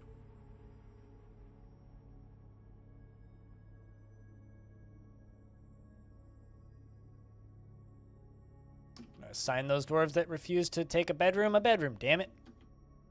Take your goddamn bedrooms. Earned one. You included.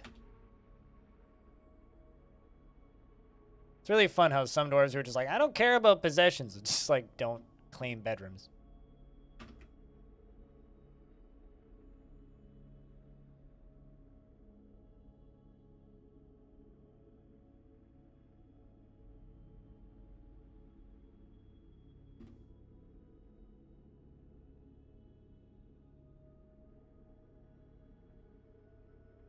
Oh, there's one. Rangers seem to refuse to claim bedrooms for some odd reason. They just sleep outside. Because they assume that they won't... Oh, like Stone's dwarf refused to...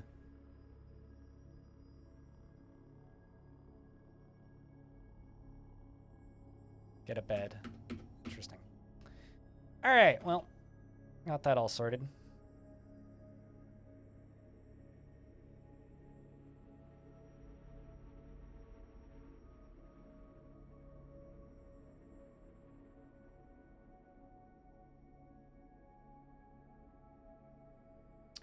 I think I need to make a proper hospital. I've got like that thing in the hallway, but...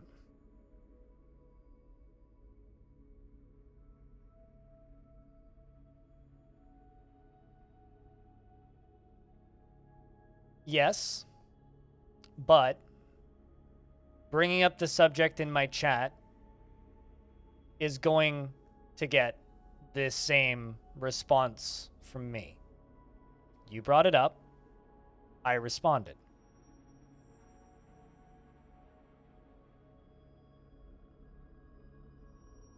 If you want to be like that, you can be like that. That's your choice. You brought it up. I responded. Einod, the trader, has created... Oh boy, how do I pronounce that one? Ikraktuk? A honey badger bone leggings. How the fuck does that work? Claims it as an heirloom in the name of the family ancestor, Cybrook Webdoiled. Mm-hmm.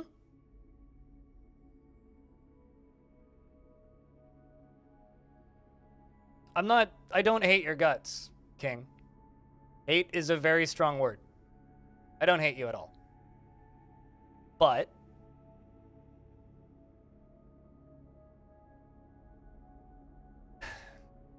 I just don't want to discuss this in my chat. And you brought it up. There's a difference between hating somebody's guts and being excessively disappointed in their willingness to acknowledge other people's feelings. You can have whatever worldview you want.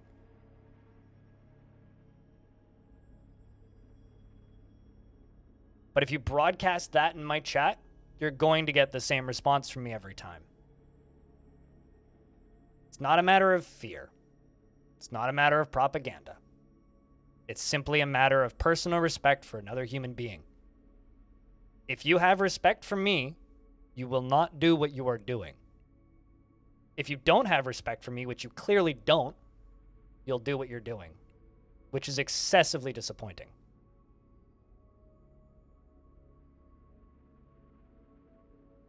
Do that with what you will.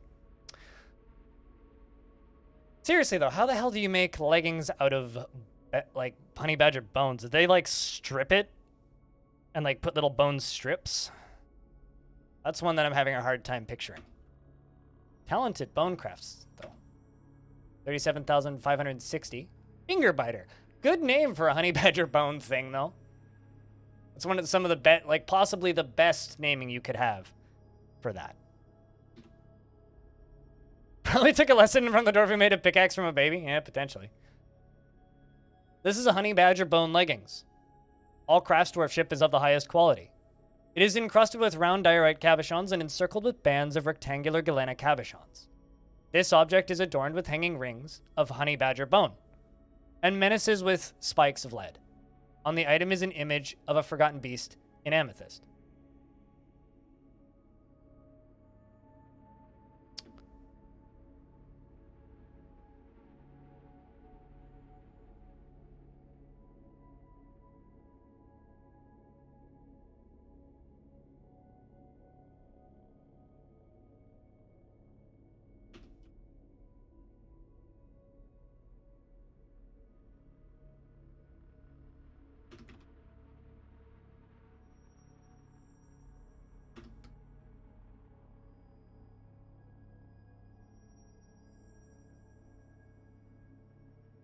Pop that up.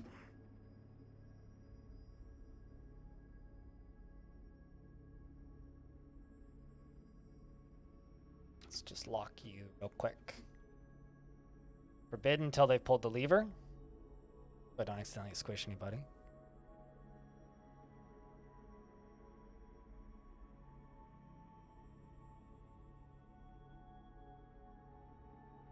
Now we can unforbid them. Perfect.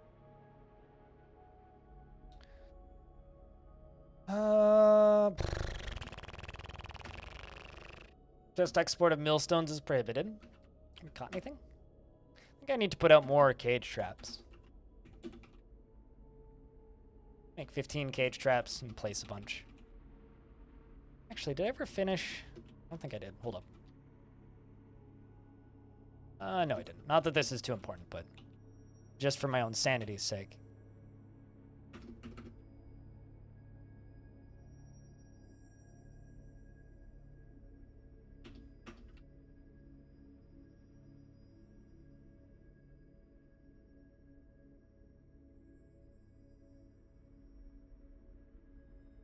Too close to the edge. It's funny that you can build, like, walls and flooring right next to the edge of the map, but you can't build a cage trap. That's perplexing. Some there. Animals like to hug the edges of things.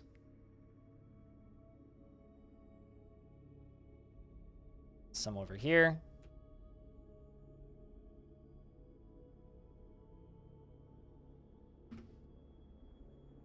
So I did get that lever built over here. So let's do cage. Connect those. Just do the first one, deconstruct. Do the second one, deconstruct. We're gonna release these. Actually, could I just, because they're not super aggressive, could I just do this manually? So let's just try doing this manually.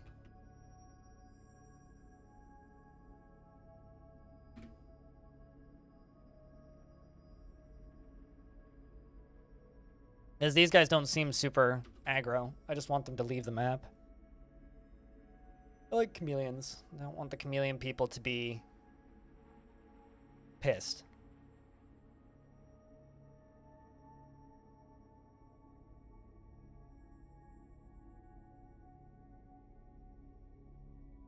Also, just comment on the state of the world. I really wish that a general disagreement doesn't always get immediately boiled down to hatred and dislike of people. It's such a fucking problem with our society right now. It's like you can disagree with somebody on a lot of fundamental things and get along just fine. Like, literally, me and my best friend are perfect examples of this. We have completely different opinions on almost everything related to politics, but we get along just fine. Because we have discussions and they're educational and we move on with our day. But when I disagree with somebody, it's just the automatic, you must hate me. It's like, no, not at all. Not in the slightest.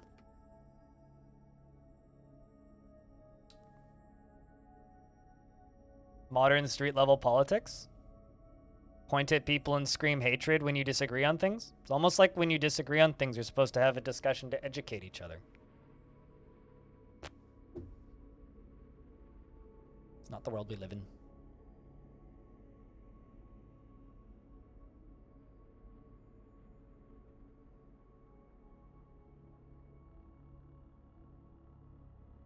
And it's killing my stream, I think. But that's a different point. Still waiting for those dwarves. Nobody wanna come release some chameleons? Apparently not. Low priority job, I think.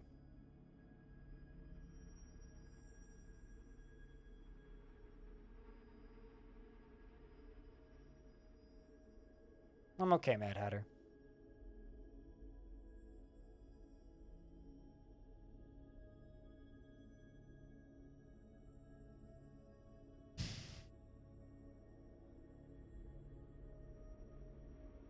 Really good podcast focusing on how splitting your focus determinately affects your ability to do stuff. And we talked about how on social media it tries to drive content that aggravates us so that it makes us spend more time in their systems, although it's the people that avoid society and the world around us. As a developer, it was really stark because it just made you think about, am I building systems that do this?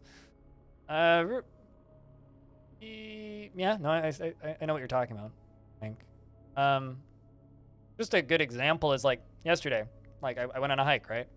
I went on a hike with my friend Kevin, who's my best friend, who we disagree on almost everything. And, well, I can't even remember how the topic came up, but Apex Legends, the video game, came up. And he started rambling about how it's a horrible game, terrible community, worst fucking game design, fucking hate that game, people who play that game are terrible people, blah, blah, blah, blah, blah. I just, like, looked at him like, that is excessively mature. And he's just like, what? I'm like, well, number one, like, I know 2 people who work on that game who are good people. Number 2, it's in the same universe as a game that you liked, which was Titanfall. It's in the same universe. A lot of really awesome, cool people play that game. And then proceeded to complain about this one person that he knows who really, really likes Apex, or this one small group of people that he knows who really likes Apex, and whenever he's playing Valheim on his Discord server, People will pop in and be like, hey, want to play Apex? And then, like, get mad that they don't want to play Apex. And like, these people annoy me, so thus I hate all of them. It's like, that is such a waste of human energy. It's, like, not even funny. Like, there's so many other things that you could be doing with the energy that you're expelling upon hating people that you don't interact with and barely know. Which is a lot of, like, what our disagreements as a society come down to, is just like, you don't know the person. All right?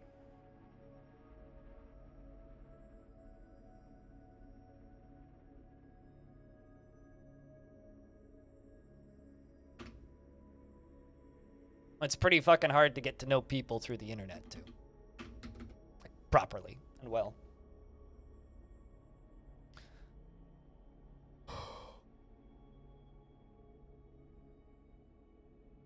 I mean, I frequently worry myself, like, you know, the term doom scrolling became popular at the beginning of 2020, right, Merc? I frequently worry that I am participating in that as somebody who creates content on the internet. Being crotchety and venting is different from just blatantly insulting for the sake of insulting people. Right? Being crotchety and venting is fine. Be crotchety and vent. That's all right. I do that all the time. Don't point at people and insult them based on a negative experience you had with one person who had a similar opinion, take, or lifestyle. You know? Like, trying to think of an extreme example to make my point.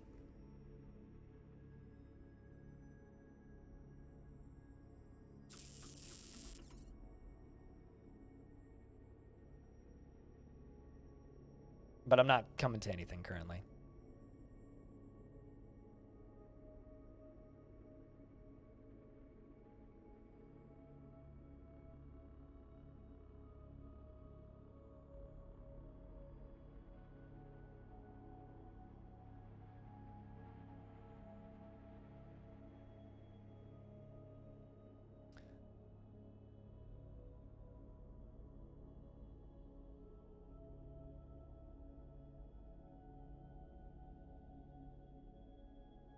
The fuck?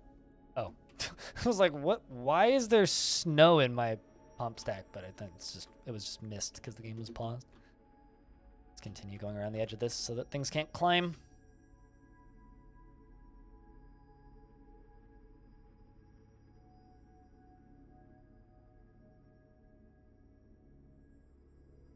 Also looking for other things. Different types of rock. Possible battlements. All that stuff.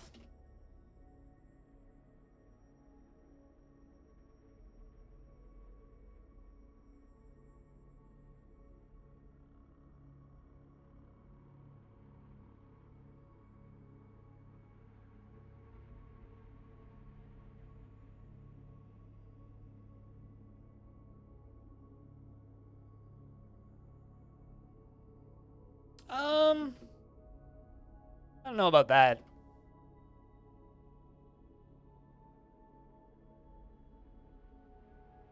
I'm trying to think of like a harmless example to like throw out my statement.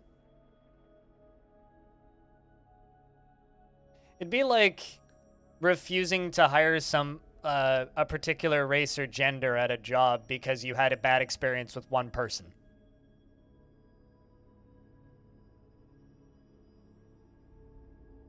Which a lot of people do. Unfortunately. Or just hating an entire group of people based on something that one person said once. I think venting is fine. You're allowed to vent. But there's a difference between venting and prejudice.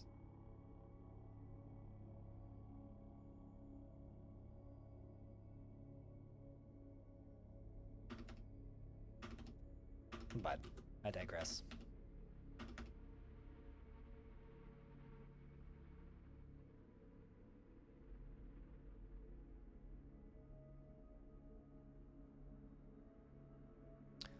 All I know is, as every year goes by, I don't want to live in this world anymore.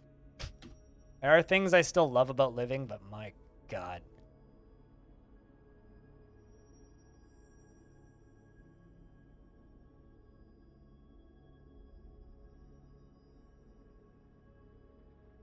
It's getting tougher by the year. All right. On this. All the way over to here. All the way over to here.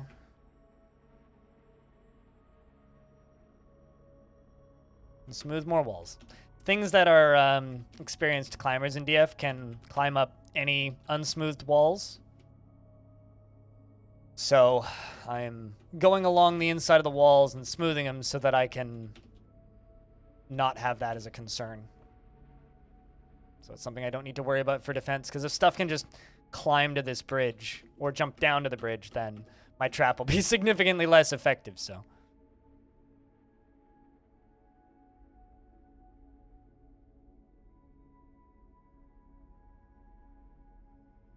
I love turtles. Can't read the word turtles without thinking of turtles. Can't remember the last time I had turtles, actually. Probably Christmas at some point. Probably given to me by a family member, if I had to guess. I don't actually like turtles that much. They're fine. I had a pet red-eared slider at one point growing up. She was lovely. Her name is Frida. She was a good turtle. Rest in peace.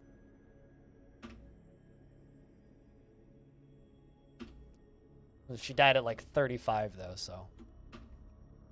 Cheers to that big old toidle. More diorite.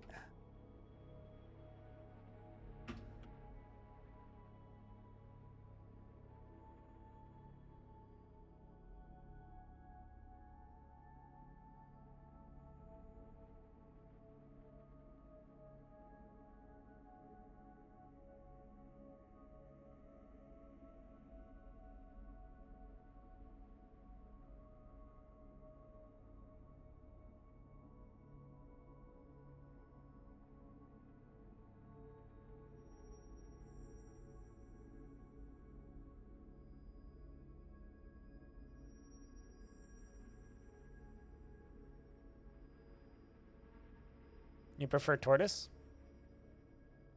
Never pet a tortoise. I have pet turtles, though. Tortoises seem petable, though.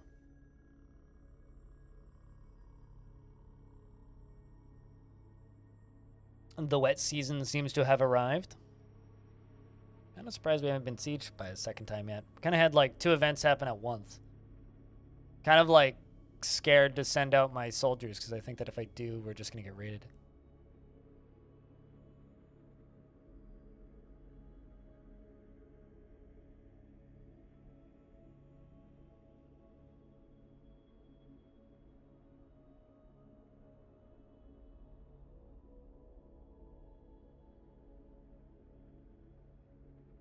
I'm not sure I wrap my brain around that example, but fair enough.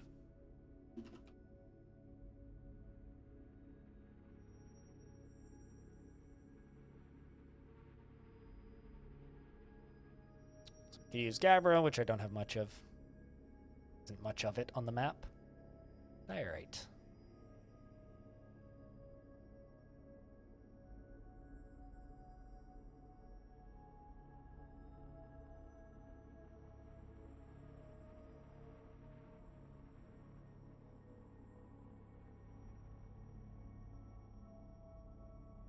Why am I not seeing diorite?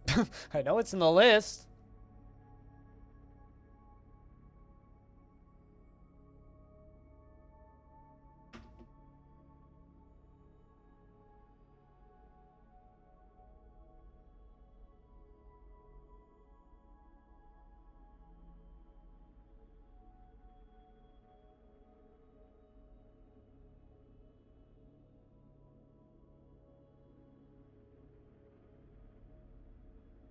There.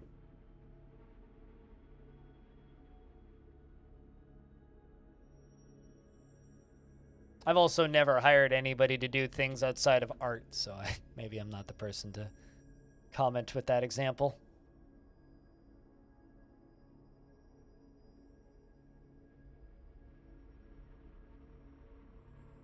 And that's literally just a, you didn't send me art, guess I can't pay you. Unless it's cooler, in which case I prepay for art quite frequently. Because Coolers hasn't failed me yet. And I've bought enough art from him over the years that I would assume he wouldn't.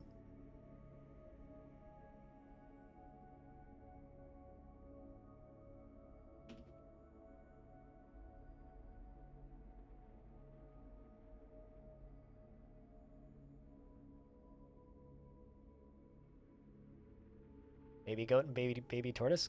Can't show this video because I don't know if they put a claim right on it, but... Aw. It's like, look, it's a rock that moves, and this tortoise is like, get this goat out of here. What the hell is goating on here? It's cute.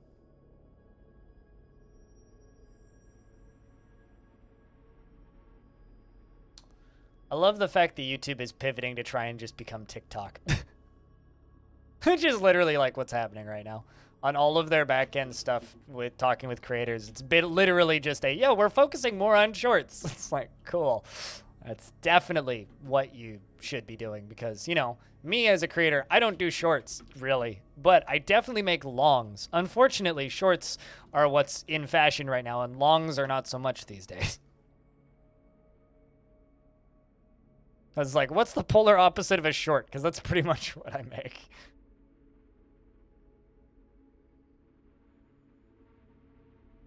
I don't mind shorts. They're fine, but they have their place.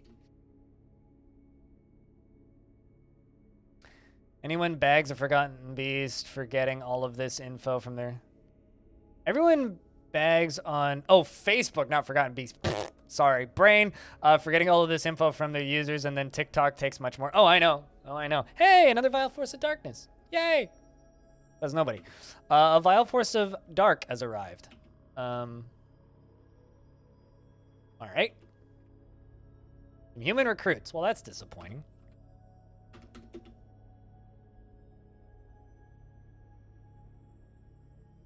Wow, it's a baby raid. All right, well, they're bringing more. Maybe it's not such a baby raid. Well, I mean, it'll be a good test round for the Gurgletron 9000. Hey, and a dwarf gave birth to a boy. Bad time. Hold up. Kind of distracted. All right, well, more things are still spawning.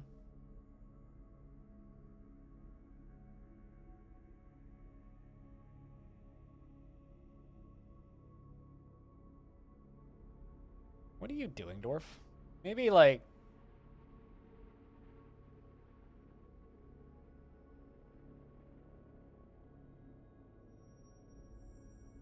I don't know why you're carrying that cage, but at least you're on that side. All right, okay, so the enemy army is getting bigger. There is more of them than it initially seemed like. Now, I'm assuming I got this all hooked up. Side door only. Give her a pull. Yes, it looks like we did. I mean, Facebook is basically a forgotten beast. Although currently maybe just a beast. Not necessarily forgotten currently. All right, so do that. And then lock this door.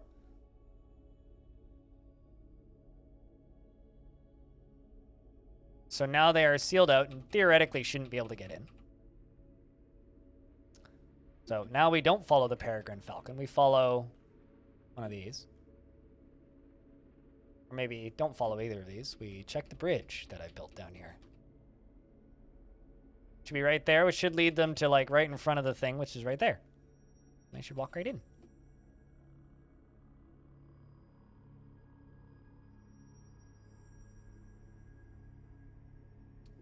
Like the gullible twits they are.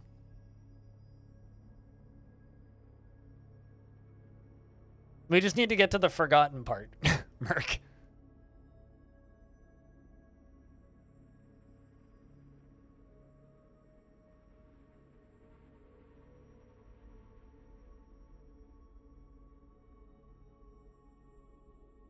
What, like the opposite of shorts? I mean, I think that longs is funnier, but if you want to just say like full length or extended, then sure, you can use that wording.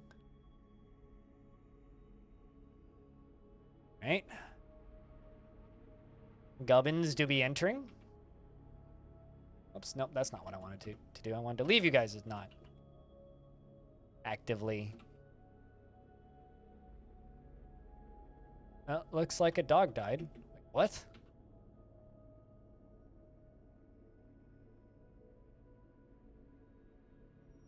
What the fuck just killed that dog? Oh, Dwarf died. Oh, that Dwarf is not going to make it. Rest in peace, Arath. Arath, the ranger, has been found dead. I'm not sure what killed that dog. Maybe age?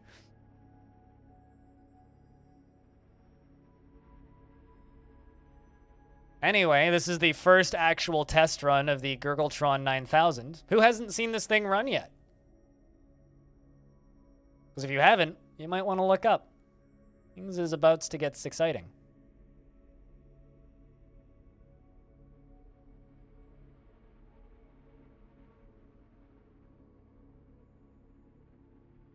It's pretty entertaining, I'll put it that way, Frog. Pretty entertaining.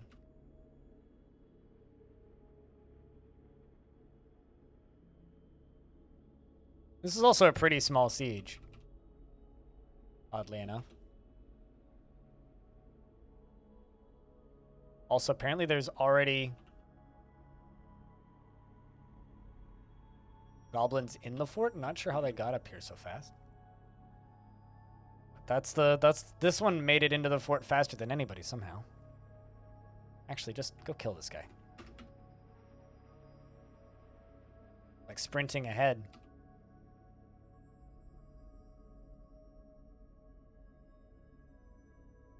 Alrighty, Saigon. Go kill Smutsu. Probably was the one that killed my dog.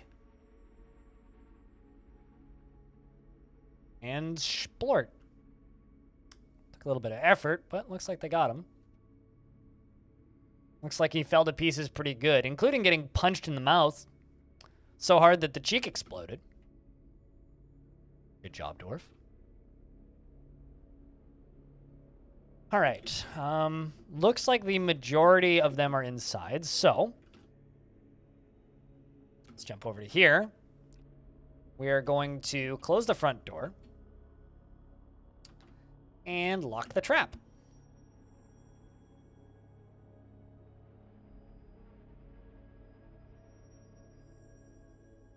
Which should be enough, frankly. So it's now sealed off here. And then the front door down there is also sealed. So they are now locked inside.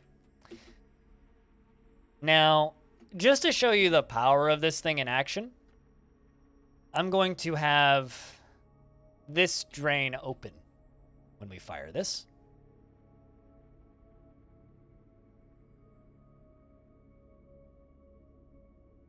And then after we pull that lever, I'm going to pull this lever.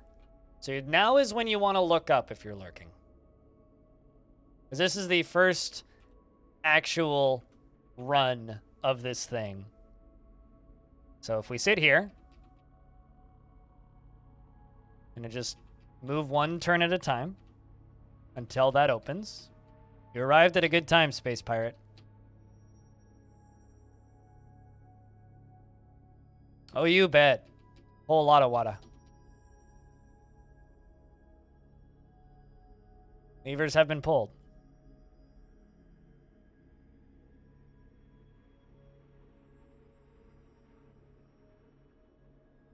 Waiting for the bridge to drop.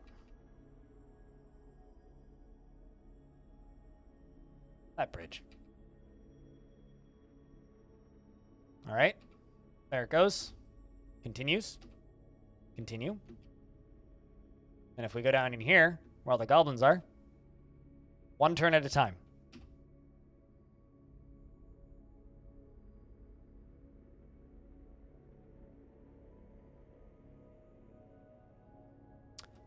Instant round. So for depth, this is a wall of water as deep as it can get. Not even done. One turn. One turn. One turn. One turn. One turn. One turn. a good percentage of them are underwater. One turn, another turn, another turn, another turn, another turn, another turn, another turn. So that's top half. Now if we go down to the bottom half here, you can see they are also underwater as this fills up. And also, I have one of my drains open just so that you can see the power of this thing. We'll take the paws off.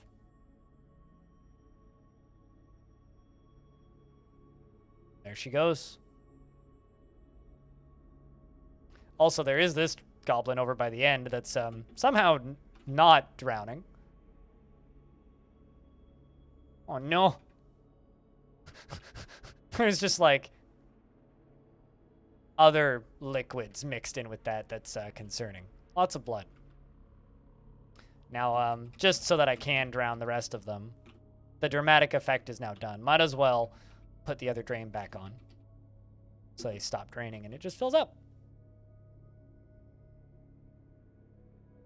Oh, interestingly enough, a lot of them apparently just waited on the other side. Huh. Interesting. Anyway, the scouts are definitely underwater. It is draining, so I do have to stop it from draining, so it's going to fill back up.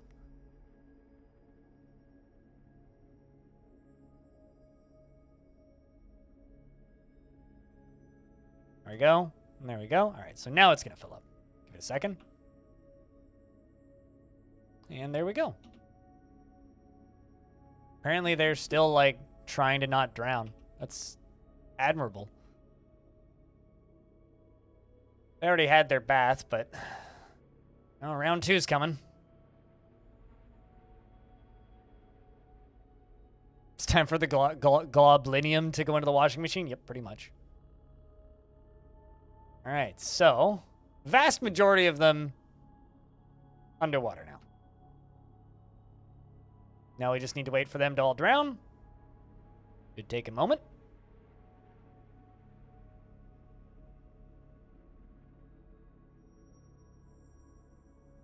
Somehow these ones are just refusing to drown? How much water is there? Oh, there they'll go. Okay. So I was like, that's taking a weirdly long period of time. All right, so now there's 3 invaders left, and they're all just standing down here. Let's see if they have anything that gives away where they came from. Nope. Not seeing any art on their clothing. Fortunate.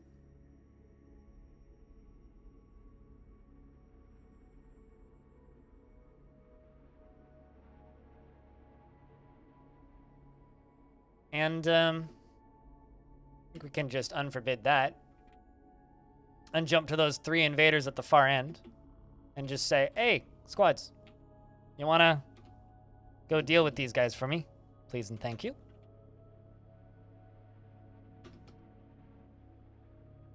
Although they will probably just leave first. But we will follow our squads. Let's follow Kettlars.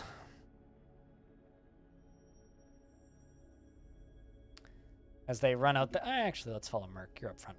What are you wearing? Need new socks. Cloth sock. 50. Cloth shoe.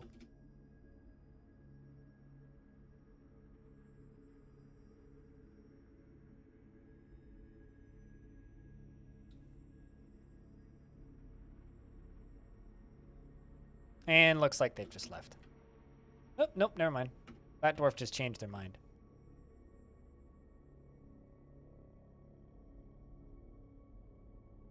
Thank you for making you some new clothes. I mean, I wouldn't even describe what you are currently wearing as clothing. Probably more akin to, like, shredded threads. And that may have been cloth at some point.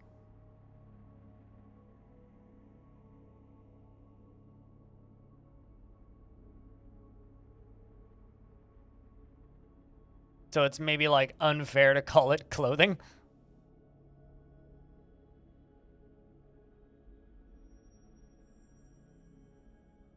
Fair enough. I mean, I have a few t-shirts along those lines, but generally they are relegated to sleepy time clothing.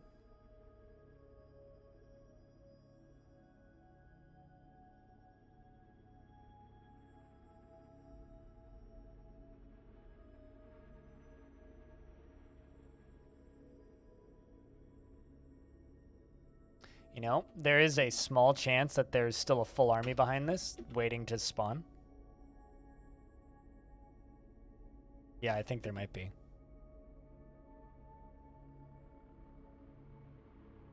Let's pause for a sec. Station all 3 armies there, or all 3 squads there. They just fight with them as they spawn. Seems to be working.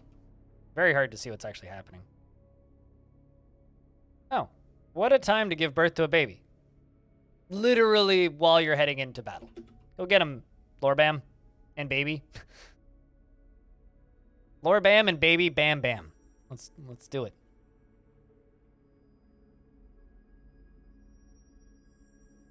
Don't think anybody's died, so that's a good sign.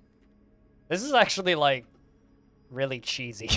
Because, like, the entire army is, like, just not all waiting on the map, so we're fighting off map with people that are just, like, popping onto the map and then immediately getting murked by my dwarves, which is, like, kind of great combat training, but also this is a mess. Almost impossible to actually see what's going on. It's like, this dwarf's killed 4 goblins just now, right? How about you? You've got none, nil. And, Kivish also has... Oh, that's the baby. Let's see. Ponce, how many do you have? 2 goblins? Good kills.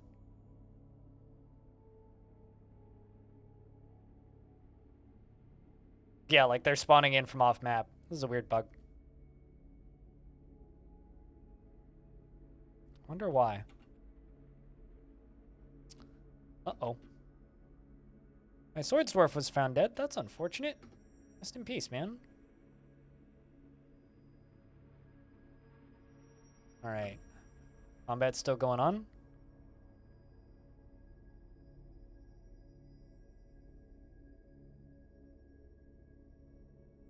Still killing goblins.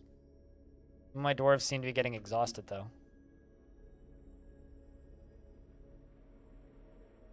But because there is a whole army there, probably a lot more that they still need to kill.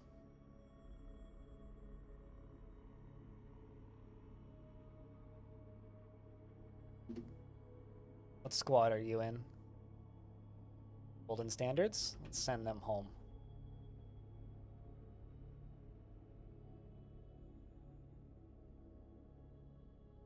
You're doing it tomorrow?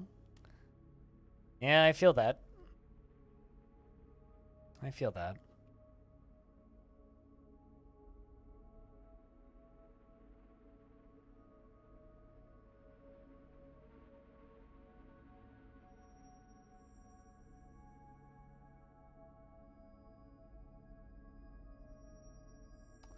Look at all those pretty little bits.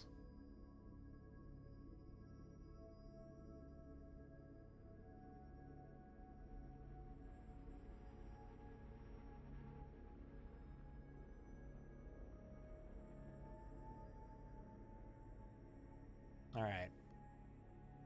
Dwarves are being run home now. Looks like we've got dwarves recovering wounded too. Not sure how many wounded there are. We did lose 1 dwarf in the fighting. But overall, I think that went pretty well.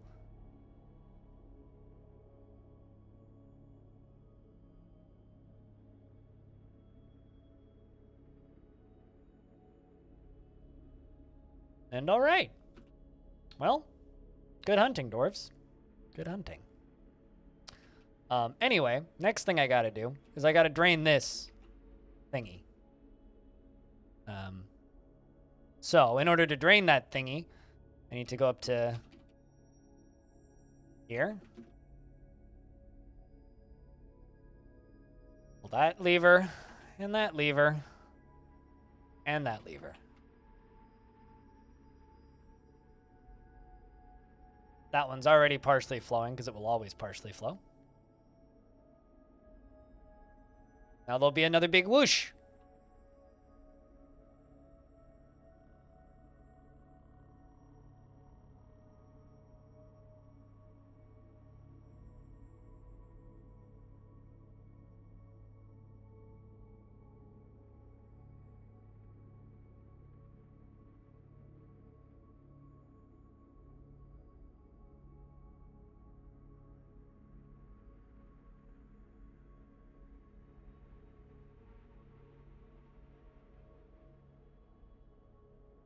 Do your work, you got this. It depends on the work. Especially if it's contract stuff that doesn't have a strict deadline. If you need a break, take a break. The work will be done better when you're not in need of a break. At least that's my experience.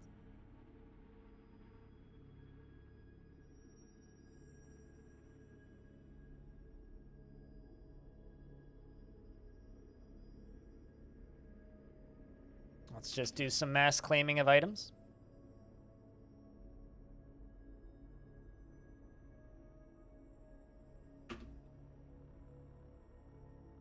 There we go. They should all be picking up equipment. And all my squads especially should be going and picking up equipment. First, they're all eating and drinking, it looks like.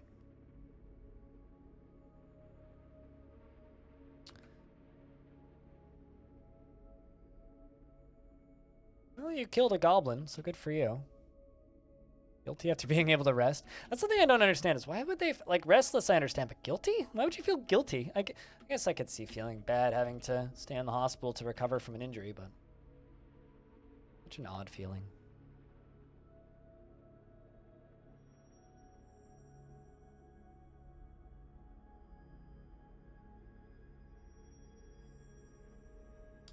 A really cool water trap? Thanks, man. There we go. It's all draining now. And it's refilling. We didn't even use half of the reservoir. I'm just happy we were able to give her a test run. You know? The main thing I'm happy about.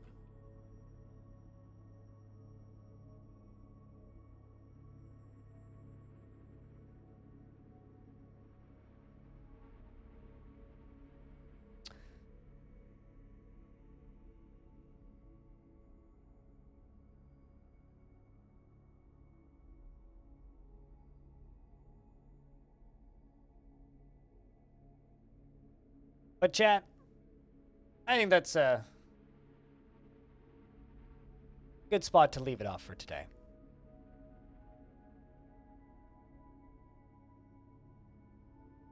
I'm just in a not brilliant headspace right now